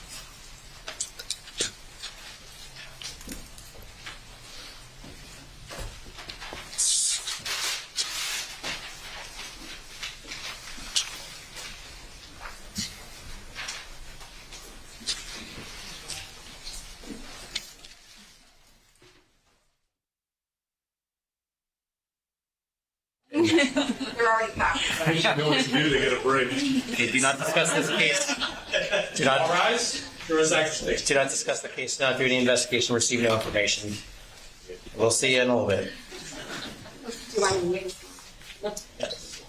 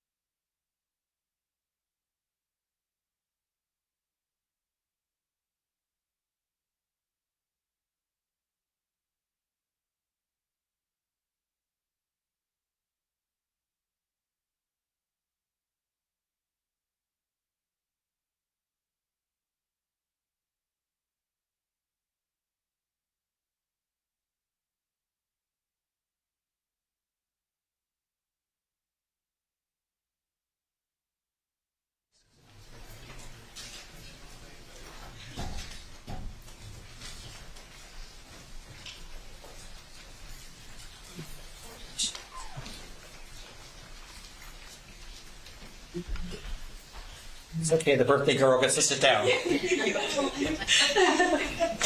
Okay, please be seated. Okay, members of the jury, want to confirm while you're away, you did not discuss this case amongst yourselves, you did no investigation, and you did not receive any information. Is that correct? Correct. And has anyone approached you about this case? Have you seen any media accounts? No. Okay, members of the jury, I'm going to be able to ask almost all of the questions. Dr. Kastenstein, I said that properly. That was right? perfect, thank you. The jury has a few questions. I see. What was the date of the letter regarding Kathy Beatty? Oh, thank you for your questions. I have them up here. Am I allowed to refer? You can look, just tell us the date. Okay, November 18th, 2016. And was that letter directed to you? It is addressed to me, yes. That's all I'm going to be able to ask as to that. Next question. Why was Maya's statement about being afraid of the scary movie she saw in Mexico significant? Yeah. Thank you. That's a really good question. When we were doing that guided journaling, I asked her about her biggest fear. And she's in the hospital right now, separated from her parents, and in her perception, quite a bit of pain, and receiving PT and cognitive behavioral therapy with me. And when asked what her biggest fear was to write about, she chose the movie The Ring. Next question. Why did you not make... Okay, let me reread it again. Why did you not make an appointment to see Maya instead of just showing up? Oh, this is a very good question because it's how our lives function when clinically you have a full outpatient schedule and you need to be in the hospital. So think about when you go to a doctor's appointment and your doctor is back to back to back all day long. I'm trying to find time, honestly, to squeeze over, to run over to the hospital to be able to do the consultations that need to be done for my census, and then get back to my desk either for my next patient or meeting or to follow up on clinical work. So when you're balancing the two of those, sometimes they're unpredictable. And if you have a no-show, then you have time to run over, but that can be challenging. Sometimes you can call over and say, is Maya available or are parents there? But then also sometimes when you come over there, you're more likely to even find them because they might run to get a cup of coffee or something might be happening. So you're balancing trying to track the family down versus everything else that you have ongoing outpatient. Next question. Would you expect a medical doctor to own a DSM? Oh, that's another great question. A psychiatrist is a medical doctor, and sometimes that can be confusing because I'm a psychologist, which means I have a PhD, and a psychiatrist would have an MD. So yes, I would expect an MD to have a DSM. However, not all physicians, not all MDs and specialties would I expect to have that, and many I would be very surprised if they did. What is the current DSM? The current DSM is the DSM-5 text revision. So the one that was current at the time of this admission was the DSM-5, and since that time there's been an updated edition of the text revision. It says DSM-5 TR after it. When was it released, the DSM-5? Gosh, that's a very good question. Probably 2.5 years ago, 2 years ago. I don't know exactly, but it came out during COVID, which is really just a time. No. The question is, wouldn't allodynia make an henna application painful? I can't speak to that. I personally have not received henna, so I can't tell you how that feels or it doesn't feel, or what someone's perception of pain might be in that situation. Why did Nemours require an IQ test to transfer? That's a great question as well. Our transfers, when we go to another organization to ask for a patient to be accepted, have different requirements, and so I can't speak to why Nemours would require that, but I was asked to do it because I make the assumption that that's part of the criteria they're asking for in considering the transfer. Do you know, with your background, does CRPS have a component of stress/anxiety? For CRPS and other pain conditions, there is often stress and anxiety, and that is why cognitive behavioral therapy and working with a therapist or a psychologist is a key component of the treatment plan. How many children with CRPS have you treated or been involved with their treatment at the time you were involved with Maya's treatment? At the time of Maya's treatment, I had no other patients with a diagnosis of CRPS. You were asked by counsel if the Kowalskis asked to leave the hospital prior to meeting with you. Would you know that if you had not met with them? I may or may not know that in a typical situation. However, in this case, I was not aware of that. Who was in charge of giving Maya the reward she earned, and when did that go into effect? What date? So unfortunately, per my recollection, we weren't putting the behavior chart together with the clear goals as quickly as we would have liked. And so typically in that situation, our child life team members, along with myself and physical therapy, would get together to discuss that. But we weren't able, to my recollection, to put that together and put it in place.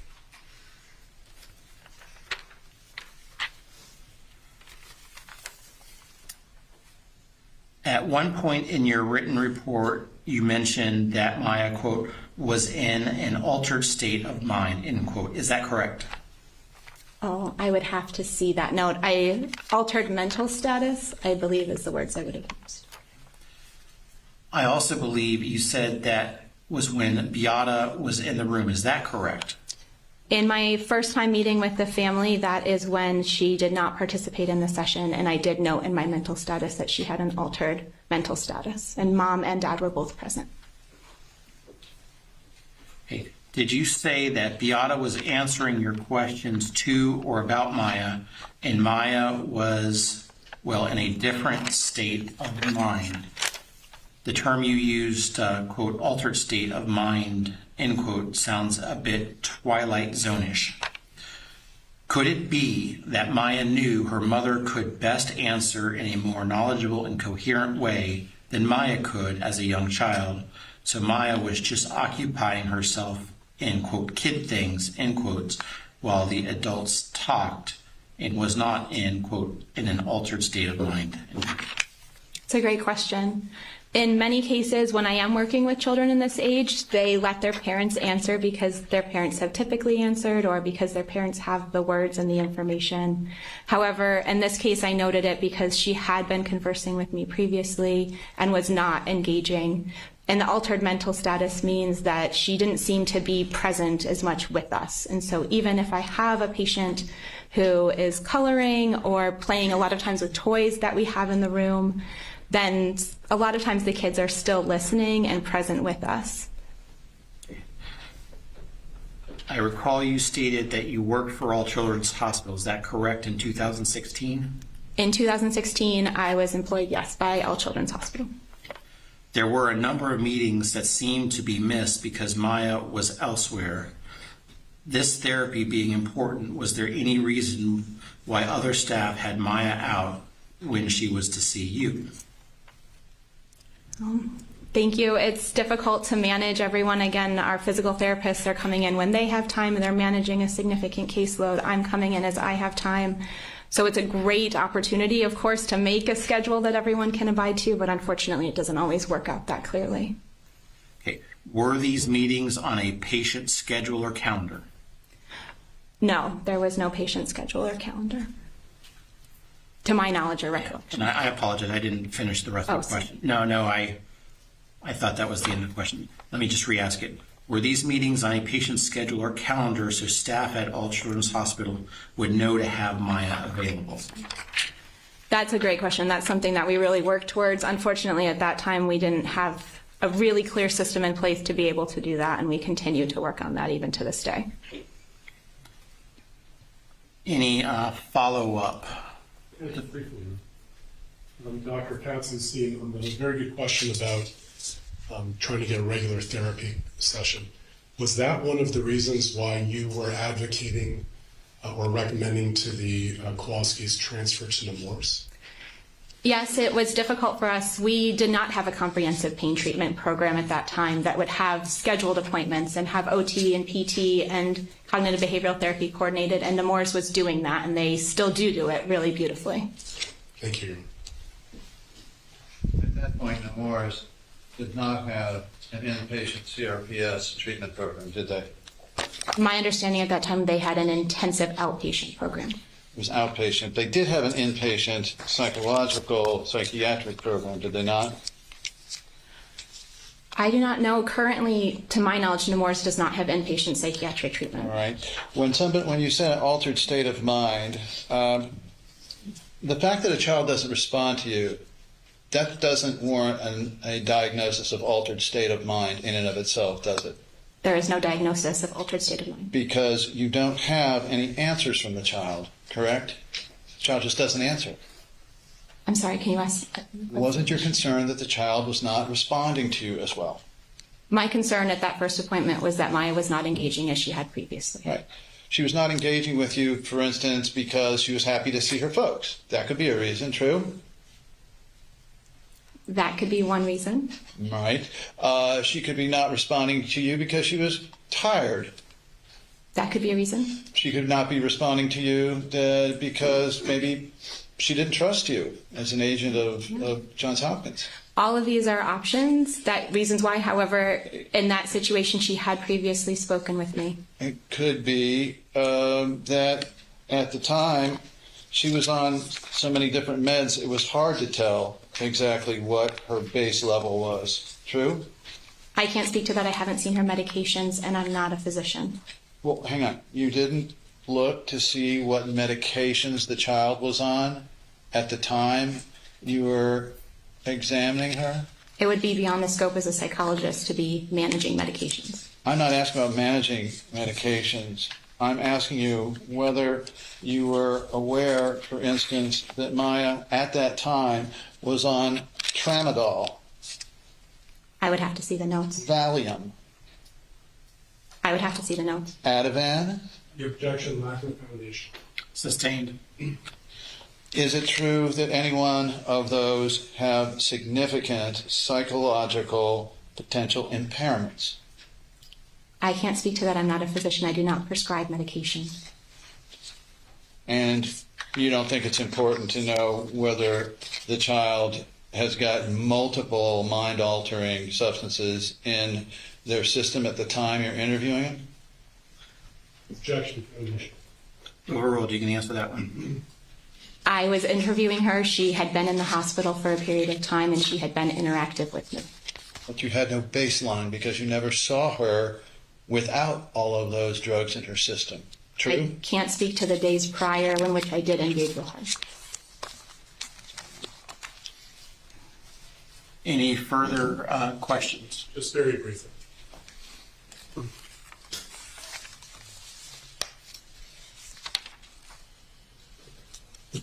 If you could bring up Joint Exhibit 1001-3826.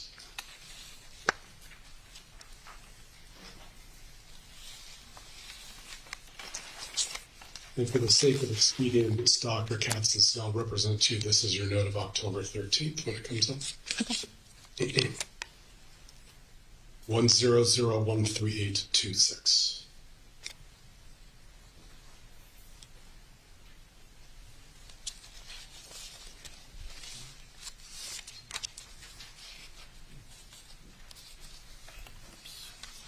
Sorry about that.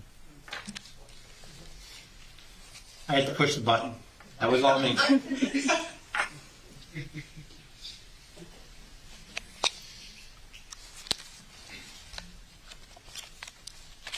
So I need 10013826, please.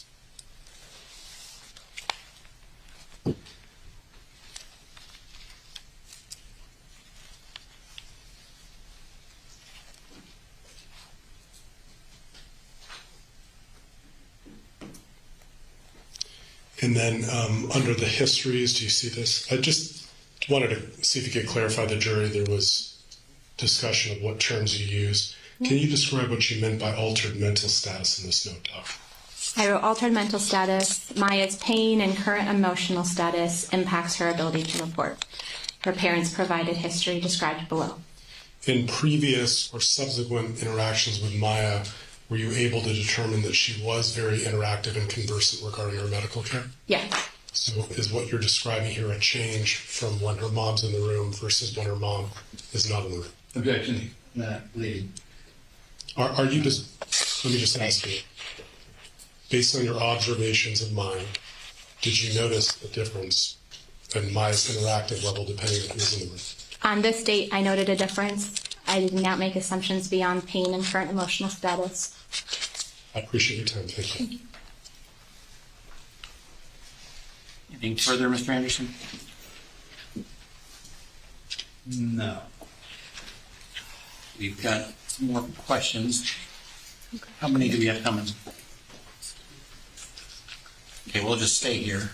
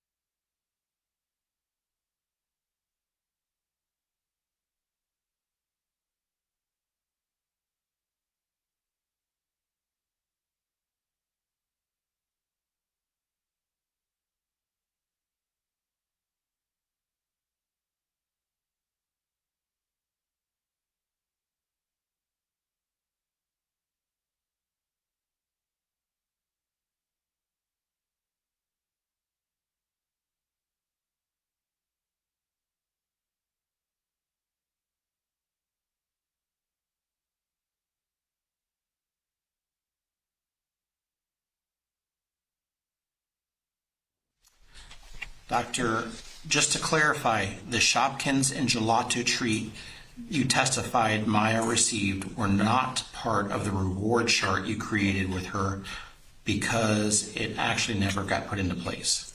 That was my understanding, that it didn't get put into place, but also our child life team is pretty fantastic and they knew things that she would like, so they may have just been things that they got her at that time. But to my knowledge, that behavior chart did not get put into place. Do you know where the Shopkins and the gelato came from? I do not. We have a number of very generous people who donate to the hospital, and there are rooms and rooms of toys. And so I'm assuming that it came from one of those places. Thank you very much. I have one question. Sure. This is on Joint Exhibit 1001-3759. 3759. I'll represent to you, Doctor. This is your note from December 20th. And these were the potential rewards that you were setting up for Maya. And was this part of your plan of incentive behavior? Yes. And I just think as the jury had the question, this would have been about 3 weeks or so before Maya was discharged from our children's. Will you remind me the date? Okay, yeah. I trust you. Yeah. This was towards the end of her hospitalization. Okay. Yes, this was in the second half to later third. That's fine. In truth, you have no idea where the Shopkins came from. Is that the question? That was my question, and she said, I think no. She did not. I said correct. I didn't know exactly where they came from. May I ask one more question? Last one. Was the list of rewards, those are what Maya had conveyed to you that she had wanted? Yes, they were directly from Maya. Okay, thank you. May this witness be excused at this time? Yes, sir. Yes, but still under. You need to remain under subpoena, which means you can leave for today, but you might get called back. Okay, so nothing, no media. I'm sorry? No watching anything, no watching. Okay, thank you.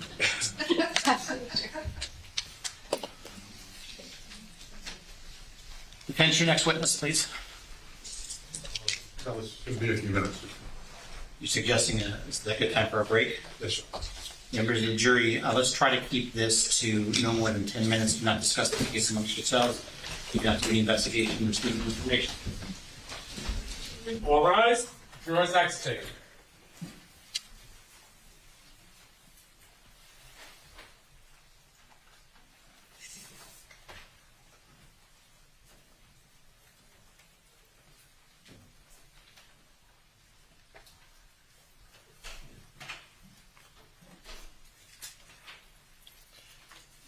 jury's out of our presence. Any issue before we go on break?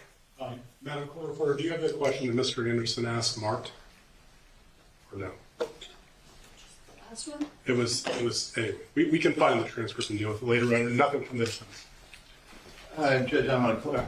You know, Dr. Anna's last question this week. So we're down to 9 minutes for our break. Okay, great. Nothing further. Recess. Was a recess.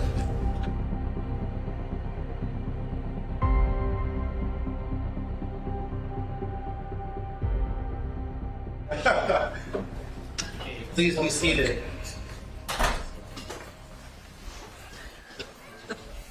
For our planning purposes, Wednesday will be another day of, we have to hit the 12 o'clock mark. But I think that's as I sit here right now, that's the only other day this week that I have to hit a specific time. Anything else before I bring in the jury? Don't please spell your honor. No, complaint, Mr. Honor. Let's bring in the jury.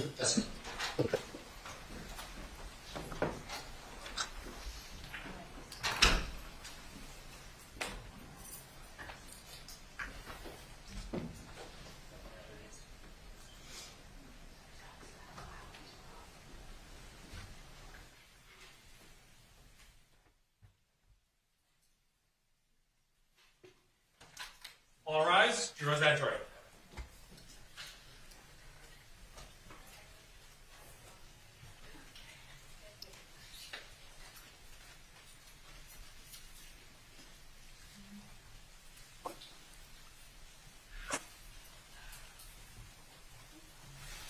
Okay, please be seated.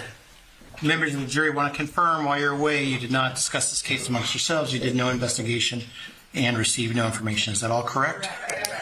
And no one approached you about this case, is that correct? And you haven't seen any media coverage. Mr. Hunter, your next witness, please. Defense calls Dr. Richard Elliott.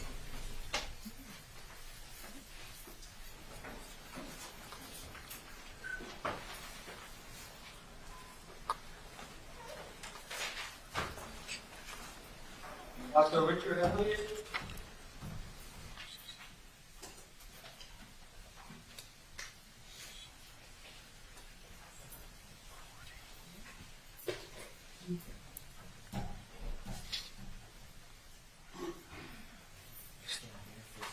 Raise your right hand. Do you solemnly swear or affirm the testimony you're about to give will be the truth, the whole truth, nothing but the truth? I do. Welcome as well. Have a seat.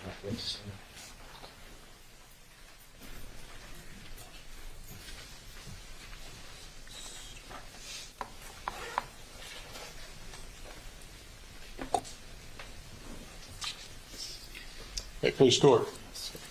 Tell us your name, please, sir. Richard Andrew Elliott. And what is your occupation? I am an anesthesiologist. Okay. And by whom are you employed, sir?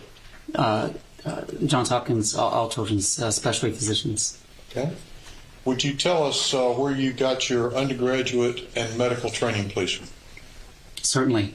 I am from Ohio, and I did a rather unique program, a 6-year BSMD program, where I did my bachelor's degree and my MD in 6 years rather than the traditional 8, and that was through Kent State University in Ohio, as well as a medical school there called Northeastern Ohio Medical University. Okay. And you got your MD from there? Yes.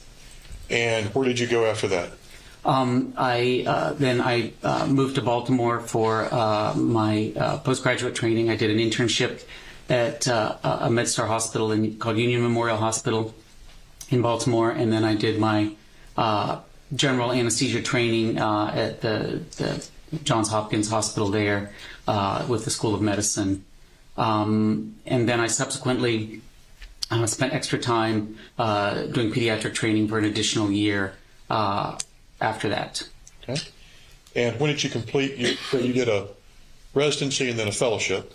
Yes, And when did you complete your fellowship training? I finished my fellowship in 2003. And fellowship was in what field? Pediatric anesthesiology. And did you become board certified in any specialty? Yes, I have 3 board certifications currently. I'm board certified in general anesthesia, pediatric anesthesia, as well as medical acupuncture. Okay. And where have you, well, tell us where you went to work after you finished your fellowship. So after fellowship, I actually was in private practice for almost 2 years.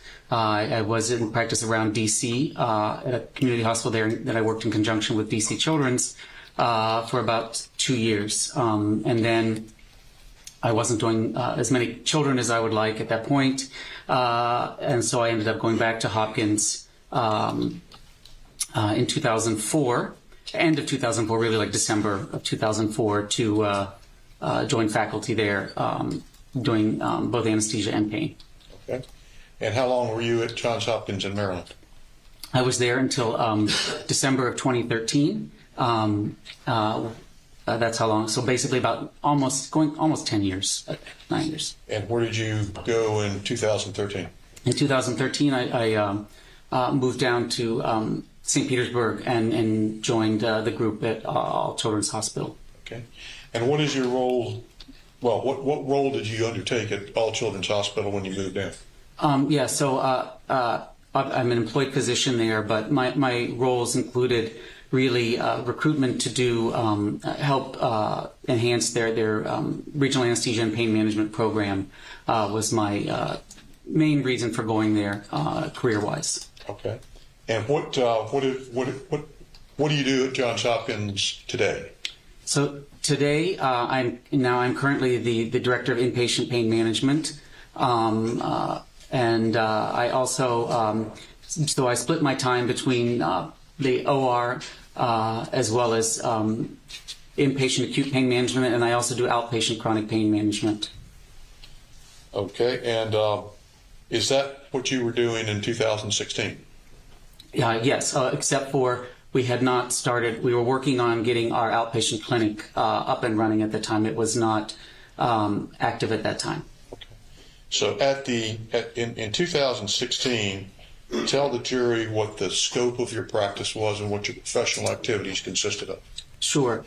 So obviously my care for patients revolved around the perioperative period or peri-procedural period, putting kids to sleep and making them comfortable for surgery or other things, MRIs, other diagnostic studies, as well as managing pain on the inpatient side.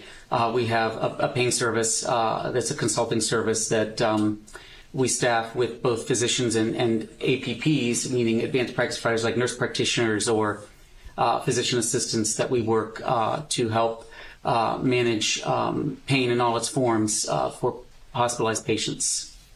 Okay. Now, tell the jury, if you would, what the scope of your practice is or was in 2016 in managing inpatient chronic pain consultations.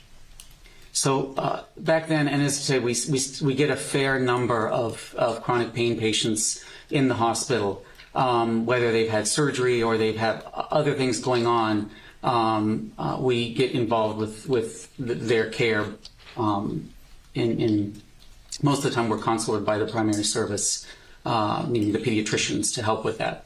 So that could be pediatricians or intensivists? Surgeons, intensivists, anyone that would like our advice on managing pain for a variety of reasons, acute and chronic pain. Okay.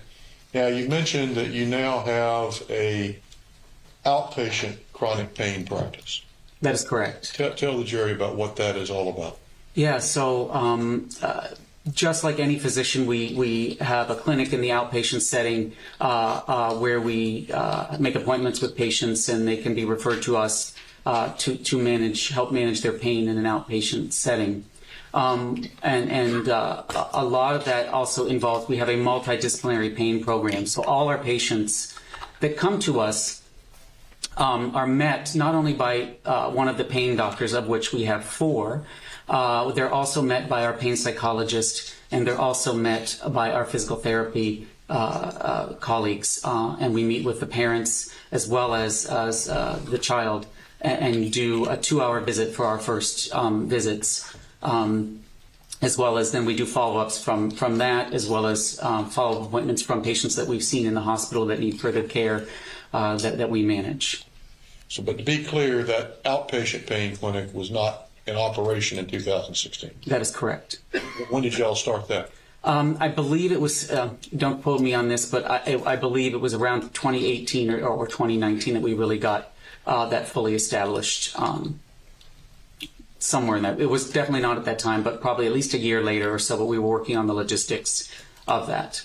So as of 2016, there was not an outpatient chronic pain clinic per se. That is correct. At Johns Hopkins All Children's. Is that right? That is correct. Okay. But you were consulting on chronic pain patients on an inpatient basis. That is correct. Okay. And as part of your experience and training up to that point, had you had any experience with chronic regional pain syndrome? Yes, of course. Throughout from day one of my training, throughout my career, from the time I finished my training in 2003 till now, which has been 20 years, it's hard to believe.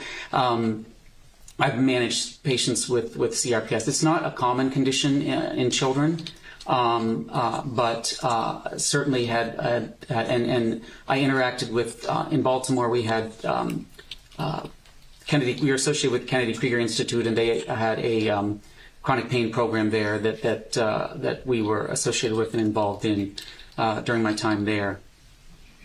So yes, I've seen that, and now we actually have our own CRPS program. Okay. As of 2016, were you familiar with the treatment of pediatric chronic regional pain syndrome? Yes, I was very familiar with that, and had obviously at Baltimore taken care of patients with that, but yes, well versed in that. Yes. And what does the treatment of pediatric chronic regional pain syndrome consist of, or what did it consist of as you were familiar with it in 2016? Yeah, it really hasn't changed in that time period, but the basis for treating pediatric CRPS really revolves kind of around functional restoration, meaning physical therapy, occupational therapy, as well as what we call cognitive behavioral therapy, which is a form of psychological intervention, to name it. So those are pretty much the standard treatment for pediatric CRPS to this day at the children's hospitals throughout the United States. Okay.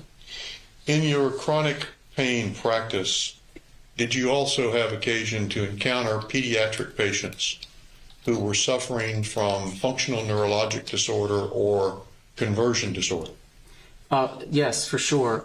It's not uncommon for patients with CRPS to also have either have a comorbid conversion disorder or be misdiagnosed with one or the other. But it's not uncommon to have functional neurologic disorder with CRPS. And how does strike that. As of 2016, what was the treatment with which you were familiar of pediatric conversion disorder or pediatric functional neurologic disorder? The treatment is very similar to that of CRPS. It consists of very much, returning patients to function. And it's important to highlight that, whether it's CRPS or functional neurologic syndrome, we believe patients and they have true pain and issues. So the treatment really is the same for both of them. It's really physical therapy, occupational therapy, and then cognitive behavioral therapy is the treatment for both of those conditions.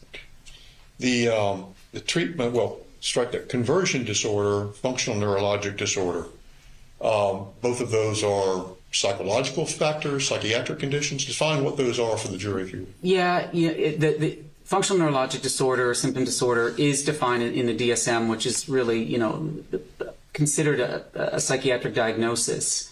However, when we see patients with that, we don't treat them any different, and we believe that they have pain, and we don't,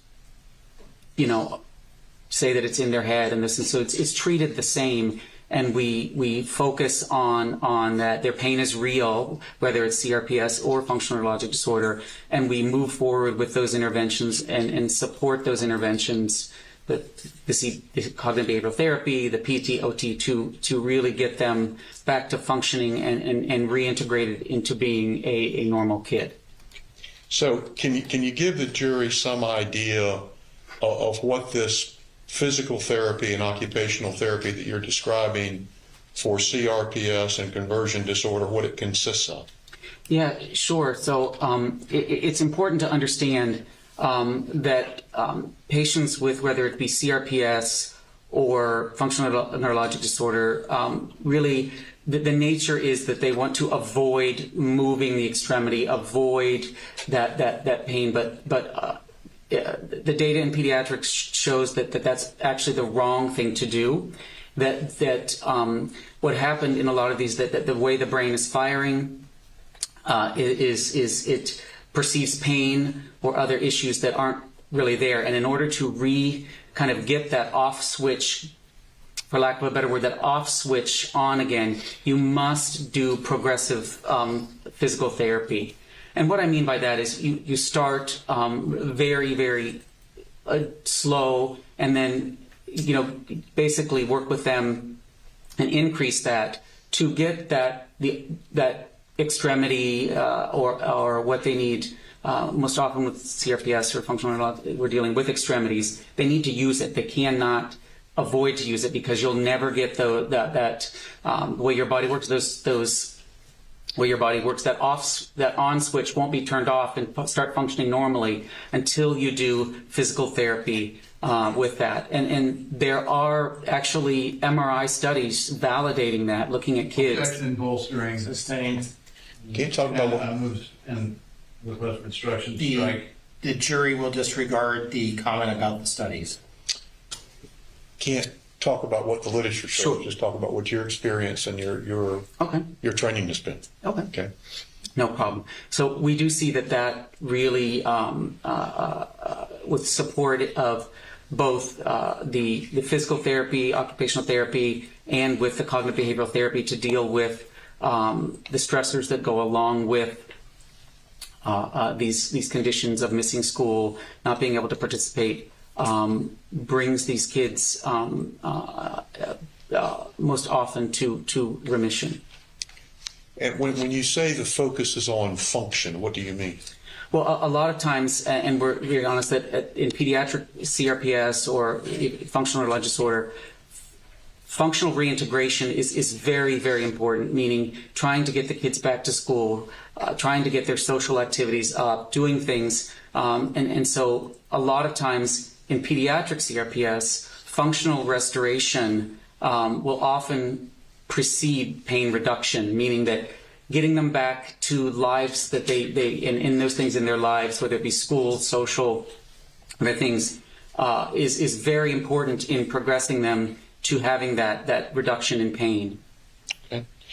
Now, is there a role for medication, for pharmacology, specifically ketamine, in the treatment of pediatric CRPS or conversion disorder?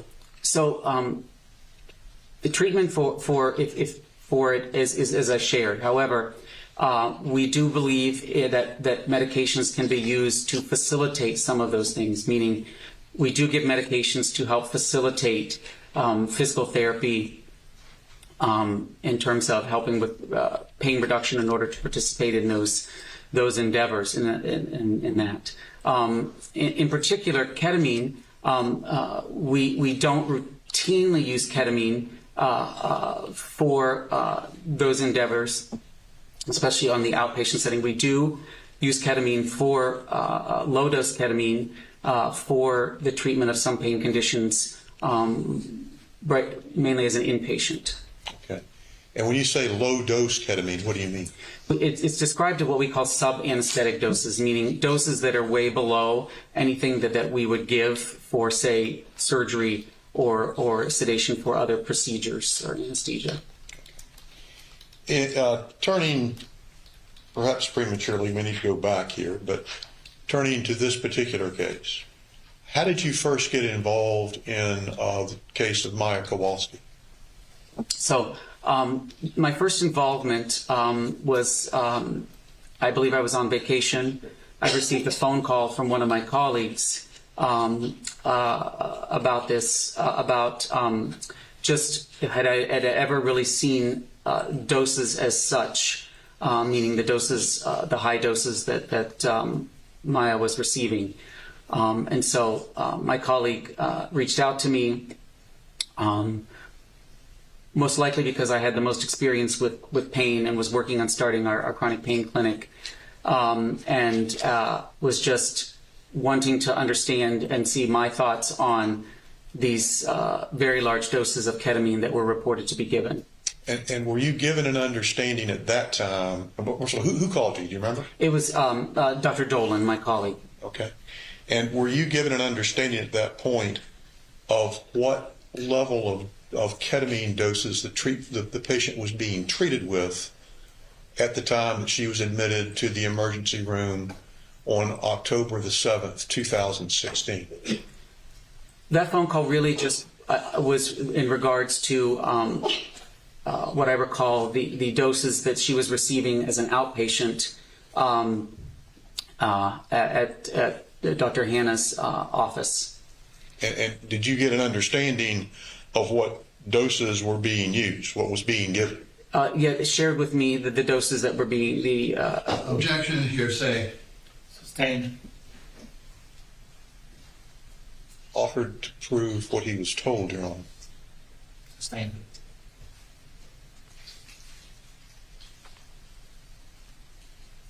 Did you acquire an understanding of what doses Dr. Hanna was using to treat Maya Kowalski with ketamine? Objection. Still hearsay. Well, that question he can ask. My colleague shared with me doses that were administered. Objection. It's hearsay. Move to strike. The answer stands. Your next question. And did you, well, strike that. What was your reaction to the volume of ketamine this young lady was being given? I was quite surprised and shocked at the amount of ketamine that was reported. And why was that? Because they were way higher than any doses that I had ever seen given to a child. And now, at that time, were there certain guidelines in effect at Johns Hopkins All Children's Hospital regarding the use of ketamine in pediatric patients? Yes, we have guidelines, especially for pain management. We have a policy that we have for the use of ketamine for pain, which is, again, as I shared, sub-anesthetic doses or lower doses that we will use on inpatients to help with pain. And the doses with which you became familiar that were being used by Dr. Hanna, how did those compare with the doses that were in the guidelines at Johns Hopkins All Children's? They were over 50 times higher than anything that we would recommend. Okay. You mentioned something that we need to go into a little bit. You mentioned sub-anesthetic doses versus anesthetic doses. Can you make that distinction for the jury with respect to ketamine? Sure. So ketamine is FDA approved as a general anesthetic, and we do use it to induce general anesthesia in pediatric patients. And so we use that as our benchmark. So when we say sub-anesthetic doses, meaning doses that are below that we will use to treat as an adjunct to treat patients with various pain conditions. So an example would be, I would put a child to sleep with a certain dose we base everything on weight in pediatrics. So I would use, for instance, ketamine 1 to 2 milligram per kilo to induce general anesthesia. To give them pain, to use it for pain, we would use anywhere from, say, 0.07 to 0.2 milligram per kilo. So much less is what is in our guidelines for that. And by comparison, what doses did you learn were being given by Dr. Hanna? Those were, if you when I did the math, it was up to, if you break it down by hour, it would be 25 milligrams per kilo per hour in some instances. Now, you've told us that you got this phone call about Maya Kowalski's case while you were on vacation, off service. Did there come a point a day or so later when you became involved in her case on the job, so to speak? Yeah, I believe when I came back from vacation, I was the doctor that came on service. We rotate; it's very normal. We rotate weeks on the pain service as the doc. So I came on the following week, following her admission. I believe it was the 10th, October 10th, that I came on service. Okay. And at that time, were you the primary pain management anesthesiologist on her case? Yes, that is correct. Okay. And can you describe for us, if you need to look at your records, you certainly can do that, but can you describe for us what your evaluation and treatment of Maya Kowalski consisted of on that first day, October 10th, 2016? Yes, certainly. It was very typical of my routine in that whatever patients we have on service from the week prior or the weekend, I usually take a look at their charts and review the records. And then at some point during the day, I will go and see them and see and examine them. And that's a typical. I believe in the afternoon that day, I was when I was able to go see her, and I met, I believe, Mr. Kowalski on that day, and really just took the time to have him share with me Maya's story and spend a fair amount of time listening to him, as well as sharing our thoughts that day as well. All right. And at that point on October 10th, I believe that would have been either Sunday or Monday, what was the treatment plan in place for Maya Kowalski? So the treatment plan had kind of been to give her several days of modified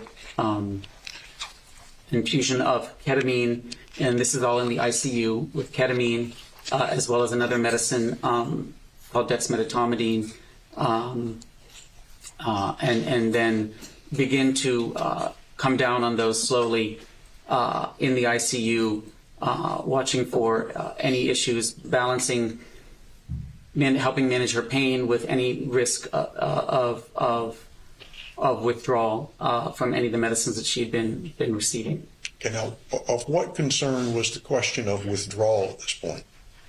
Well, in my mind, it was still unclear, all the medicines that we were still trying to gather information, unclear of all the medicines that Maya was receiving. At that point, I had not had a chance to reach out to Dr. Hanna. And so we were being extremely cautious in terms of balancing helping Maya with pain as well as making sure that she didn't withdraw from anything. And that was also for the reason for the addition of the dexmedetomidine. It's a medicine that we use for agitation, but it also works to kind of help with potential of any withdrawal that may be there. Now, did you have a chance that day to speak with Dr. Hanna? I don't know if I called him that day or it was, I believe it was on the next day, October 11th, that I spoke with him on the phone on the way in my car. Okay. And did you get a history from him of what treatment he had been giving this patient? Yes, I called him.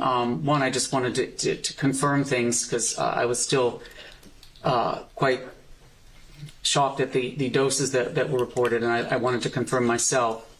So I did reach out to him at his mobile number and spoke with him, and he did confirm that those were the doses that he was administering, and he also confirmed that he felt that they were not working either, and he sent her to us as that the doses were not working. I'm sorry. Objection. Hearsay.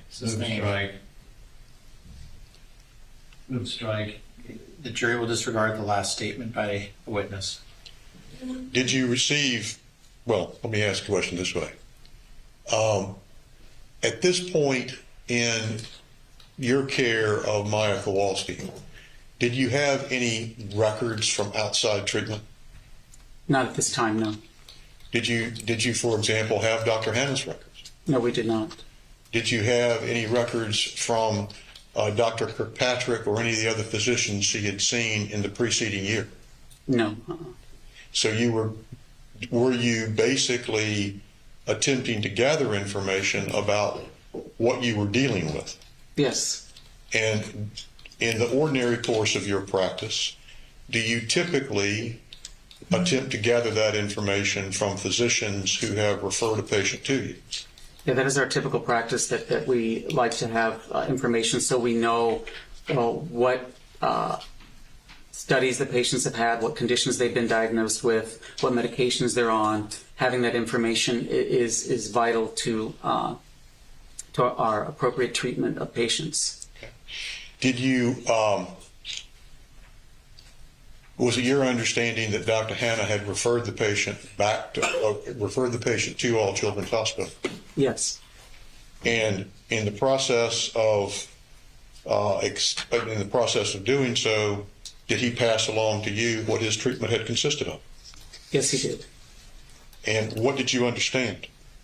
That he had administered ketamine at large doses, as well as doses of another medicine called midazolam, or benzodiazepine, another sedative, as well as clonidine. And how did that information impact the care that you folks were trying to formulate for this patient? Well, the care that, again, we wanted to be ultra conservative and make sure that again, our ultimate goal was to keep Maya safe and make sure that nothing untoward happened to her. And so I shared that with Mr. Kowalski also on that day. And our goal was really to get her basically safely through a period where we had some unknowns, and just wanted to be conservative and make sure that nothing untoward happened to her. Okay. Did you participate in a meeting among the Kowalskis, the intensivist team, and the pain management team regarding the plan of care and the outlook, so to speak, for how Maya Kowalski's care would be managed? I think at multiple times we presented kind of a multidisciplinary focus to help take care of Maya, whether it was in the room. I believe we did have a conference one day as well. But as is my usual practice, I'm very transparent and share thoughts and ideas in a collaborative effort with the family. And did you have an opportunity to discuss Maya's condition and status and plan of care with both Mr. and Mrs. Kowalski? Yes, I believe on the 10th it was just Mr. Kowalski, and then I believe on the 11th I met Mrs. Kowalski. Okay. As best you can, Doctor, could you describe to us what that conversation consisted of in terms of what recommendations you made, what Mrs. Kowalski wanted to do, and what the ultimate decision was? Yeah, I will do my best. Mrs. Kowalski tended to demand more interventions, more aggressive things such as higher doses than what we were giving, potential for intubation in light of giving those higher medications, meaning putting a breathing tube in to safely give higher doses of medicine, as well as requesting things such as implantable pain pumps to help manage pain. And I attempted to share with them some of the evidence for those things and why they probably weren't in the best interest of Maya at that time. Let me ask you about two of those issues specifically. You mentioned the question of intubation of the patient. Why would that have been suggested, and why was it a good, bad, or indifferent idea? I believe the context was around giving her more ketamine and more medicines, just basically to put her to sleep, to get her out of pain. And in order to do that, you have to support breathing, because the higher doses of medicines can affect your breathing, and they can affect potentially affect your heart function. So those would potentially require that to support the heart and lungs. And it's just not appropriate for, CRPS to put the patient in a medically induced coma. That's not the appropriate treatment. Okay. Did you have an opinion at that time that you shared with them regarding whether or not it would be in Maya's interest to dose her with higher doses of ketamine, such as Dr. Hanna was contemplating, and intubate her to do so? We did not recommend that, and we're not going to offer that, and we made that clear at that time. Okay, and why was that? Why did you not offer that? Because it's one, there's no evidence to support that, and the standard of care does not shade. Objection, move to strike. Overruled on that one. It's not safe to do that. You mentioned there was no evidence to support that. What do you mean by that? Well, as I shared, the standard of care for pediatric CRPS is really functional restoration, meaning that you engage the patient in the endeavors of physical therapy, occupational therapy, and cognitive behavioral therapy. The medicines are really used to facilitate those things, not for anything else. And what are the dangers of intubation? Dangers of intubation, one, sometimes it can be difficult to place that breathing tube. Two, it puts you at risk for other things such as infections, pneumonia, and basically patients, in order to tolerate that breathing tube, require additional medications and things that put them at risk for changes in their blood pressure, changes in the beating of their heart, and other things. Okay. Well, what other medications does a patient have to be given to tolerate intubation? It is variable depending on patient. These can include higher doses of sedatives, or at times, sometimes we have to give medicines to relax their muscles so they don't move their muscles to basically paralyzed? Yep. Yes, sir. Now, there was a mention made of an intrathecal pain pump. Tell us what that is and what your recommendation regarding it was. Sure.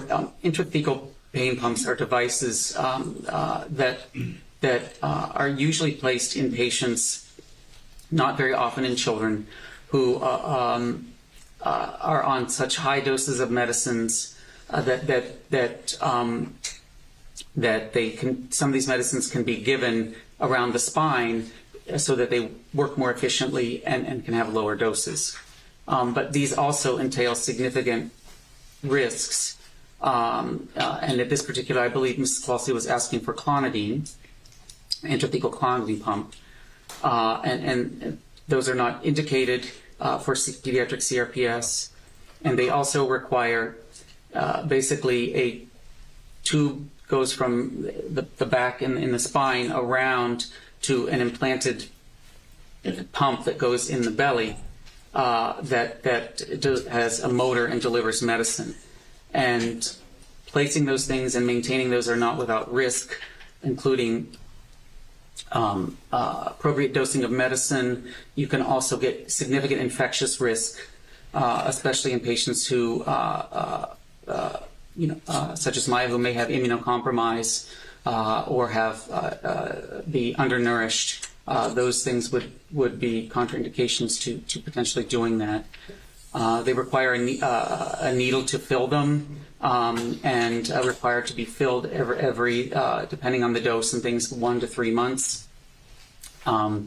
So it's not an endeavor to be taken lightly, and it's usually not used for pediatric CRPS. Now, after your discussion with the Kowalskis first off, let me ask this. During your discussion with Kowalski's on or about October 11th, did you talk to them about all of this? I did share with them my thoughts on the intrathecal pump. I believe with Mr. Kowalski specifically on the 10th, as well as I believe the next day with Mrs. Kowalski, and shared with him my thoughts, and the team from the week before and the weekend had kind of put the path forward, and we agreed to continue on that, meaning a slow wean of the medicines, basically to get her progressively reduced to eventually medicines by mouth. And was there agreement to proceed in that regard? Yes, we made shared decision-making regarding that. Were you ever aware of the Kowalskis wishing to leave the hospital against medical advice? I don't recall specifically. I know that we talked about moving forward with attempting to, my goal at that time was to get her on medicines by mouth so that we could get her to a place that had a CRPS program at the time. Okay, and was there in fact discussion of transferring her to another institution such as Nemours? Yeah, I believe those discussions happened on the weekend and tail-ended into my tenure on service on that Monday, yes. Okay. And were you ever aware of any indication that the Kowalskis wanted to leave against medical advice after your discussions with them? No. Were you involved in any direct communications with Nemours or their folks regarding a transfer there? No. Why would there be any interest in transferring to Nemours? Nemours has an outpatient chronic pain program that they had at that time and still have today. Okay. Now, at this point, when you were having these discussions, what was your working diagnosis with respect to this child? So at this point, my working diagnosis was CRPS. And was there a point at which you subsequently came to question that diagnosis? Well, later on, as we were able to get off some of the medications and do more proper evaluation, it definitely came to question that diagnosis, yes. Okay, and on what basis did you question it? Well, there were a lot of inconsistencies in the symptoms that were reported and things that were observed on behalf of Maya. And what do you have? What are you referring to specifically? So, in particular, there would be times where she would. Objection, Your Honor. Is this by hearsay or is this by medical record? Objection. Ask for his knowledge. Yeah, can we just do legal bases overruled? Based on hearsay. My direct observations at times to see some of these things.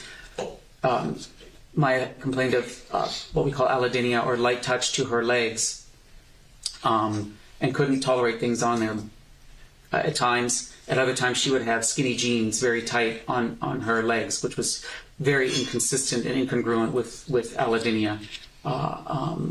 Would be one example of those things. Or there would be times where I would see Maya with anklets on her ankles. But if someone would attempt to touch her leg lightly, then she would complain of pain. Just very much inconsistent with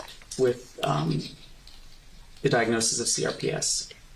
And tell us, if you would, what dates that you were taking care of Maya Kowalski during this time?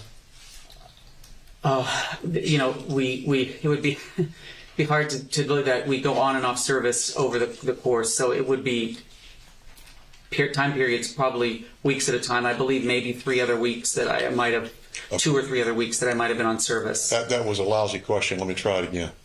During this particular first engagement with her, yes, you told us you came on October 10th. When would you have gone off service with her? It would have been the end of that week, usually, probably the end of that, whatever that Friday is, the 14th, I believe. Okay, and was the pain service successful in weaning Maya off of her medications during that week? Pretty much so. We were able to, if I recall correctly, able to wean her off. If not, then shortly thereafter, the IV medicines. Okay. And were you subsequently involved in Maya's care after this? Yes, there were periods when I was back on service as the pain doctor, as well as occasionally we cover if someone is on call at night and they're out the pain doctor. If they're usually off the next day, I sometimes you may see a note for me in there because I covered for that day. Okay. But during the period that you were initially taking care of her, were you able to make her comfortable with the weaning program that was followed? Yes, and I worked with her parents as well, and we had continued, as you can see in my notes, agreement on the plan and closed that loop with them. Okay. I have no further questions at this time. Thank you. Mr. Anderson. And please record.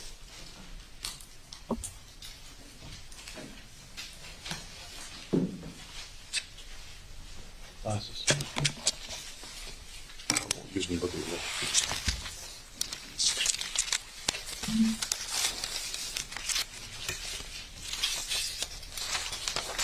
In point of fact, Doctor, at the time that you first saw Maya Kowalski, you had records from Dr. Kirkpatrick in evidence at 1005-10016 to 18. I would have. I don't. May I see those? May I approach you? I've got the list. Yeah, let's put it up. Is that 00?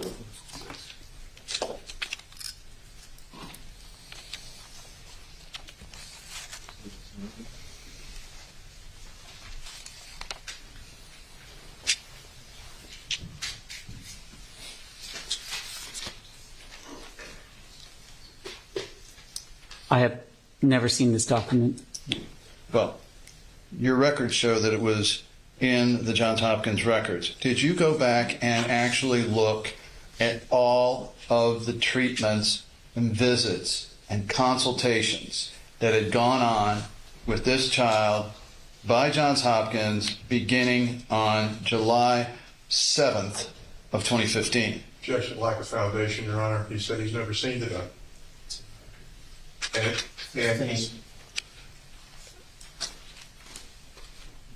Do I need to respond? I'm asking him whether he went back and looked, and then I'm asking him whether he knows when it began. I just sustained the question that you actually asked. That's all I've done. All right. Did you look at any of the records preceding the October 7th, 2016 visit? My routine practice is to look at the records that I have available to me and look at what I have, yes. So is that a yes or a no? Yes, I look at the records that I had available to me. All right. So then those would include Dr. Kirkpatrick's records forwarded to you all after his September 23rd, 2015 consultation? Objection. Did you see that? Has been established. I have not seen this record, sir. Okay. The Sarasota Memorial Hospital record from June 15th, 2015. Same objection or lack of foundation. He hasn't answered the question on this one.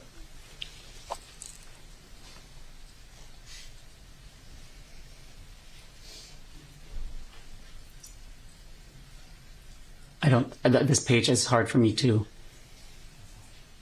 Well, it's a fax, is it not? From August 26, 2015 to All Children's? It looks like it is. I have not seen that document. I haven't seen those. All right. All Children's, let's see, the Loyola University Medical Center from the 7, let's see, this would be from 2006 to 2011.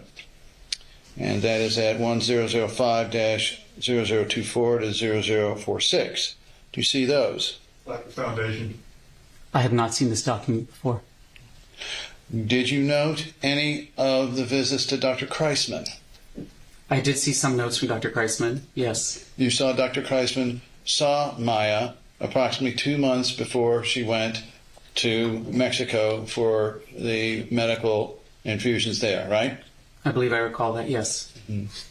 And then you saw, I'm assuming, the visit after that, approximately 5 months later, in May of 2016. Did you not? I cannot specifically comment. I looked at a lot of records, whether I actually saw that specifically, but I looked at a lot of records, yes. And this was the one where, for instance, he said, this is a new child. She's happy. She appears in no pain. I can put it up if you like. I do recall that. Well, what other records? Did you look at Dr. Jackman's endocrinology records? I believe I saw some of Dr. Jackman's records, yes. Did you read the records regarding Johns Hopkins putting in the port for the infusions of ketamine? I believe I read that, yes. Did you read the records for Johns Hopkins putting in the PICC line prior to that for the use of ketamine infusion? I believe I saw that. And did you then look at any of the notes from the endocrinologist and the prescriptions for Maya's lesions? I believe I saw that, at some point saw those, yes. And so then, did you review then the brain scan, the MRI, in January 22nd, 2016, ordered by Dr. Jackman? I don't know if I saw that one, but I saw several MRI. I know I saw another one, I believe. I think you just said he didn't see it. This one I don't believe. And the Lurie Children's Hospital records? I did see those, yes. All right. And then the Tampa General Hospital records? I have seen those as well. Okay. And Dr. Wassenauer, the treating pediatrician's records?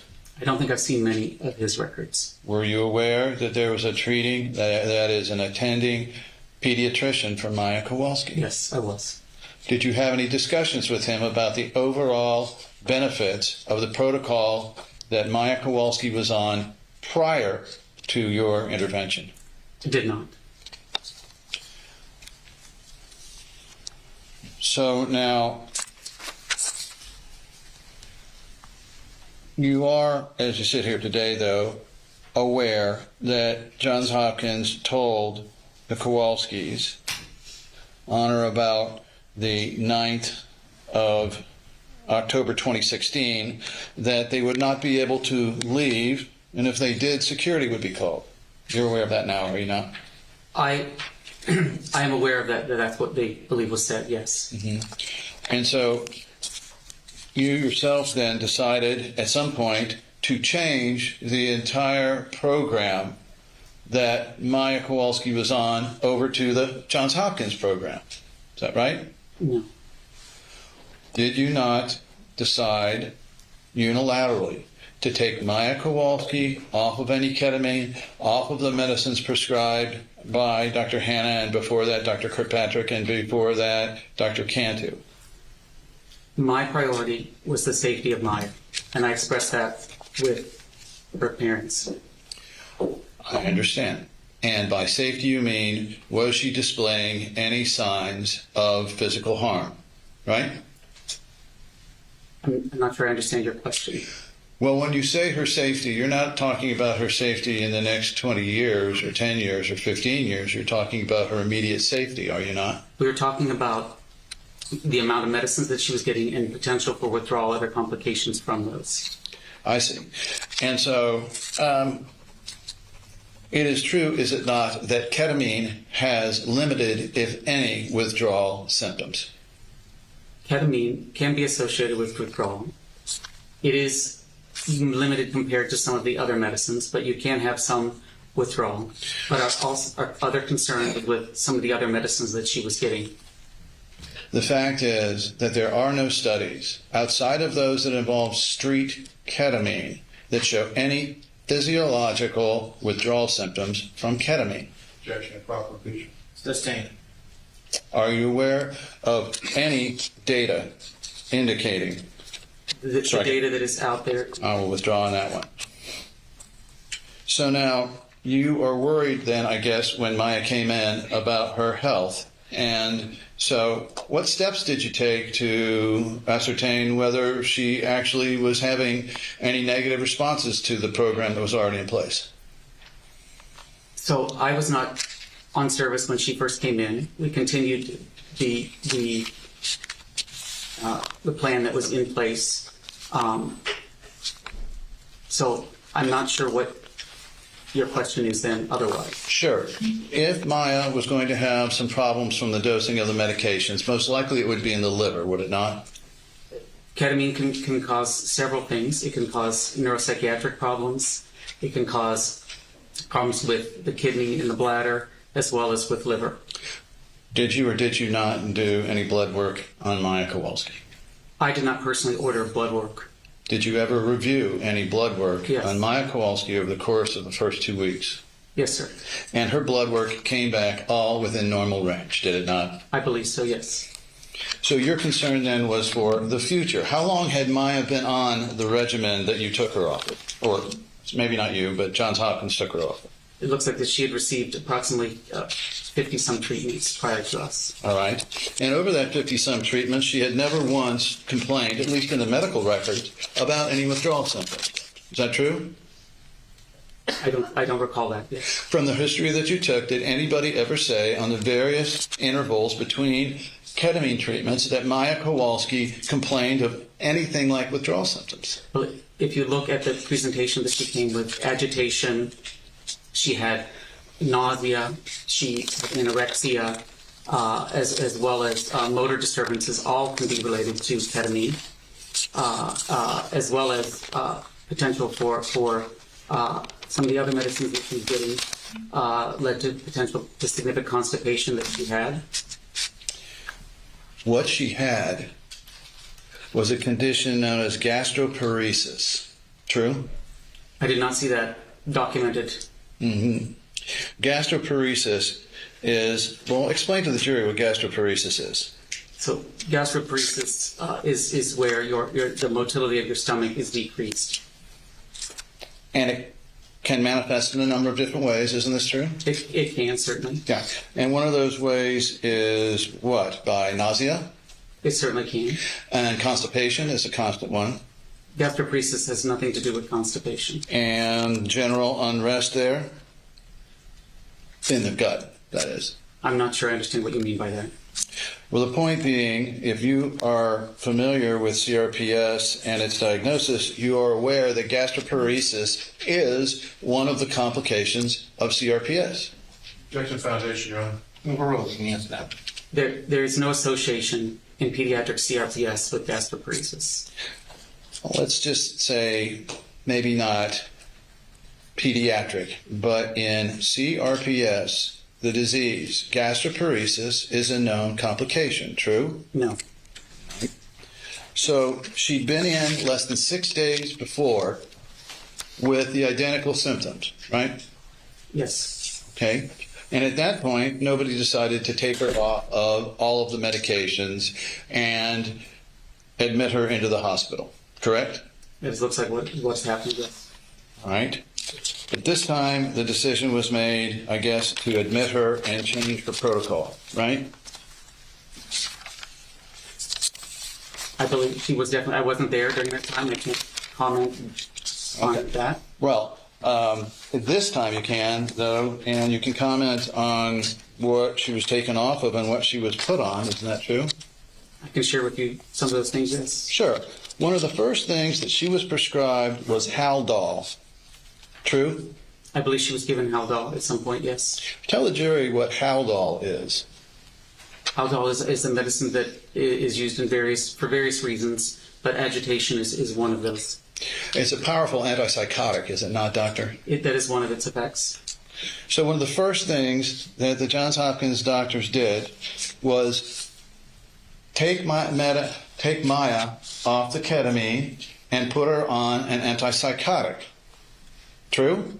That was used for refractory agitation when other things did not work. Right. did you put her on Haldol as you were taking her off the ketamine?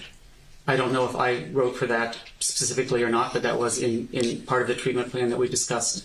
And you put her on Tramadol, true?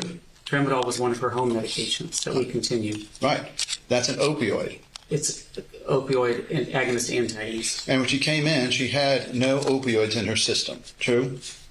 I don't recall one way or the other. And you put her on Ativan. What's Ativan? Ativan was one of her home medications. What is Ativan? It is similar to midazolam. It's a sedative. All right. And Valium, same thing. Is it? Those are both benzodiazepines, right? Yes. Okay. So whether you put them on or whether you continue them on, Maya's now having had opioids and benzodiazepines, no ketamine, but Haldol. True? Those were some of the medicines that she was on. Okay. Now, you put her on Haldol, or I don't know if it was you, but surely you had a pediatric psychiatrist that was involved at this point if you're using antipsychotics, right? We use it for agitation as well as nausea. There are other reasons to use it besides its antipsychotic properties. Did you prescribe, either you or someone on your team, an antipsychotic without an evaluation by a pediatric psychiatrist as to its effects? That would not be a standard that routinely occurs.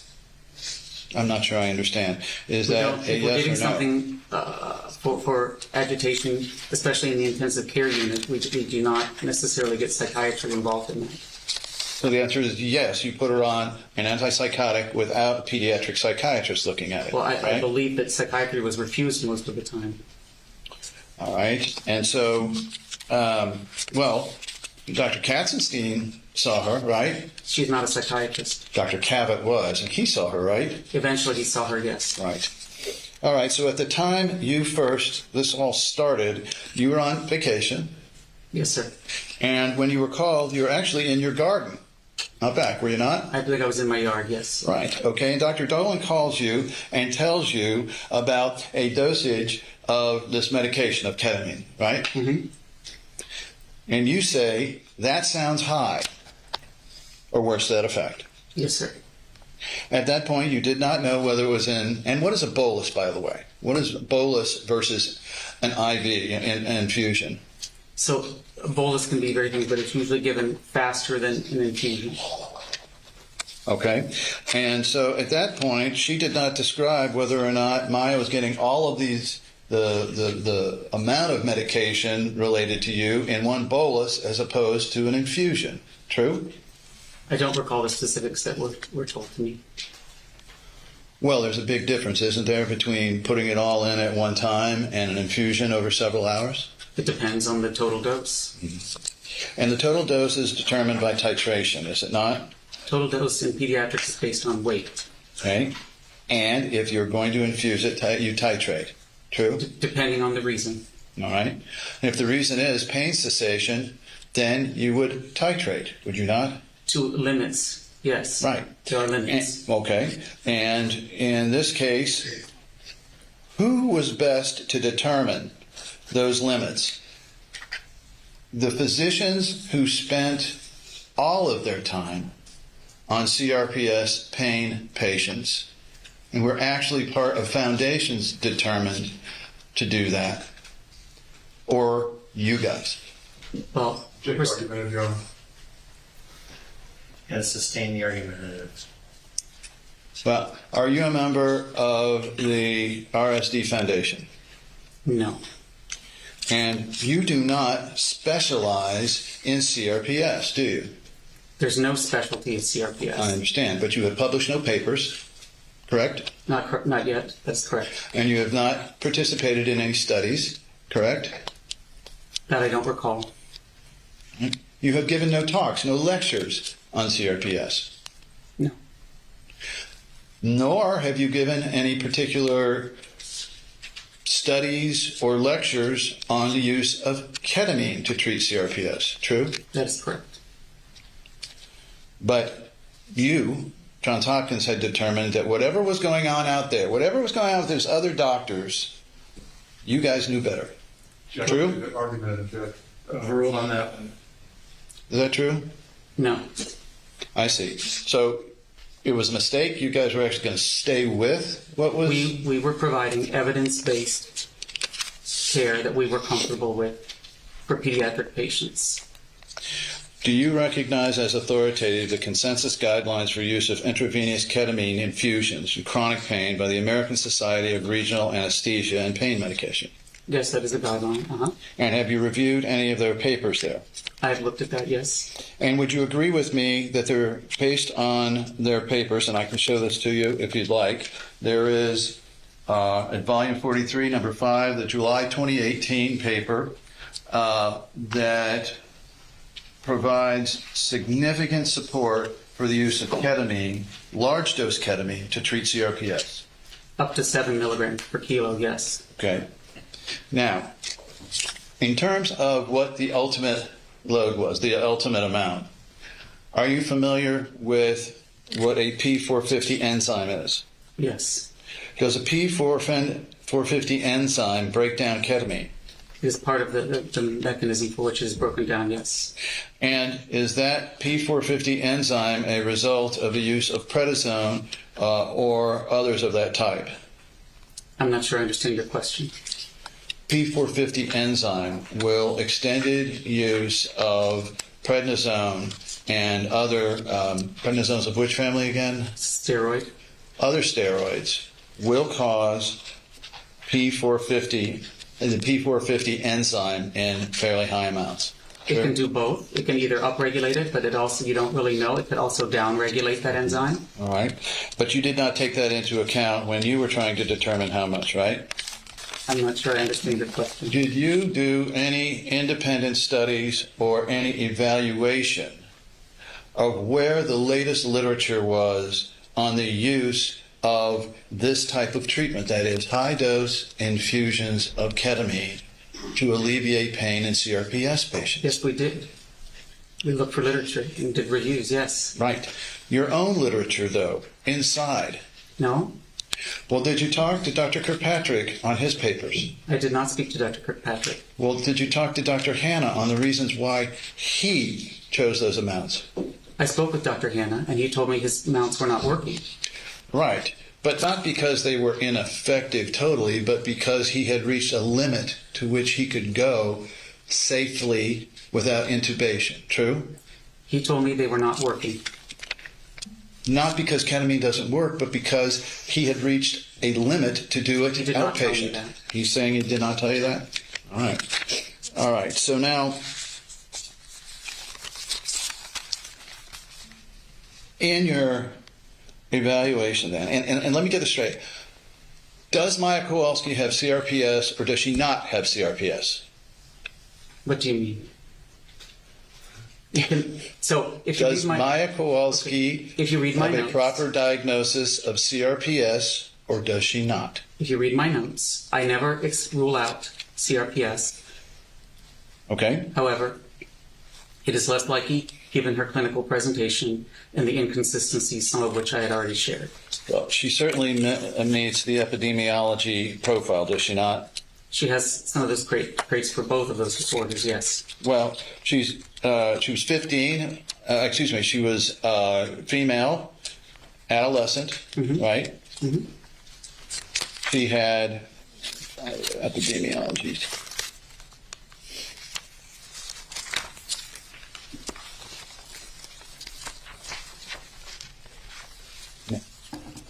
Oh, yeah.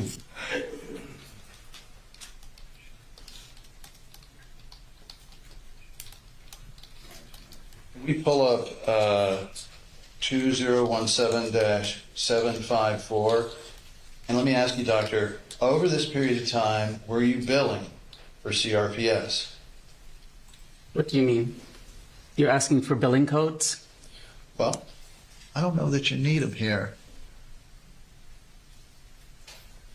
Okay. Were you billing over this period of time for CRPS? Yes.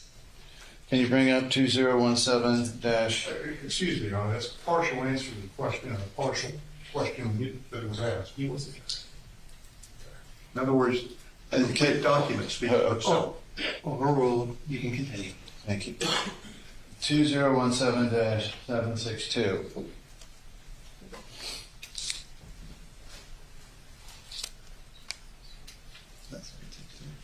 All right, were you billing for CRPS over this period of time? Where are the dates on here? I'm looking right now. Date of service, December 2nd, 2016. So these are diagnosis codes, not billing codes. Okay. Were you billing for complex regional pain syndrome treatment over this period of time? I would have to see, I'm assuming so, but this is a diagnosis code. All right. Yeah. That's all I found. You're good.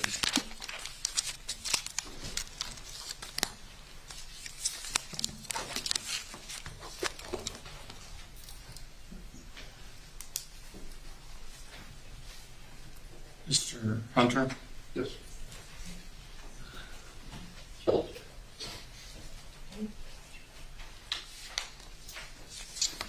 Could I ask that 2067762 be left up for a moment? That was 2017, is that what you want? Yeah, whatever you had up there, I thought it was. Put that back The in. billing run. Yeah.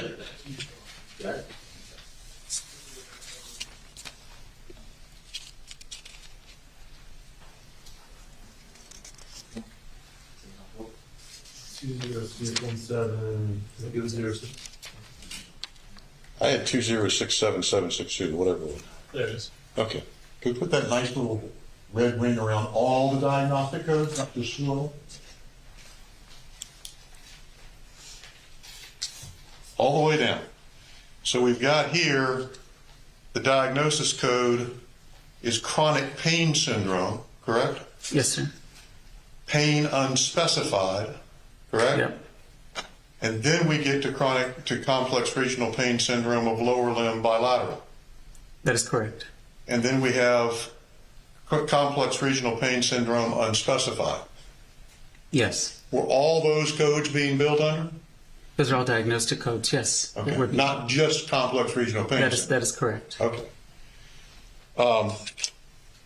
There were some questions asked about the medications that this patient, well, let me strike that and back up. Counsel asked you about the consensus guidelines. Yes, sir. You indicated you're familiar with those. Yes. Now, when were they published? Those consensus guidelines were published in 2018. They were not available during the time that Maya was in the hospital. Okay. So they were published after all this? That is correct. Okay. And based on the evidence that was available to you folks, were you able to find any evidence that indicated that it was efficacious in the treatment of pediatric CRPS to give a patient 1,250 milligrams at 25 kilograms of weight over 2 hours? No, we could not. Have you ever heard of such a thing? Never. Is there anything? Objection, hearsay. Is there anything in the literature that supports this? No. Objection. Sustained. Move to strike. Court will disregard the last question and answer. Is there evidence, are you aware of evidence to support the idea that that level of ketamine is safe for a child? Objection. Holstering. Yeah. Sustained. Counsel asked you whether you had published on CRPS. Have you published on pediatric pain management? Yes, I have, and I've been involved in talks and workshops at national meetings, all related to pediatric pain. What is the incidence of CRPS in the pediatric population? It is quite rare. It's approximately one child per 100,000. So would it be reasonable to think that someone could develop a specialty in the treatment of pediatric CRPS alone? No. Why is that? There's not enough cases. The counsel was asking you about the medications that you folks, that were given to this patient when she presented to the emergency room. You weren't there. That's correct.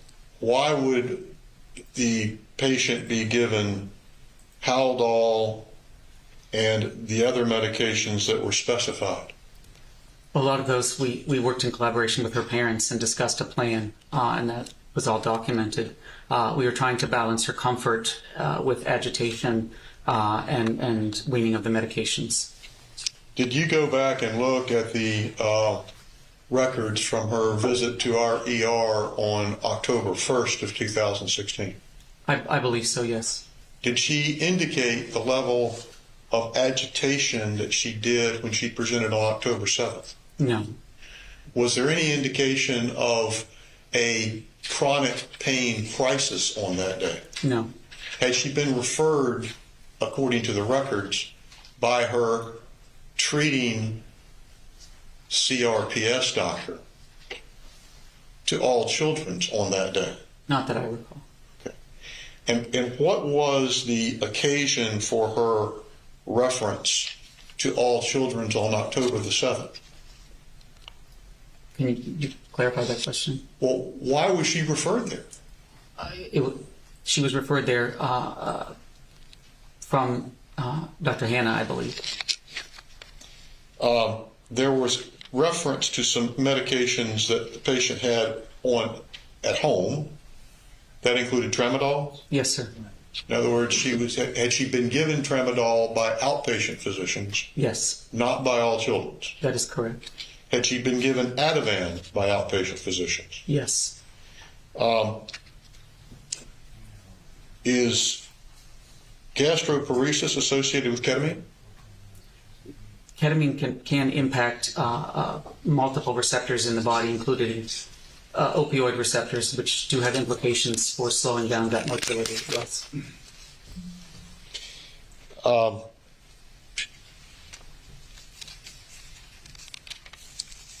We've been talking about the extent. Well, let me back up on that. We talked earlier about what records you had available when you saw this patient when you came on service. Counsel showed you several records. Were any of those available to you at the time that you first saw this patient? They were not available to me that I recall. Okay. And at the time that you first saw this patient, did you have any records available from either Lurie's or Tampa General?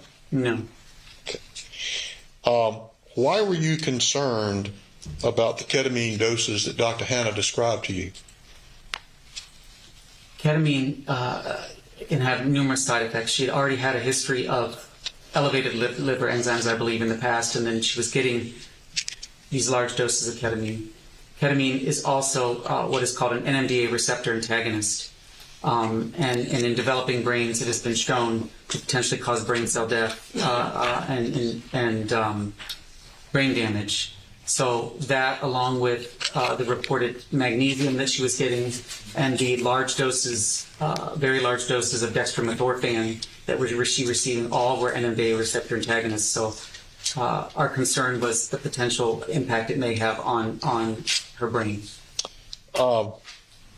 We talked earlier about conversion disorder and patients feeling pain and not necessarily telling them that it's in your head or they're faking it.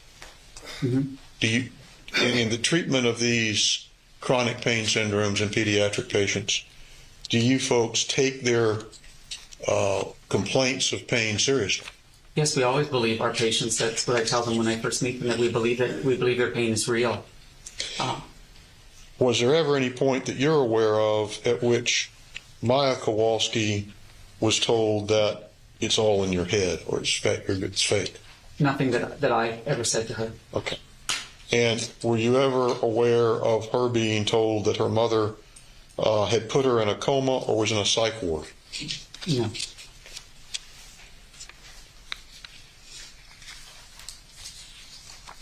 That's all I have. Thank you. Mr. Anderson? Do you agree or disagree that the Kowalskis knew what was best for their own daughter's treatment? I'm not sure I understand. Argumentative, Judge. Overruled.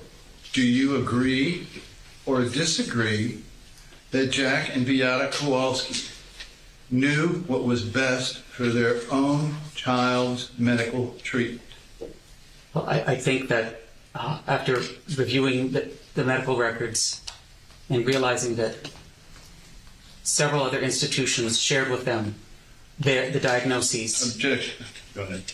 Shared with them the diagnoses, included conversion disorder, and that the treatment was psychology, CBT, PT, and OT, and yet they continued to seek aggressive interventions was very concerning to me.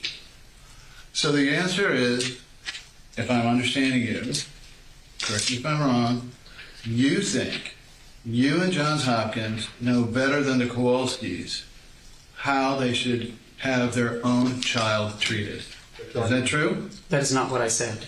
I'm going to sustain the objection. I had concerns. Same objection, Your Honor. Okay, we understand objections. The question is, as between the Kowalskis themselves and Johns Hopkins, who had the right to make the ultimate decision on how they treated their daughter? Objection, Your Honor. Argumentative, calls for conclusion. Sustained. A legal opinion. Did you believe you knew better than the Kowalskis on how to treat their own daughter? Argumentative, Judge. I'm going to sustain the ask and answer. So how about that? And so, was it true, and is it true, that the Kowalskis had the right, under the Johns Hopkins' own patient statement of right, to reject your treatment? They certainly could.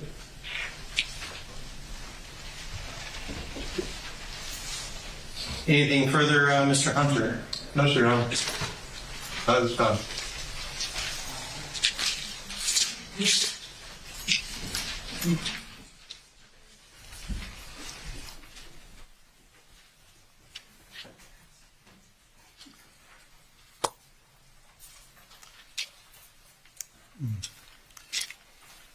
Do not discuss this case amongst yourselves. Do not do any investigation and receive no information. All right, jurors exit.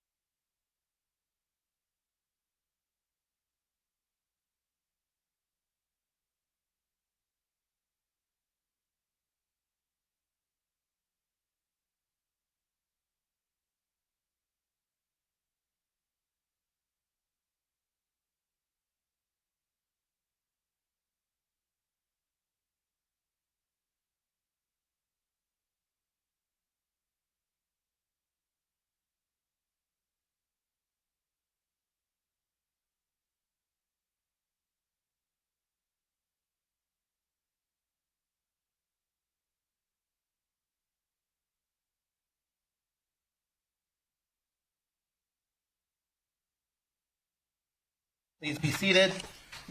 Members of the jury, I want to confirm while you're away, you did not discuss this case amongst yourselves. You did no investigation and received no information. Is that all correct? And you did not see any media coverage. Is that correct? And no one approached you. Is that correct? And we reviewed these questions outside of the doctor's presence. Dr. Elliott, the jury has a number of questions, so I'm just going to start reading. You testified your protocol is pre-anesthesia level, not to exceed, I think you said 2 to 3 milligrams per kilogram per hour of ketamine. We have heard testimony that Maya received 5 milligrams per kilogram per hour of ketamine at All Children's. Why would All Children's go against their protocol, and is it documented in her medical record as an exception? So those doses are a little bit not correct. Our pain protocol is 0.2 to 0.07 to 0.2 is our range, up to 0.5. The dose that was decided on, again, I wasn't there at that time, I believe was a compromise with trying to balance what she had received before with some of the whatever evidence we could find at the time, and working with her parents at that time to try to come up with something to help her, and something that we were comfortable with based on the clinician's judgment at the time. What was the dose of Haldol Maya was receiving, and how often was it given? I don't want to guess. I believe it was 1 milligram, and I don't recall. It was probably every 6 or 8 hours as needed. The next question, what was the route in which it was given? I believe it was ordered intravenously. Next question, how was it, in your opinion, possible Maya could be getting such large doses of ketamine and still be awake?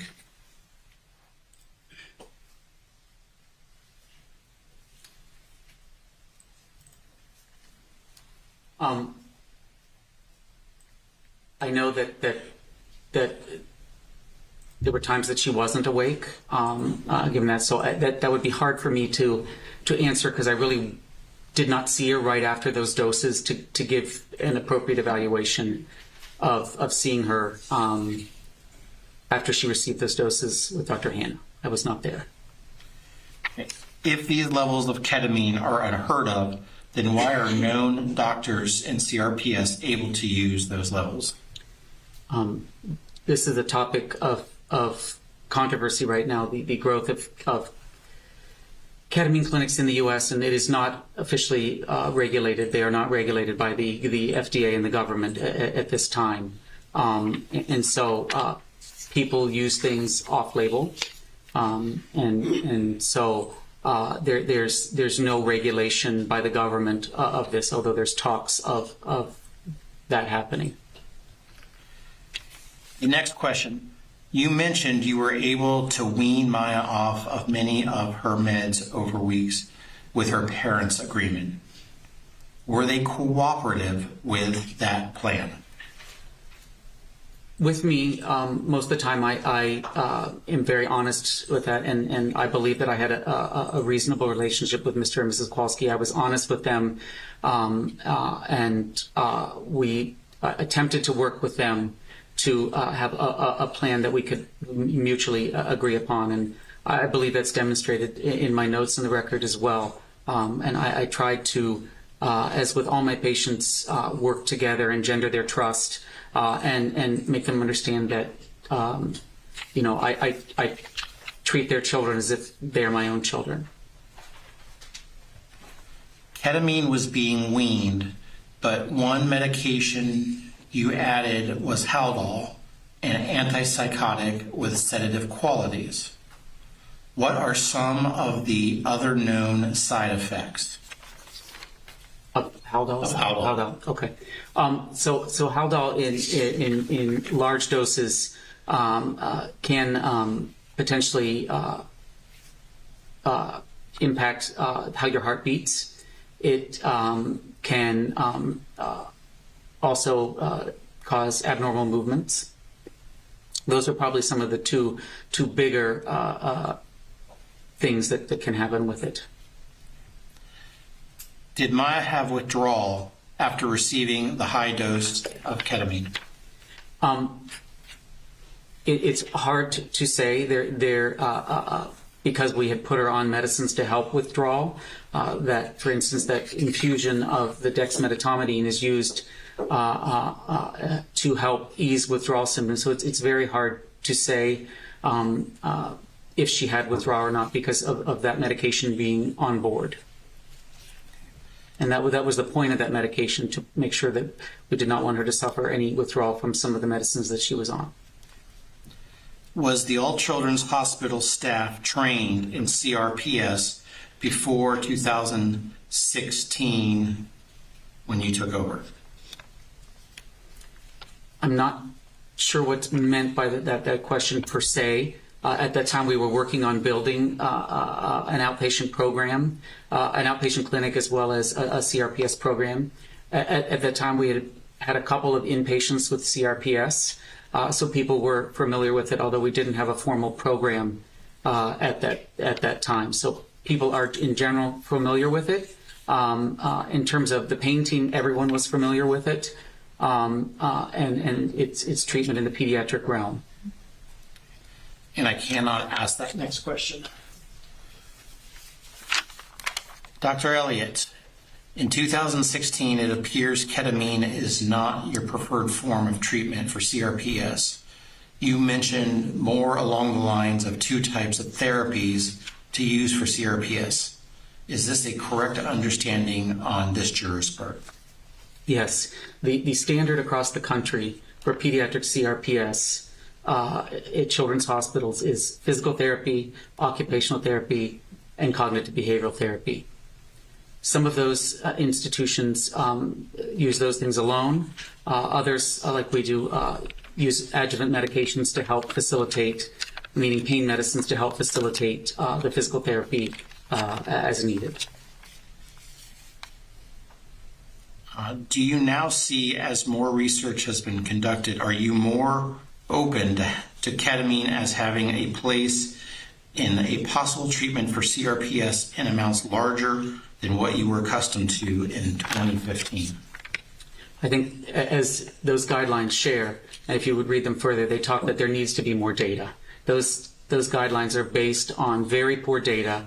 There's a way that you rate studies based on their quality, and most of those recommendations there are based on very poor level of quality. There's very few studies, even by people who claim to be CRPS experts, that are of any good size, none of which really are in pediatrics, to validate the use of that. And the data really shows, in these studies and the guidelines, that there is no benefit to ketamine beyond 3 months. And that is what is emphasized out there, and that is still what is described in especially the pediatric realm. Have you ever been involved in medical research to find cures for illnesses using established or new drugs? Yes, I have been involved throughout my career in trials for different avenues of medications or things, vaccine trials, as well as other medications, yes. Are you a doctor that follows only set and or approved treatments for a known illness? I think all of us use those as a foundation for the treatment of diseases. Do we look beyond that and look at each individual patient? Yes. Balancing, safety of treatments with outcomes in that regard. And so, especially in pediatrics, we have to be much more mindful of things because of the varying changes in body chemistry, and what we call physiology based on age is very different than in adult patients. So it's harder to do some of those things and go outside of that scope with pediatrics. Some of that is protected on state level. For instance, in Maryland, it's very hard to do drug studies on pediatrics because of the laws protecting children. And I experienced that when I was in Maryland.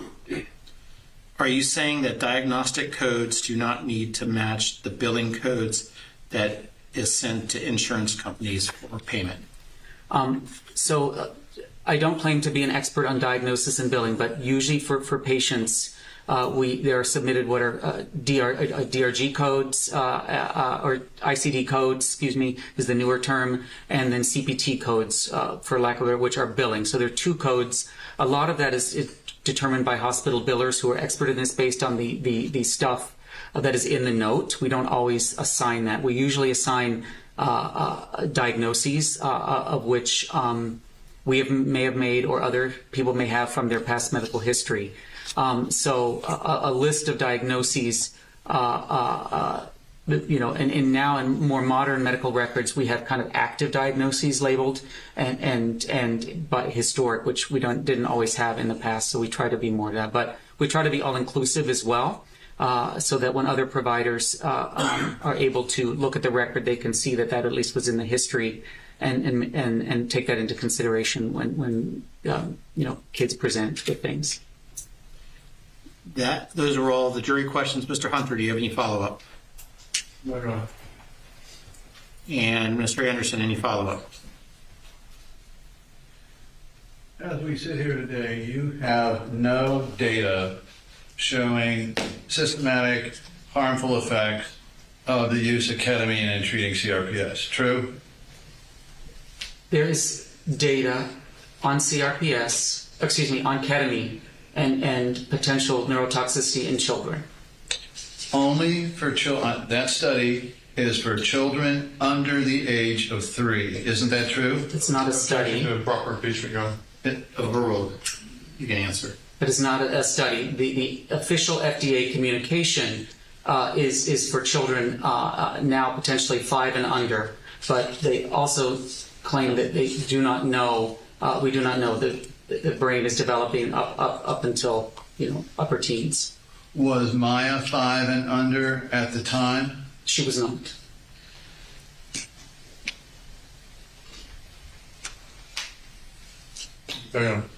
Anything else, members of the jury? I don't see anyone writing. Is this doctor be excused? Yes, sir. No objection. Yeah, Dr. Elliott, thank you for being here. Thank you.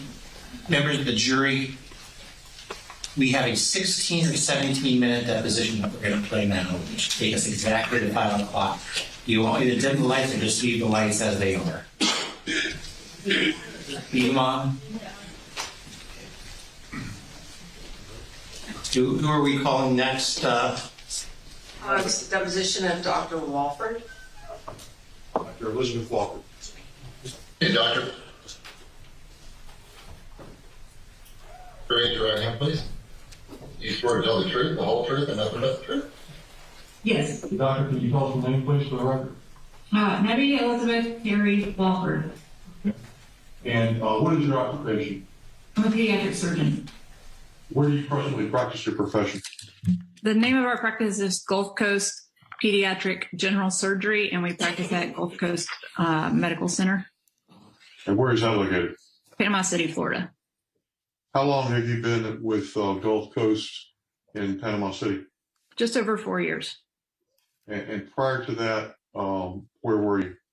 I was at Johns Hopkins All Children's in St. Pete for 8 years, or almost 8 years. Could you tell us, doctor, where you received your undergraduate training and when you graduated? Yes, I did my undergraduate at University of Georgia. I was there from 1994 to I graduated early at the end of 1997. Okay. And where did you go from there? I went to medical school at Mercer University from 1998 to 2002. And you graduated from Mercer? Yes. Where did you go after you did with your MD from Mercer? So I did my internship and residency in Savannah, Georgia at Memorial Hospital, which is part of Mercer University. And that was both. What can you tell us? Tell us about your internship and residency? Yes, that was in general surgery, and then you have to finish general surgery before you can be a pediatric surgeon. So I did general surgery there, and then I did my pediatric surgery fellowship at the University of Oklahoma in Oklahoma City. Okay. And when did you complete your fellowship training? 2010, and I went straight from there to All Children's. Okay. Are you board certified? Yes, I'm board certified in both general surgery and pediatric surgery. Could you tell the jury what that means? Yeah, so in order to be board certified, you have to finish a residency and pass for general surgery and pediatric surgery, both written and oral board certification exams. And you have to maintain those certifications by completing case logs showing the work that you've done in CME every year. The old system, which I'm still accredited through general surgery, involves a comprehensive test every 10 years, but they've changed it over to a CME and case log system now. So that's how I've maintained my board certification in both. During the time you were practicing your profession at Johns Hopkins All Children's, did you have occasion to see a patient by the name of Maya Kowalski? Yes, I did. Okay. Do you remember her? No. Have I provided you certain records regarding certain records that you created when you saw her at Johns Hopkins All Children's? Yes. According to the records, how did it come about that you saw her? So she was a patient who I saw in the office or clinic, if you will.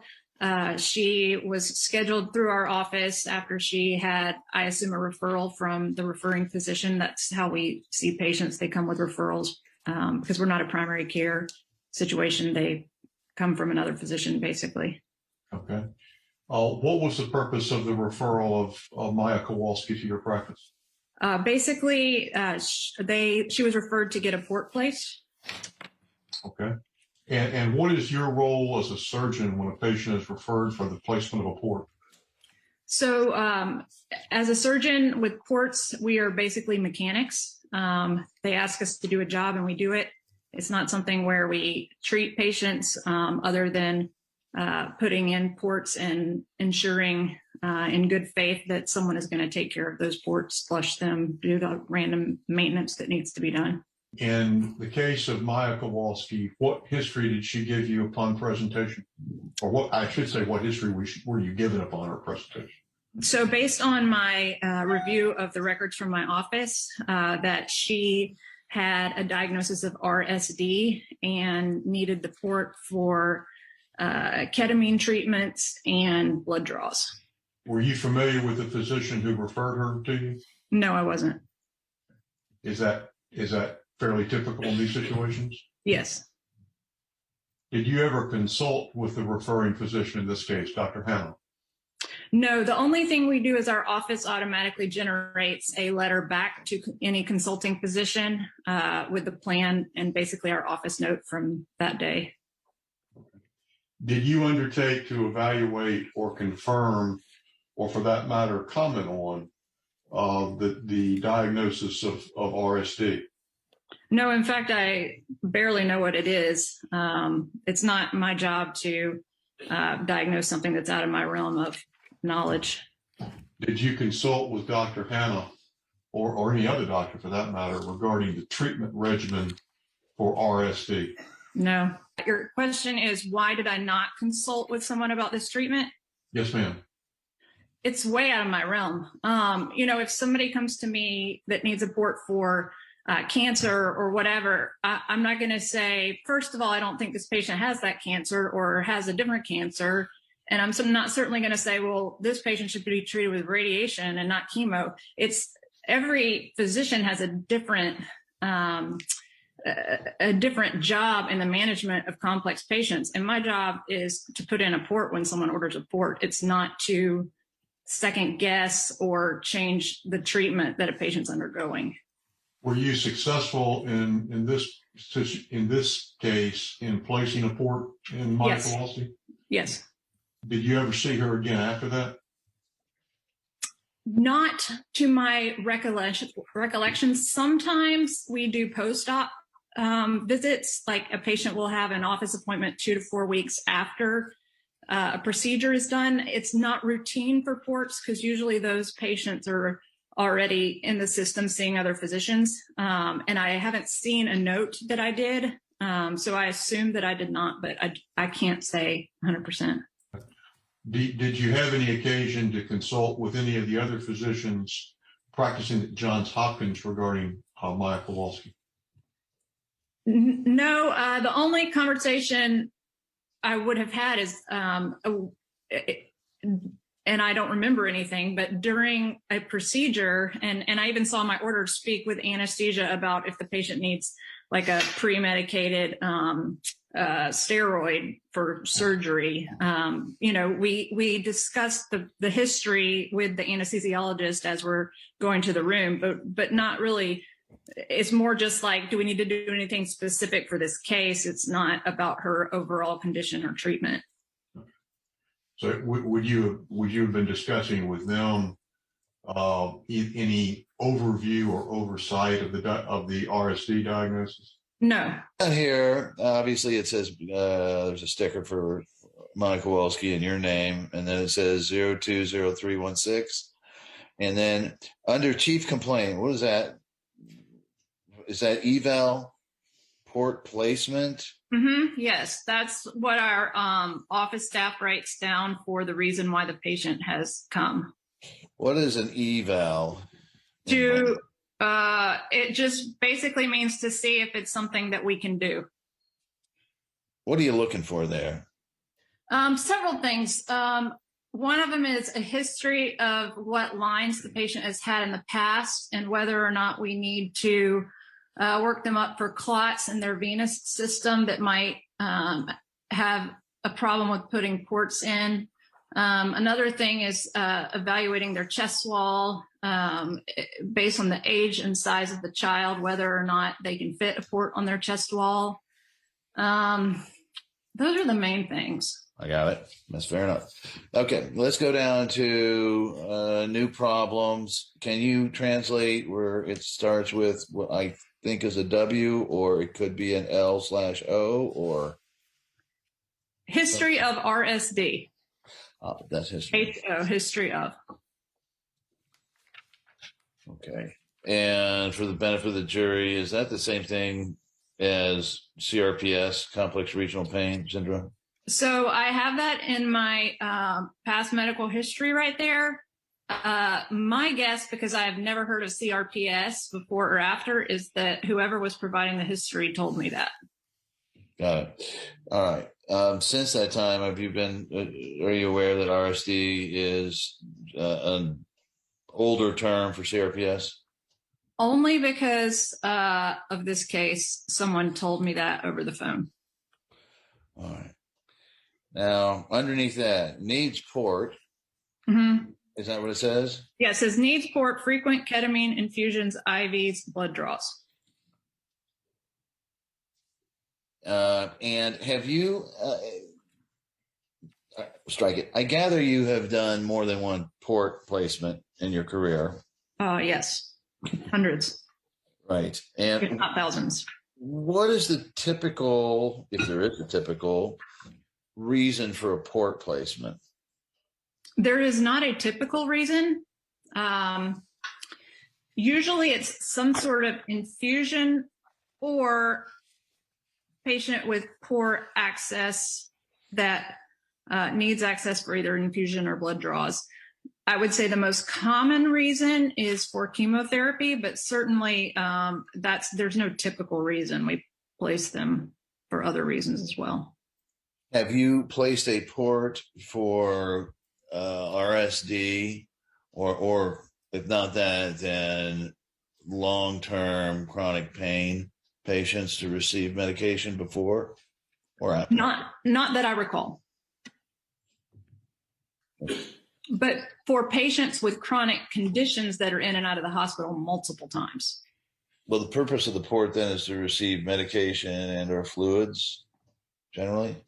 Yes, or frequent blood draws for patients that are very difficult sticks. Okay. And in the reference here of ketamine infusions, is that your handwriting, by the way? Yes, it is. And where would that information have come from?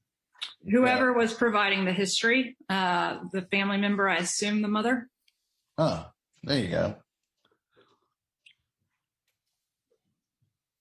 Now, is part of your pre-surgical preparation with the patient, if it is known that they've been treated at All Children's previously, to review the medical records at least from Johns Hopkins? No, and as a matter of fact, I'm not sure from a HIPAA standpoint about access to old records. That would be a good question for you guys. Actually, I don't know the rules about that, but usually I only look up the patient's information if it came from the referring, whatever the referring physician might have sent. But I usually don't dive into other things unless there's some reason.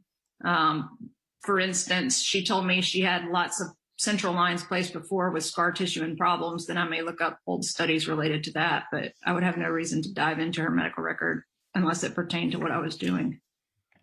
So was it, at least in your part of the pediatrics specialty, a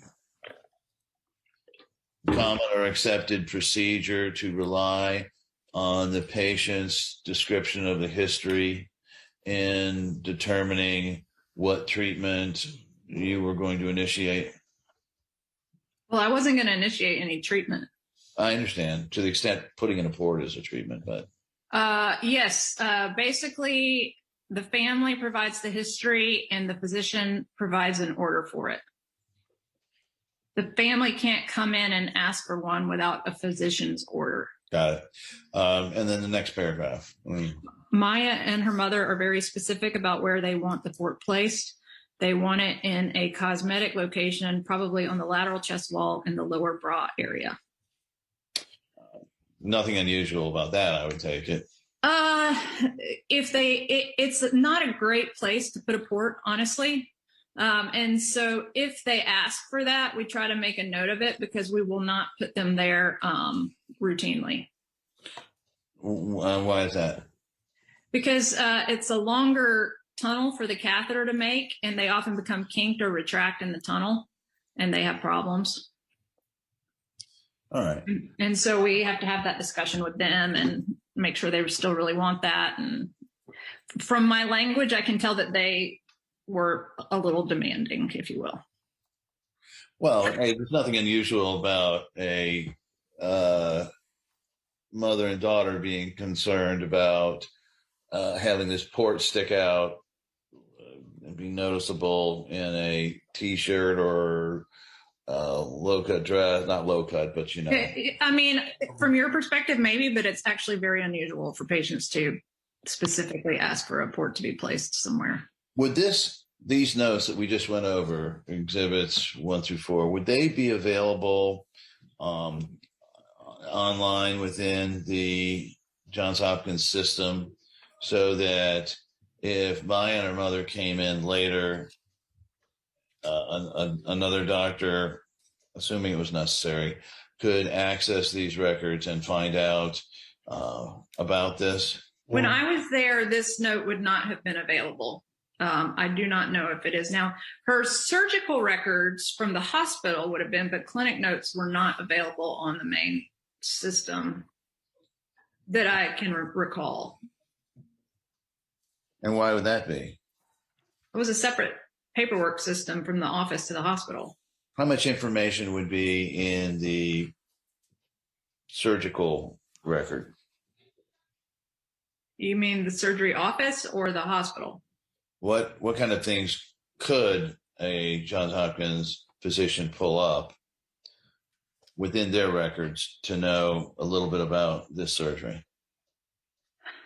So as I recall, it would be the patient's H&P that's done by the nurse practitioner in the pre-op area, and their op note and their anesthesia record.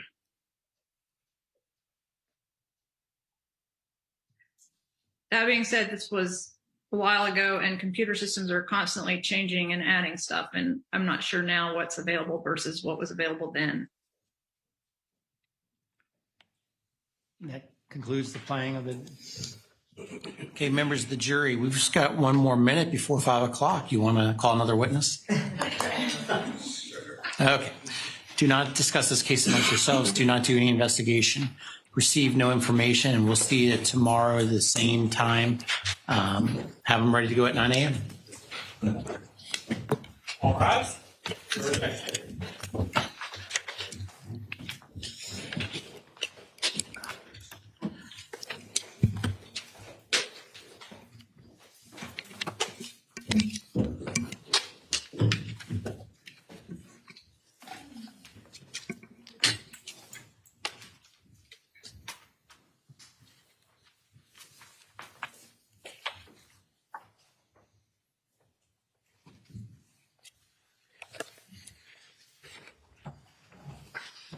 the jury's out of our presence. Everyone can be seated. Did I overhear Ms. Crowell's say that you were taking all the time for that last doctor, or was there? That last 16 minutes? Yes, correct. So assuming that that was correct, I can tell you the plaintiffs consumed 1 hour, 30 minutes today and are now at a total of 51 hours. The defense consumed 2 hours, 55 minutes and now stand at 26 hours, 45 minutes. I assume that's what you wanted to know. What? I assume that's what you all wanted to know. Yes. Do we have time to do the Alexander Depp judge issue? Yes. I assume there were a couple things we had to do before we left today. Okay. I still know who's coming on.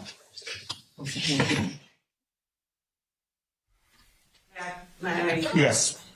Judge, I'm actually not sure what their, I'm not quite sure what their objection is, but I understand from when we tried to put the records in. This is a doctor who was a resident at the time and took the history from Mrs. Kowalski that she was giving ketamine. And so I think the concern was... This was done in the ER room, the ICU? No, this was an admission. Is it an admission? ICU admission. At Arnold Palmer Hospital. Orlando. Okay, so if I could direct the court's attention to page 74. I only gave you the pages that were going to be, that we had designated. Okay, so if you look at page 12, or line 12, it says, mother states that she has been doing ketamine injections through the patient's port at home of 50 milligrams up to 30 minutes PRN. Mother states the patient will occasionally go days without needing ketamine, but sometimes she needs it multiple times a day. That's what I relate to be by the mother.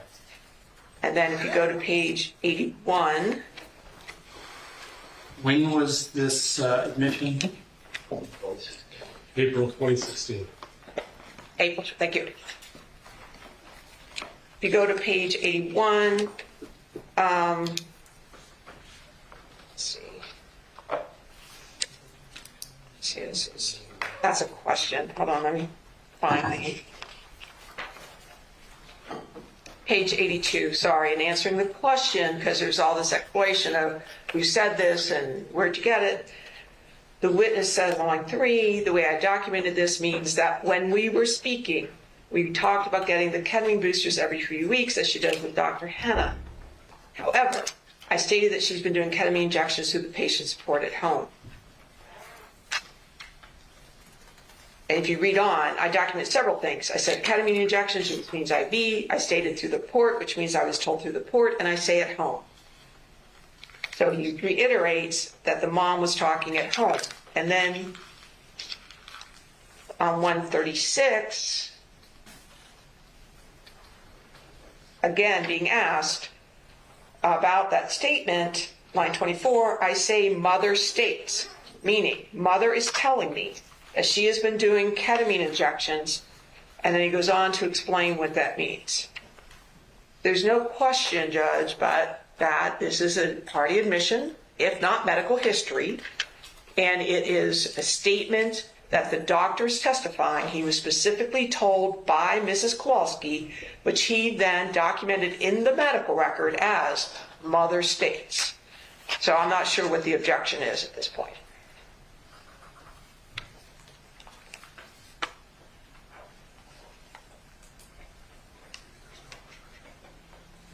He says it again on page 140, on line 14.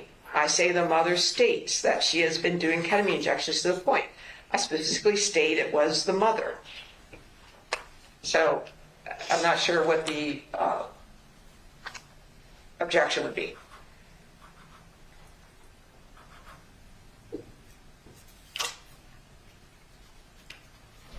You're taking this for the, were you finished, Ms. Quarles? Yes. The objection is relevance 403 and along the lines of what was discussed on Friday afternoon and this morning. This is a resident, and it all went into the Chapter 39 issues. is a resident who's not competent to give these opinions. His record also indicates that Maya had a normal gait during this admission at Arnold Palmer Hospital, so his records are completely unreliable. The prescriptions at the time were for IV ketamine at home. So it's confusion on the resident's part. And again, none of the supposed knowledge of this resident in April 2016 was ever communicated to or made aware to Johns Hopkins All Children's Hospital in October of 2015. So it's irrelevant to the medical malpractice claim. It's not even relevant to an intentional infliction claim. It's not relevant to any pending claim in the lawsuit, and it's a 403 issue. The court on other occasions has refused to admit evidence that would be along the same lines as this. Those are our objections, Your Honor. He also works for Johns Hopkins. Oh, he now works for Johns Hopkins, by the way. At the time. And he joined them in 2017 and worked for them during this deposition. Not sure the relevance of the last comments, Judge, but this clearly goes to credibility issues with the plaintiffs. It goes to Mr. Kowalski's testimony that they would not be ejecting at home. I mean, it's a credibility issue that the plaintiffs are under anyway. It also goes to past medical history. It goes to several issues in the case. Well, there's already testimony that for the Kowalski family, both Jack and Maya, if I remember correctly, that she was receiving ketamine at home orally. Correct, but they specifically denied that there was any injections of ketamine done at home. Just out of curiosity, though, other than, how is this not a collateral issue? Well, y'all love that statement, don't you? I'm sorry, it's not the microphone. Yeah, my apologies. It's not collateral, Judge. It goes, again, to the jury's assessment of Mrs. Kowalski's state of mind. It goes to the Munchausen's concerns that are being raised. It's support of that. It's a impeachment of the plaintiffs directly involving their testimony with regard to what type of care that she was having at home. They just asked Dr. Elliott, don't they have the right to make these decisions? They're putting this issue in front of this jury. And the jury, I think, needs to understand, as part of their assessment of this case, what types of decisions were these parents making? And at this point, there's evidence that Mrs. Kowalski was, contrary to the testimony that's been presented to this jury, was in fact injecting ketamine into Maya. And are there any records, descriptions that were filled with IV ketamine? Yeah, I can handle it. Do you mind if I handle that question? Go for it. Okay. Yes, oral ketamine and IV ketamine can both be used in the same way, and this is why it goes to the heart of the case, is because when the Kowalskis came to All Children's, part of our medical team's concern was they weren't able to access some of the outside records. And as I rushed to the bench during one of the questions of Dr. Katzenstein with, when they're asking, does any of this show a dangerous practice, that the Kowalskis continue to inject into this litigation that everything that they did on an outpatient basis with other doctors is safe. It was the whole theme with Dr. Elliott. What we did was safe. This was normal. You just weren't used to it. In fact, this goes right to the heart of the defense. For us to be able to say to this jury, we had concerns. They weren't turning over records. We had concerns with over the safety. And in fact, on both real-time and retrospective review, we're right. This is, respectfully, an extremely dangerous practice for a mother who's an infusion nurse with access to these supplies and access to ketamine and knowledge of how to access a port to be able to infuse an anesthetic on her daughter through the port. Now, if they want to cross-examine and say, what other evidence you have, it's not just this record. This is not an outlier. In this exact same time period, we have the admission through the note from Mr. Kowalski, who turned over his wife's diary that says she gave ketamine through a port. And we have Dr. Hanna 2 days after that record having Mrs. Kowalski sign a contract. So as the Kowalskis inject these themes into the case. These are parents' rights. They get to do, you don't have a right to second guess it. This goes right to the defense of our case to be able to explain that there were things that raised red flags, including the refusal to give outside records, which show exactly this. So where is the prescription for IV ketamine? But we have those records that we're willing to put in. We can put in evidence to quorum, including one of them that was filled by Mrs. Kowalski while Maya was in the hospital.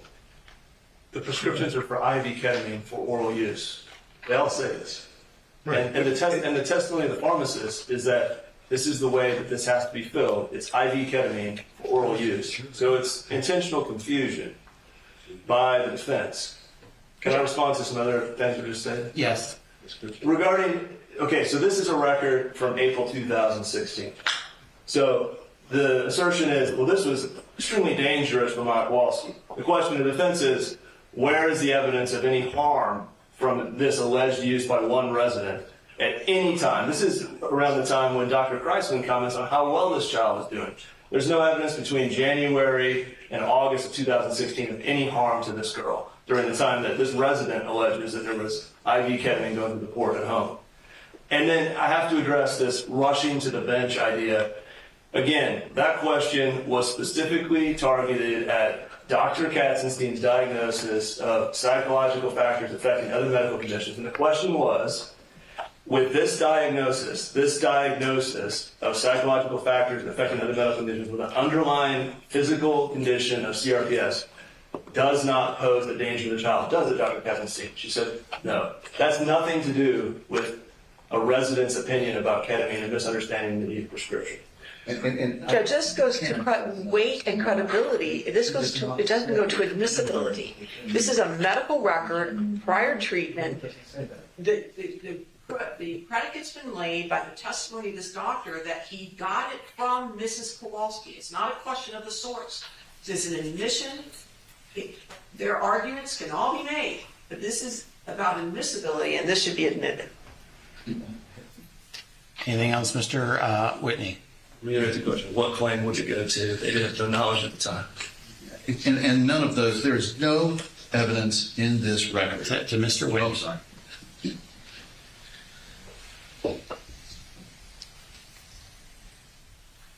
I still am concerned about the 403 issue in this particular case. And knowing for years this concept of she being Beata Kowalski used ketamine in her suicide, and the reality is Maya and Jack Kowalski already testified that she had ketamine at home orally, and I'm not seeing the huge prejudice here that you seem to be suggesting, that if we don't show that it was done via infusion versus orally, that somehow makes or breaks the case. It's a law. It is a significant fact, and just because I don't understand the court's reticence here. I really don't. Just because it's for years I've been hearing about this and questions about suicide and mom using it, and we're here, Judge, on this issue. Well, and this issue goes to their credibility. The Kowalskis took the stand and testified completely adverse to this. This is credible testimony. The doctor, I don't want to say he now works for us, the doctor is testifying as to what occurred with his interaction with Mrs. Kowalski. There's nothing to call into question this doctor's testimony. The practical concern, and this is not a defense, this is a both plaintiff and defense. I feel like I give 1 inch and then 4 or 5 feet later I'm trying to rein everybody in. And so that's my concern, that given the history of this particular issue, and I know, Ms. Krause, you weren't part of the 2 years that I was dealing with this particular issue. I am really concerned that if I give 1 inch here, this is going to turn into something completely different. And that's based on lots of hearings on this particular issue. I understand that, Judge. And- I've been and- to those hearings, and this is where we are now, and this is an issue in this case. And we're not going to start trying to say, and that means she used ketamine to kill herself. We've already stipulated that she committed suicide. We didn't even want anything in about the records about suicide. Plaintiff's the one that put all that in. We were willing to say she committed suicide. They're the ones that wanted to put in all the records about it. And put in the picture of with the IV in her arm. They're the ones who put all that in. I still maintain this is a 403 problem, and I'm going to exclude it. Judge, can we make one last record? And I promise I'll sit down. I know it's very frustrating in the court, but again, as Mr. Hunter noted, they made 5 references in opening statement that we have no basis to suspect Munchausen, no basis to take the child away, despite the court telling them not to do this. These records go right to the heart of a healthcare provider's concern. Ketamine through an IV can be lethal if not properly managed.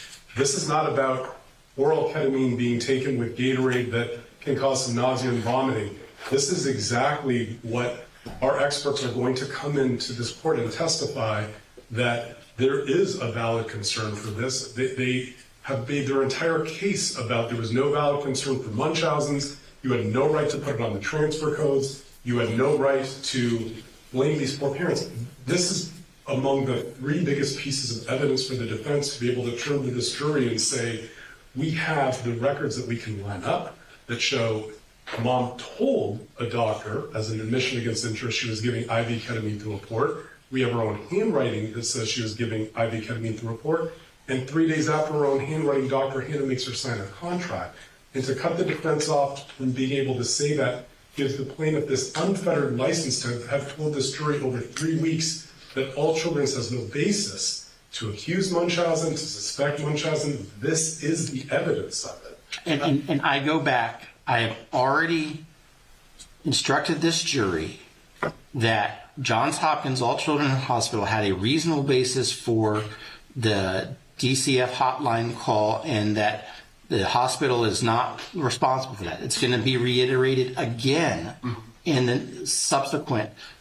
I continue to remind we are not trying the Chapter 39 case.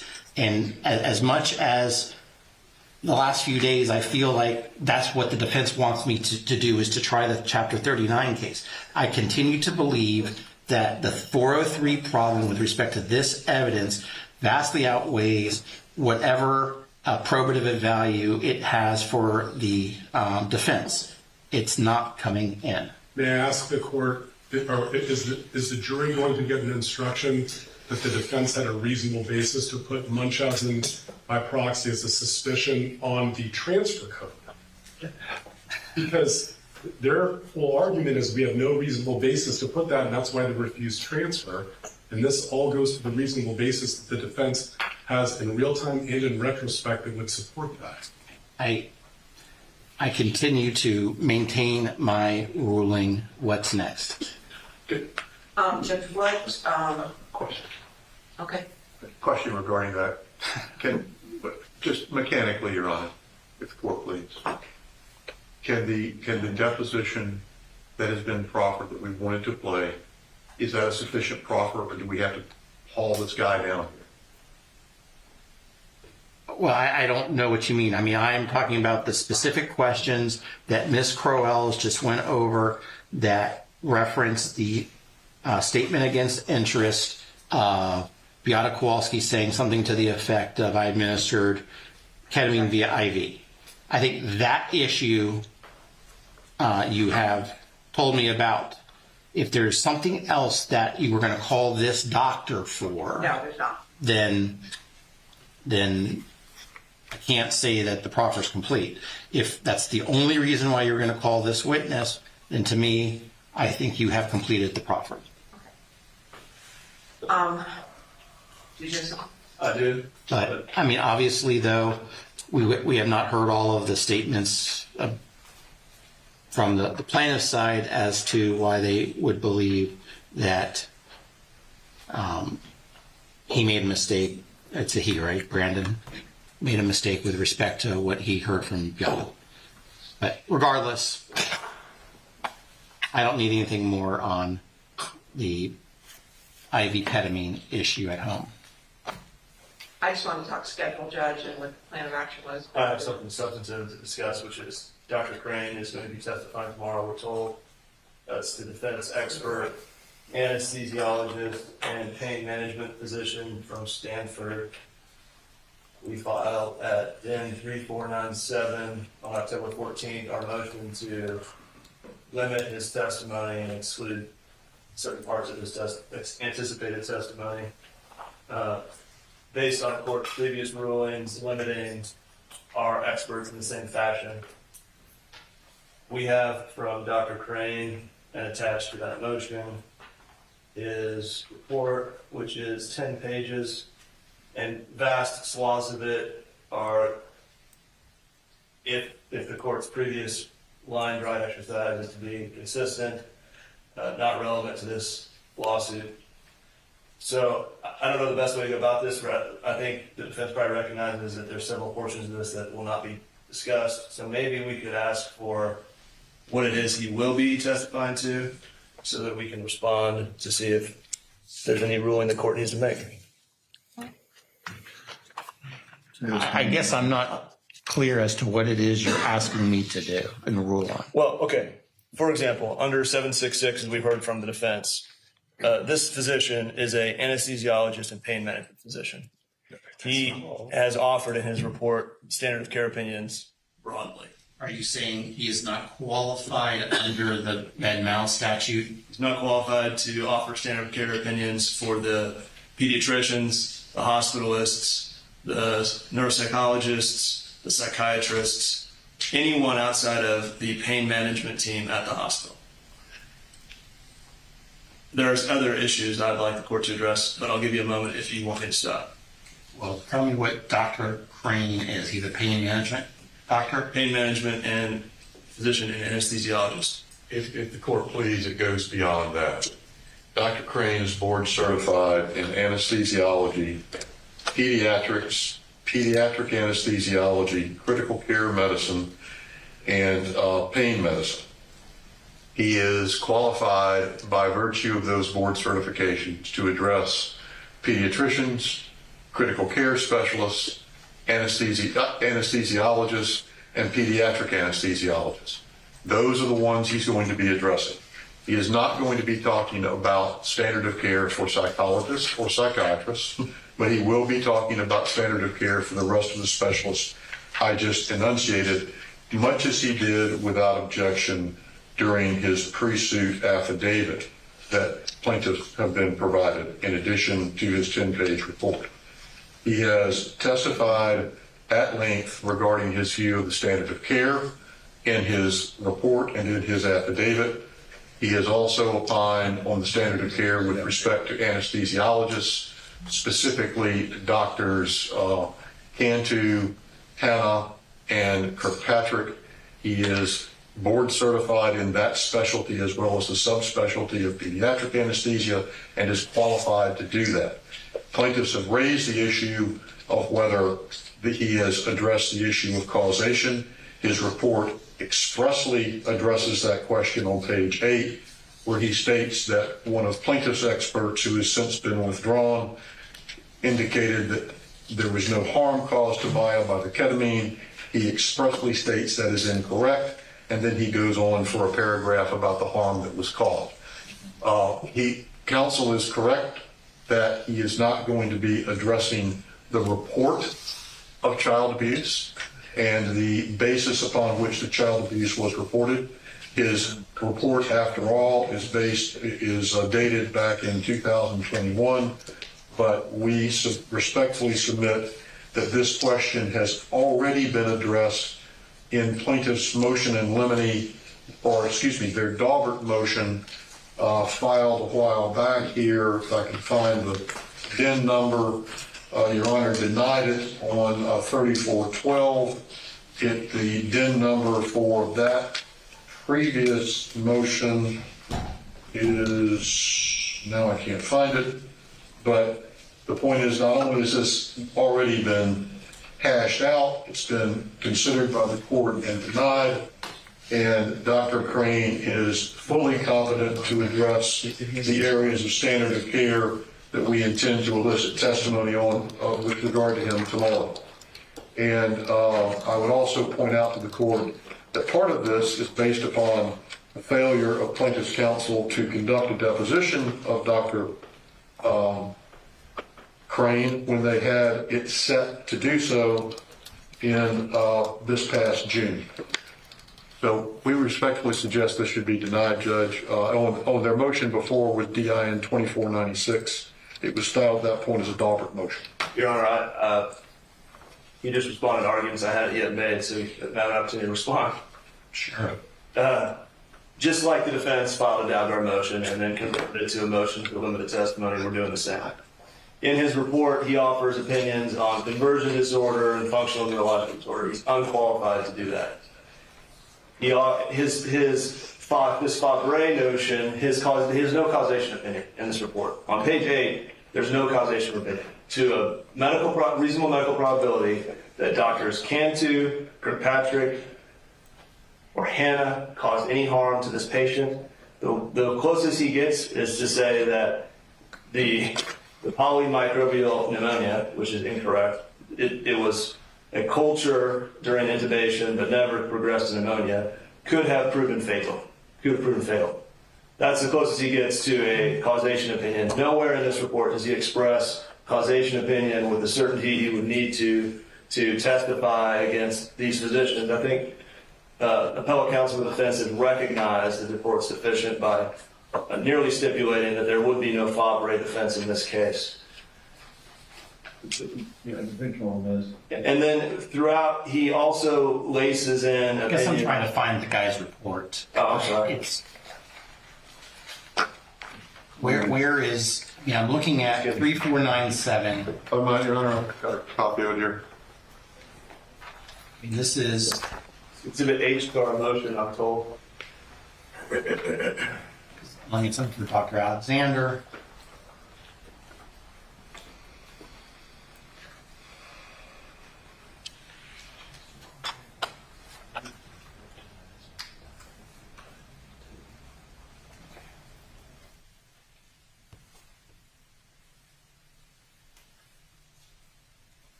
Well, on the question of whether he would meet the qualifications under Chapter 766.102, or I should say Section 766.102, paren 5. We're not challenging as to his specialties under that basis. We're challenging to specialties he's not qualified in, such as psychology, psychiatry. Well, and I think he just said that they weren't. Okay, then there's no issue with that. So then the next issue is that he being Dr.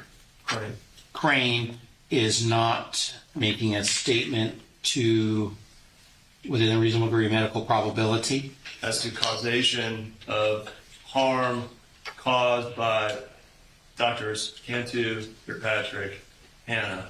The criticism that defense counsel has mentioned was of a former expert of ours that has been dropped and was dropped long ago, Dr. Webster.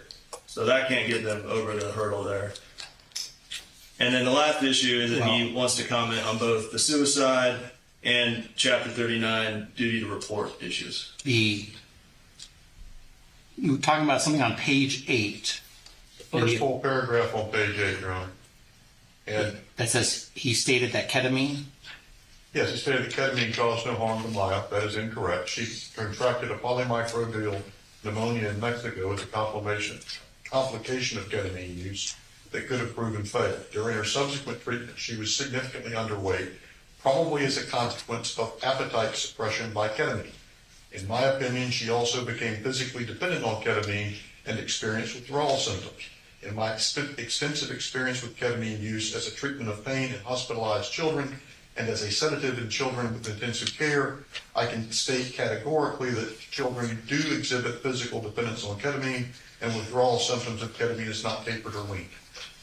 Judge, he didn't say the magic words reasonable medical probability. but he certainly said that there were complications of ketamine use that he was criticizing that were probably the result of the ketamine use. I suggest that by Your Honor's previous statements about notice in the report, that nails it. Oh. To me, the question of notice, it's there. Did you all take a deposition of this doctor? No, Your Honor. Okay, so look, if he doesn't testify to a reasonable degree of medical probability, then it's going to be out. I mean, you can't use it for any sort of Fabry. I don't even know if you're going there anymore. I understand completely. Yeah. Here's my questions, Gordon. So, I mean, the report is put you on notice. At least you're in the ballpark. So it's up to you to take the deposition. Thank you. What's next? Then the other issue, I assume they'll agree he's not going to comment on the reasonable duty to report as he did in his report here. That's out. That is not an issue in the case. He also, sorry, Judge, he also has an opinion that she did not really commit suicide. That's not what he said, and he's not testifying about suicide. What's next? As far as I'm concerned, Judge, there's also this issue with respect to Dr. Alexander. Dr. Alexander is not, I mean, we're not calling... Different Alexander. Yeah, different Alexander, sorry. Not the one you just ruled on, another Alexander. We have another expert whose name is Alexander, who is a board-certified pediatrician. He's also board-certified in child abuse pediatrics. His principal purpose is to testify about general pediatrics, and once we get straightened out where we can go with it, what Dr. Smith did. The baseline of his opinion has to do, again, with child abuse pediatrics and Dr. Smith's involvement in the case, as well as standard of care for pediatricians. He's not testifying about Fabry issues or criticizing other doctors. He's just testifying about standard of practice, whether it was reasonable to suspect Munchausen by proxy, whether it was reasonable to suspect factitious disorder and conversion disorder in this patient, and he's qualified to do all the above. The counsel, I think, is also concerned about Dr. Kelly. I told him he's not coming. There are not any other witnesses that I think we need to cover at this time. Maybe. What would rather talk about that? So I'm not sure what you're asking me to do. I'm not asking you to do anything, Judge. I'm asking you to let us go home. Let's second that. Let's rally. Judge, I guess it would be then our motion. And the problem that we've got is exactly what the court has been dealing with over the whole weekend. They're going to try to drag this case back into a Chapter 39 debate about Munchausen by proxy for Beata Kowalski, as opposed to anything having to do with the treatment of Maya Kowalski. And the court's made that very clear, I think. So Judge, can we talk exhibits? Oh. No. No, I don't mean deal with them right now. I just mean, what's the game? We're going to be, I don't think we added any yet. We're going to be adding some, but since it's past, we'll be doing it tonight, so we don't need to address any of them, I don't believe, any of the witnesses tomorrow. But we're going to need some court's time. Some exhibits. Well, I think as far as exhibits, tomorrow morning, I'm going to hopefully make rulings with respect to a whole bunch of those that we discussed on Friday. Okay. And then hopefully at some point tonight, I will turn the Dr. Malik deposition designations. Yeah, I don't think there's, when you file. And then I'll get to. File their objections. Yeah. I'll also try to get to Mr. Elegant and Mr. Altenburn the statement about the dependency order. Okay. That's on my plate tonight. Okay. Which time would you like it to hear tomorrow? Let's go with 8:30. And do you want this back? Yes. I wrote on it. I'll take it back. I only put lines. Thank you, Judge. This back as well. I don't know who gave that to me. I don't know what that is. And we do appreciate all the hard work, even though we never say it.